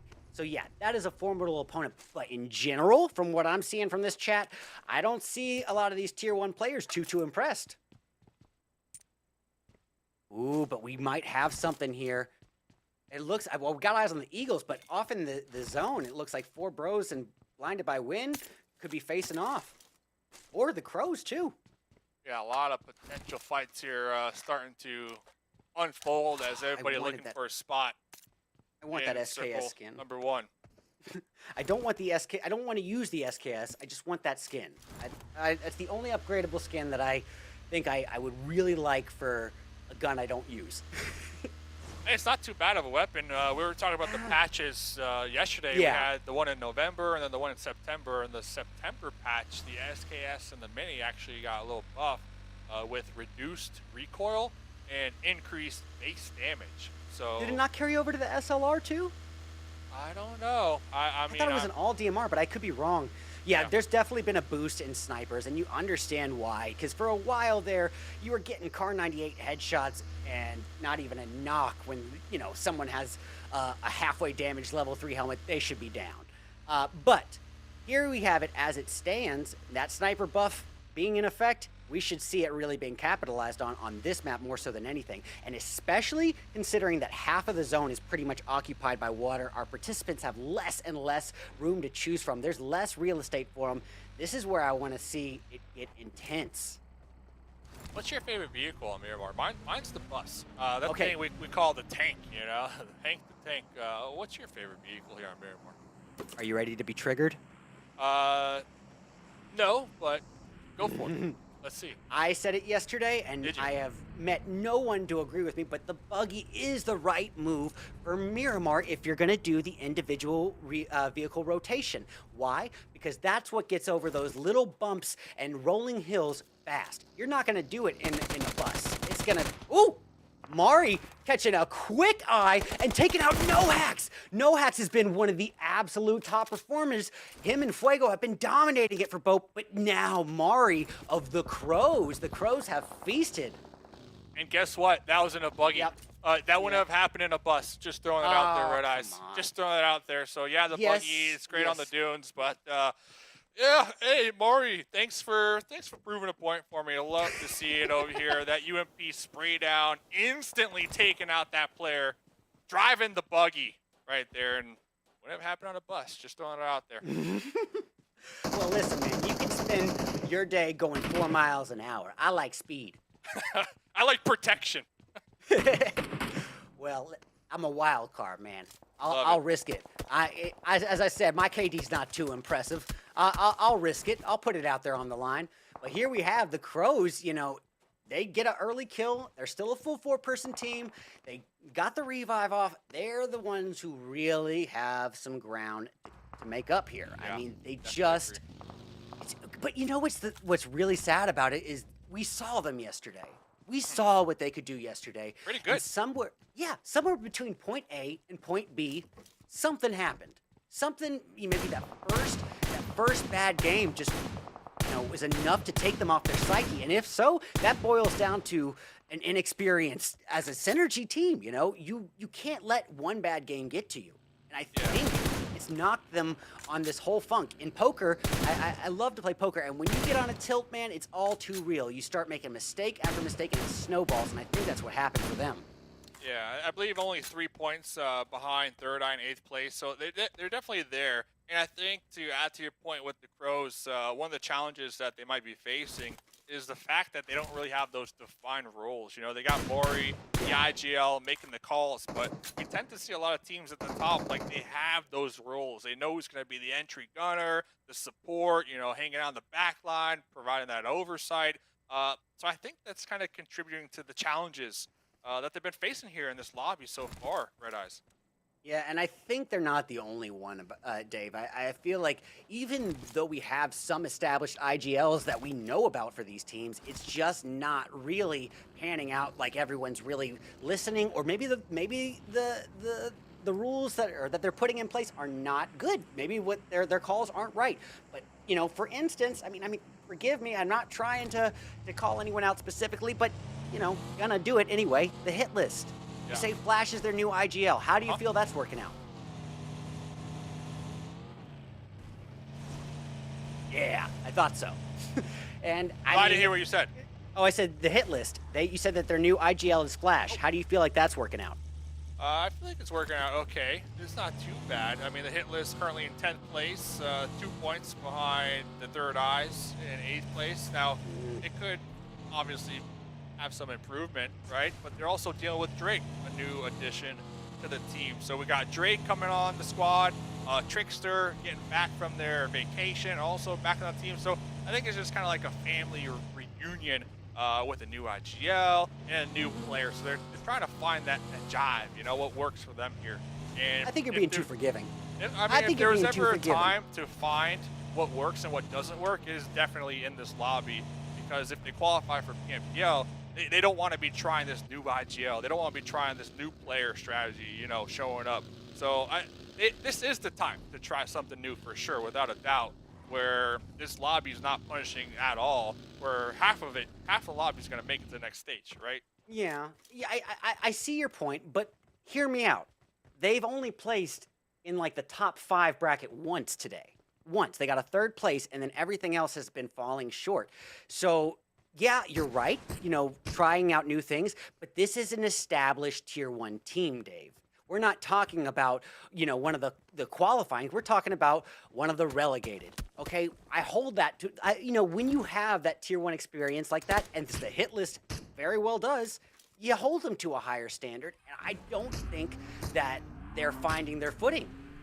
Yeah, but they got relegated for a reason, right? And if they get relegated and they're here in this lobby and they're not changing something up, I'm going to be questioning that a lot more. The fact that they're still doing the same thing that got them here in the first place, right? So that's a good point. Just a simple changing up and trying something new, I think that's way better and more advised to do compared to just doing what you normally do that got you here in the first place, right?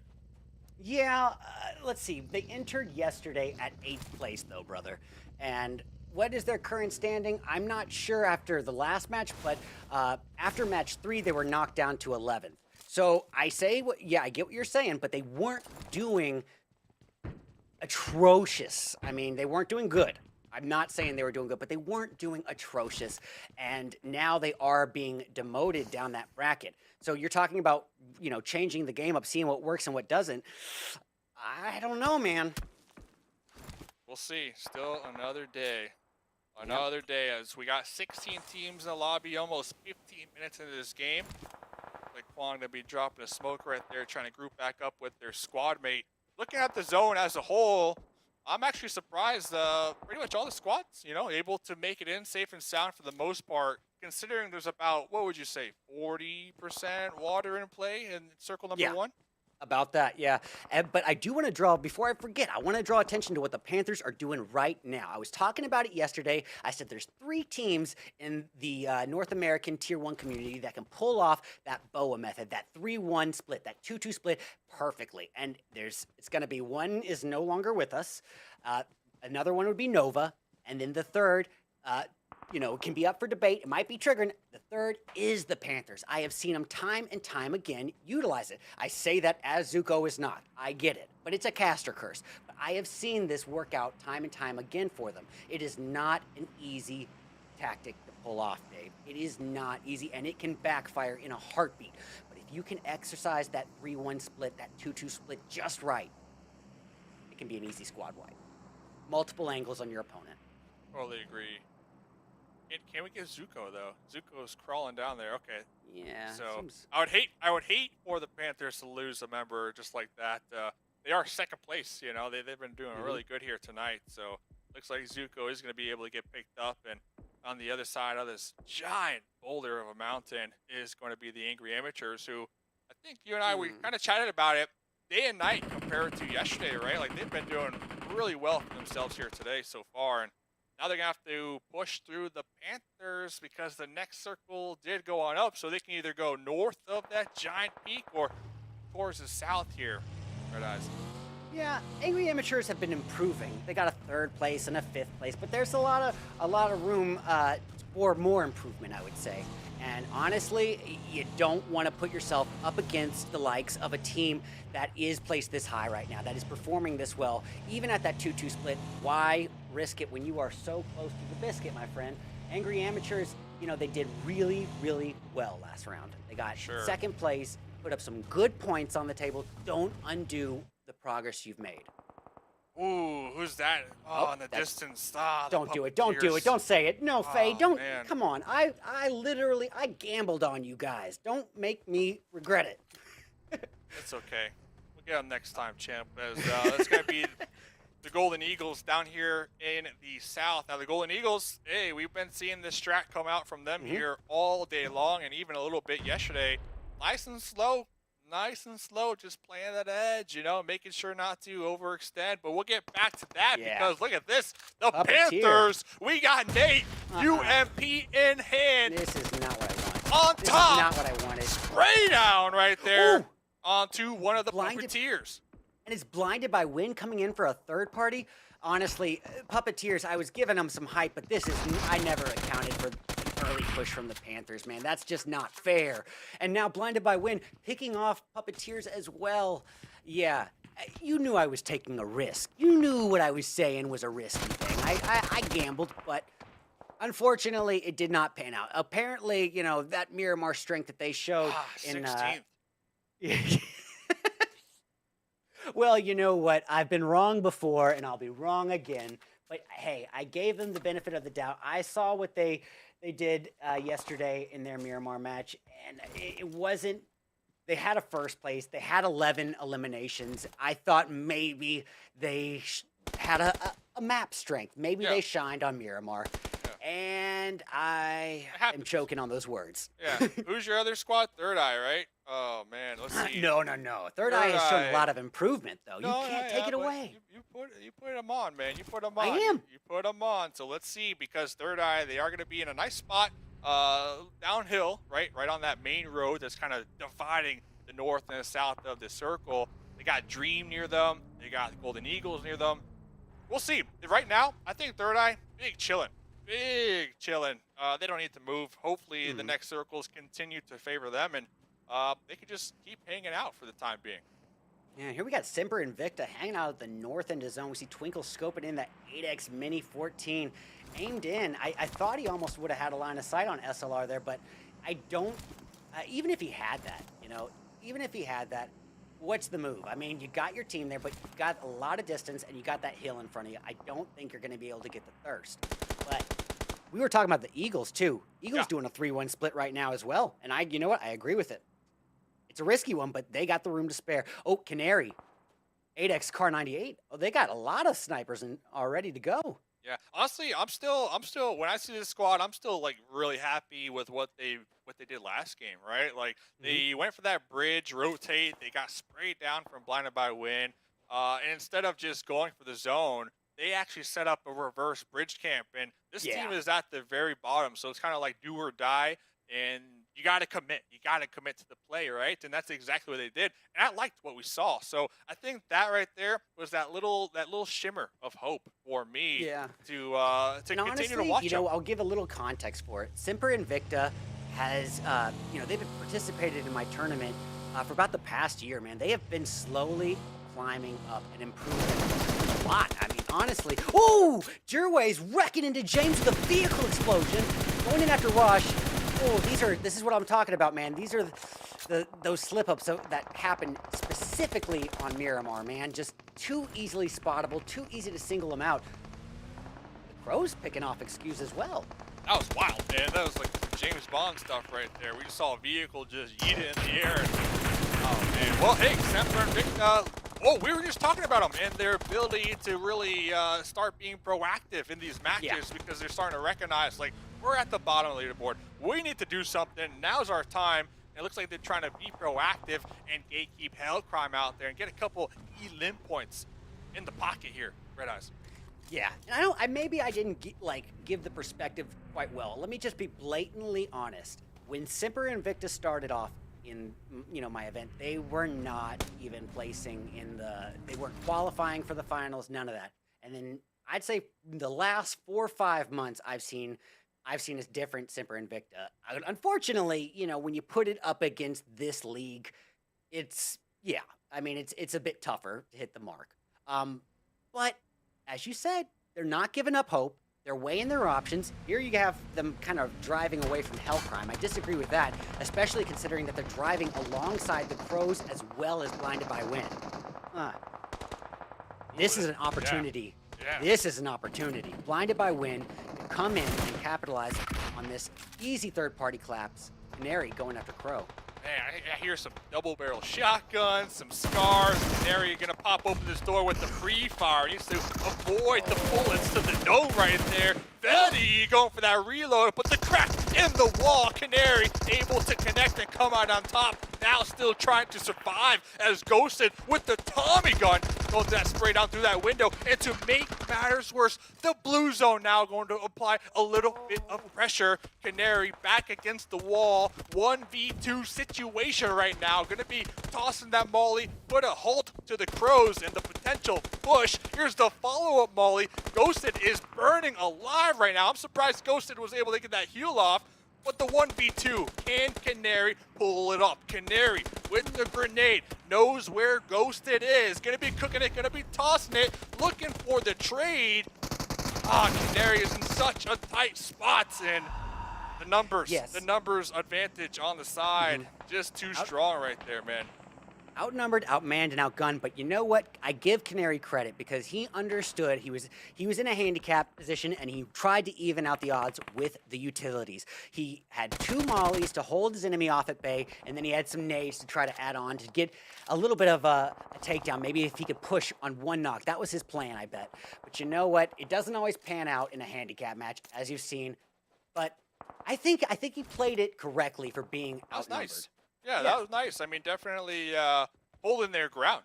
Definitely holding their ground. And the thing is, I believe the start of that fight, Blinded by Wind were also kind of peppering, trying to third party as well. Remember, they had some sight lines on the entirety of that fight. So, impressive indeed. Well, Blinded by Wind could use some third-party kills, brother. I mean, 7 kills so far. Yeah, well, yes, they're doing great, but let's see, how are they placing in the event overall? Let me check on it right as we speak. Well, you know what? I'll look it up. We'll see it after the match. But they're showing improvement in on a match-to-match basis. But in the context, they still have a lot of ground to cover. But here we have the Panthers working on Noobs Galaxy. Oh, wrecking into Alpha Chronix, taken down to half health. Now working in on Diamonds. He still gets him. He takes no damage. He's just below half health. But now the Eagles have smelled it, and they are coming to feast on the prey. Wow, once again, that was all Chronix too. Chronix right there, holding it down. Not even opting for that heal yet. Still pushing over the hill. That's the Golden Eagles on the other side. This little hilltop over here. And these are the top 2 teams in the lobby. First and second place as of right now. Up next to each other with BOPE from behind here, Red Eyes. Oh my goodness, we might get the trifecta here. And once again, you bring up the, Gyro runs him over. Easy claps. He just turned him into a bowling pin. Oh my goodness. Top three teams in the lobby fighting it out right here. Ooh, Quan taken down. And you know what? At this stage, this zone is not going to be forgiving. And I don't care what tier you're at. No one has a higher KD than that blue zone. So time is of the essence. Can he get this revive and somehow work his way in to an already congested into that zone?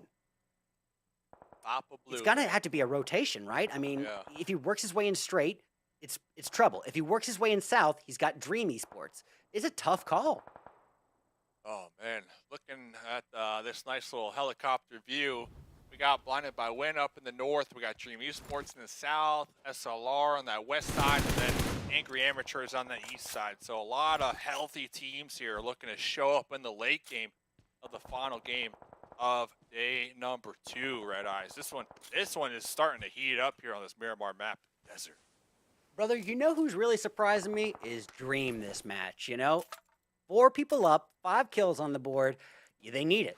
Boy, do they ever need it. And to be honest, Angry Amateurs, also the other full 4-piece. I'm surprised by 2 of them. I think there's a lot of improvement there. SLR I kind of expected because they have been doing that bit more of a conservative play here today, kind of utilizing that in-game really well, making sure they have their numbers when it matters. Oh, but speaking of a little bit of improvement, Hellcrime trying to undo what happened the entire event, and as we see Bestia going for it, it looks like, is he knocked or is he reviving? I can't see. Oh, he's knocked. He's the one knocked. What a scramble. Yeah, and Jimmy, poor Jimmy.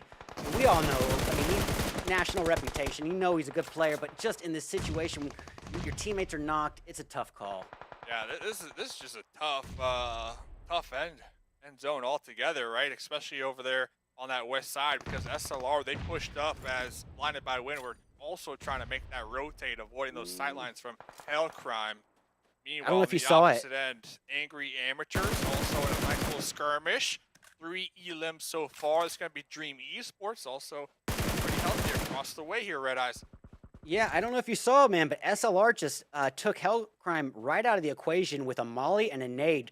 2 other teammates, 2 utilities, 2 connections. Yeah, and that played in favor of Blinded by Wind, because Blinded by Wind were in the crosshairs of Hellcrime. So that kind of helped them out for the time being, but not for long, because they are also in the open. They got the smokes. It's a giant indicator for everybody else to kind of look in that direction. And it looks like SLR trying to get closer with the grenades as well.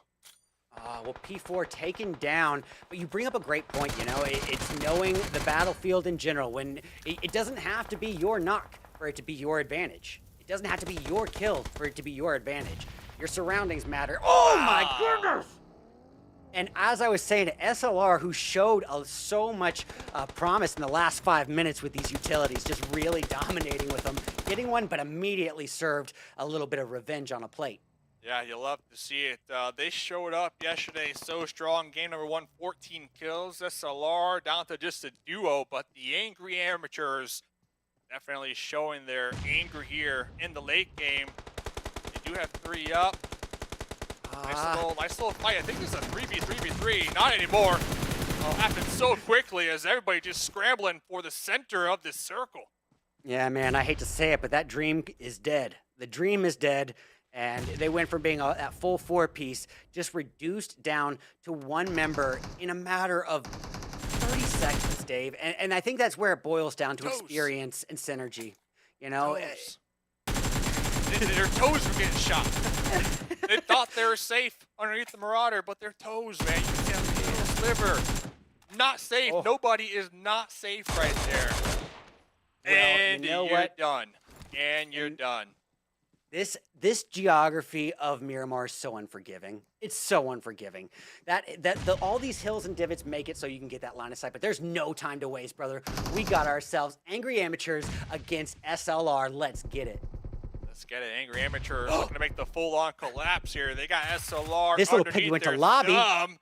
And there it is. Angry Amateurs. Winner, winner. Chicken dinner in the final match of day number 2 for the PUBG Mobile North America Cup Finals here. Red Eyes. Absolutely, man. And honestly, I thought Dream had a shot there. But you know what? That chicken went bad for them real quick. That chicken expired, and Angry Amateurs, boy, what an improvement. Yeah, you can smell that chicken from here. But Angry Amateurs, Red Eyes, real quick, this was a huge game for them because coming into this map, they were in 9th place, right there on the cusp. Remember, they had 69 points and THIRDEYE had 70 points. So that was only a 1-point difference. When they came into this game, the chicken dinner alone gets them 15 points, and that's not counting their kills. So this chicken definitely helping them end tonight, day number 2, on a high note. This is what you love to see here, man. Absolutely. I mean, they started off the day at 11th and just slowly but consistently climbed it up. And to end the day with a dub, that's when you end on a high note. That's when you come in tomorrow fresh and ready to go.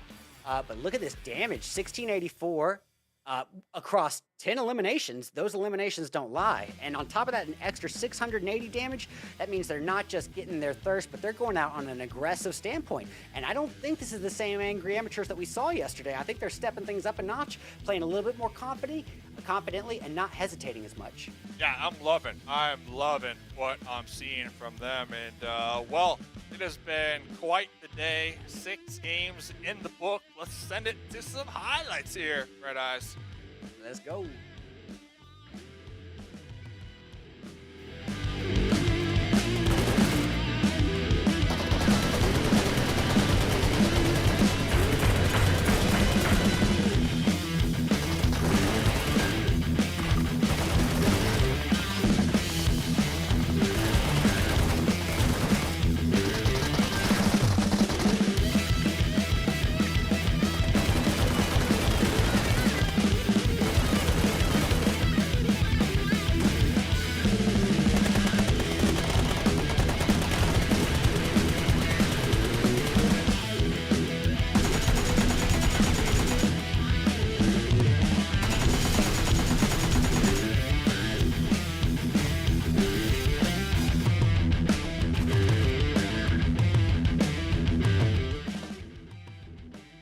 What is going on? We are back with the leaderboards, the match rankings from the last match, man. Angry Amateurs. Red Eyes, tell me the truth, man. Tell me the truth. Did you think they were going to clutch it out for the final game of tonight and win this chicken dinner? Brother Dave, absolutely not. I didn't, and I'm very happily disappointed here. I mean, I'd like to be surprised and kept off, on my toes here. But you know what? Look at this top 8. There's a lot of teams here that surprised me. Blinded by Win, Hellcrime, THIRDEYE, and Angry Amateurs, and Dream. Yeah, I think this was Blinded by Win's best game today. I want to say, placement points, elim points, getting that 13 right there. That should definitely help them when they show up tomorrow, right? 6 more games to go. The goal, we're going to keep talking about it because that's pretty much the main storyline here. These teams want to find themselves top 8 after tomorrow's 6th game. So this was a good finish to day number 2, though. I'm not going to lie. Yeah. And I gotta say, Puppeteer could have maybe helped me out a little bit more. Yeah. So, but you know what? I've been wrong before. I've been wrong again. But they were showing a different team today, and I just, you hate to see it end in a 15th place at the end of the day. But you know what? Don't take it away from them. Yeah. Don't take it away how much progress they made today. They ended on a rough note, but they really solidified as a team today. Oh, for sure. And I'm not, earlier on in the pre-show, I'm definitely not trying to take away any progress from the Puppeteers. I was just saying, you said the Puppeteers can take on the Golden Eagles, and that is what I 1000% disagreed with. And, maybe you weren't thinking straight. I definitely understand. No, or maybe tomorrow we'll was... see them verse each other, and I'll be wrong. But with what we've seen from the Golden Eagles so far, only the Panthers are stopping them at this point, in my opinion. Maybe both, but definitely the Panthers can put up a good fight up against the Golden Eagles. He was definitely the odds were against me when I placed that gamble. But when you saw that match, you couldn't help but wonder. But let's have a look at these head-to-heads. Angry Amateurs Atomic. Let's have a look at the report then. Top Traveler Dream. Angry Atomic, most eliminations. For once, we see BOPE Fuego taking down a peg. Once again, Cutie Pig really qualifying in that top bracket. Yet again, he's showing a lot of consistency. Noobs Galaxy. I expect Noobs Galaxy to have at least one member on here, at all times at this stage. 13 nades.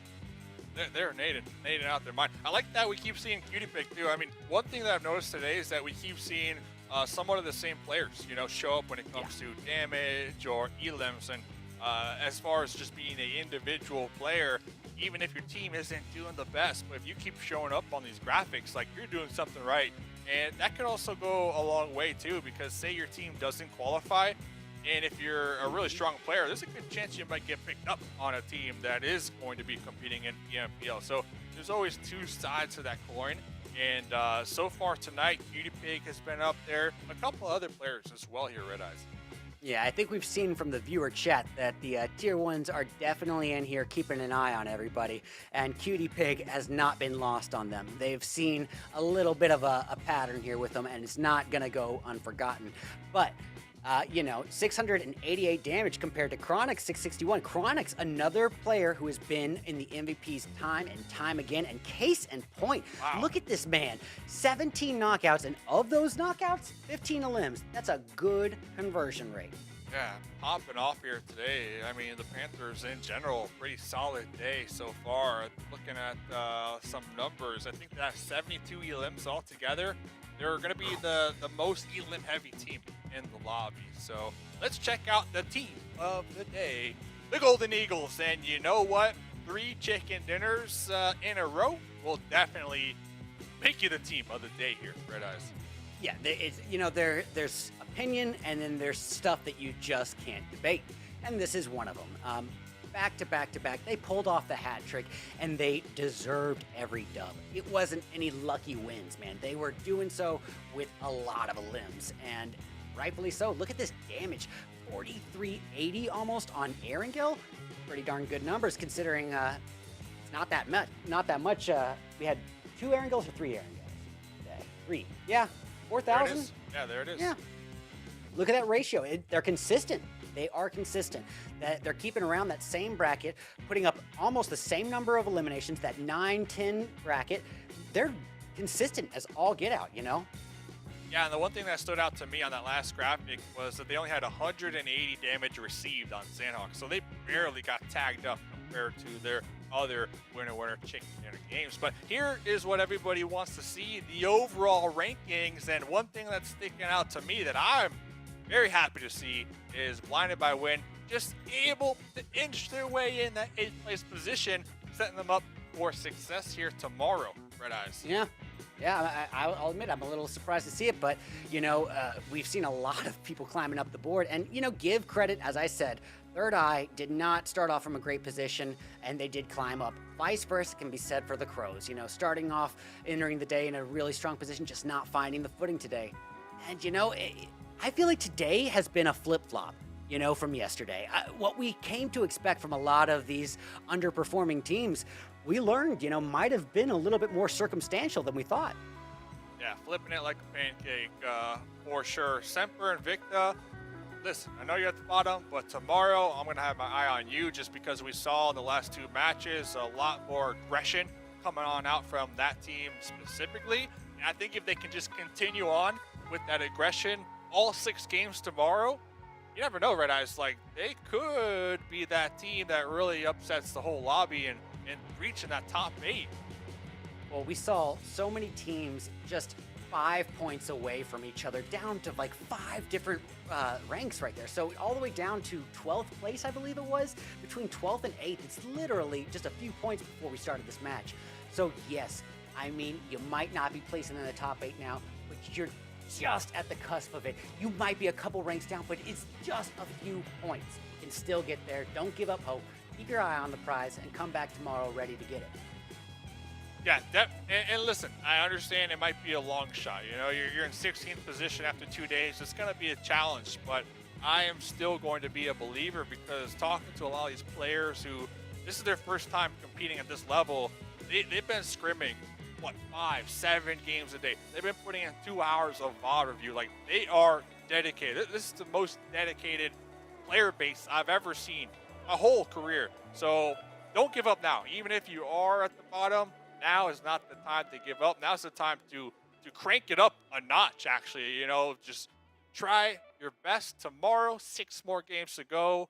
Your dream, man, it can still come true, Red Eyes.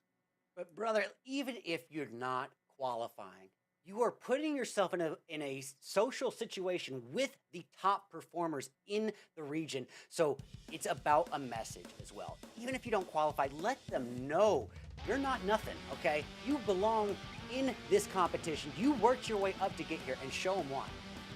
Red Eyes, final thoughts? I mean, anything stuck out to you today, day number 2, from your perspective here? Yeah, you know, I think we definitely saw the Eagles just, there's improvement, and then there's what this was. They were never in a bad position. But to come up with the hat trick at this level, it's pretty impressive. And on top of that, you know, flipping the coin, I expected more from the Crows. But I expect those Crows to come flying back home tomorrow. Okay, I like what you did right there. And on that note of the Crows, one thing I do expect is on the Sanhok map tomorrow, no Vespo, please. No Vespo, please. Well, ladies and gentlemen, that's going to be it for day number 2. We still got one more action-packed day, 6 more games to go. Top 8 making a PMPL. We'll see you tomorrow. Keep playing PUBG Mobile. Mustache Dave, Red Eyes out.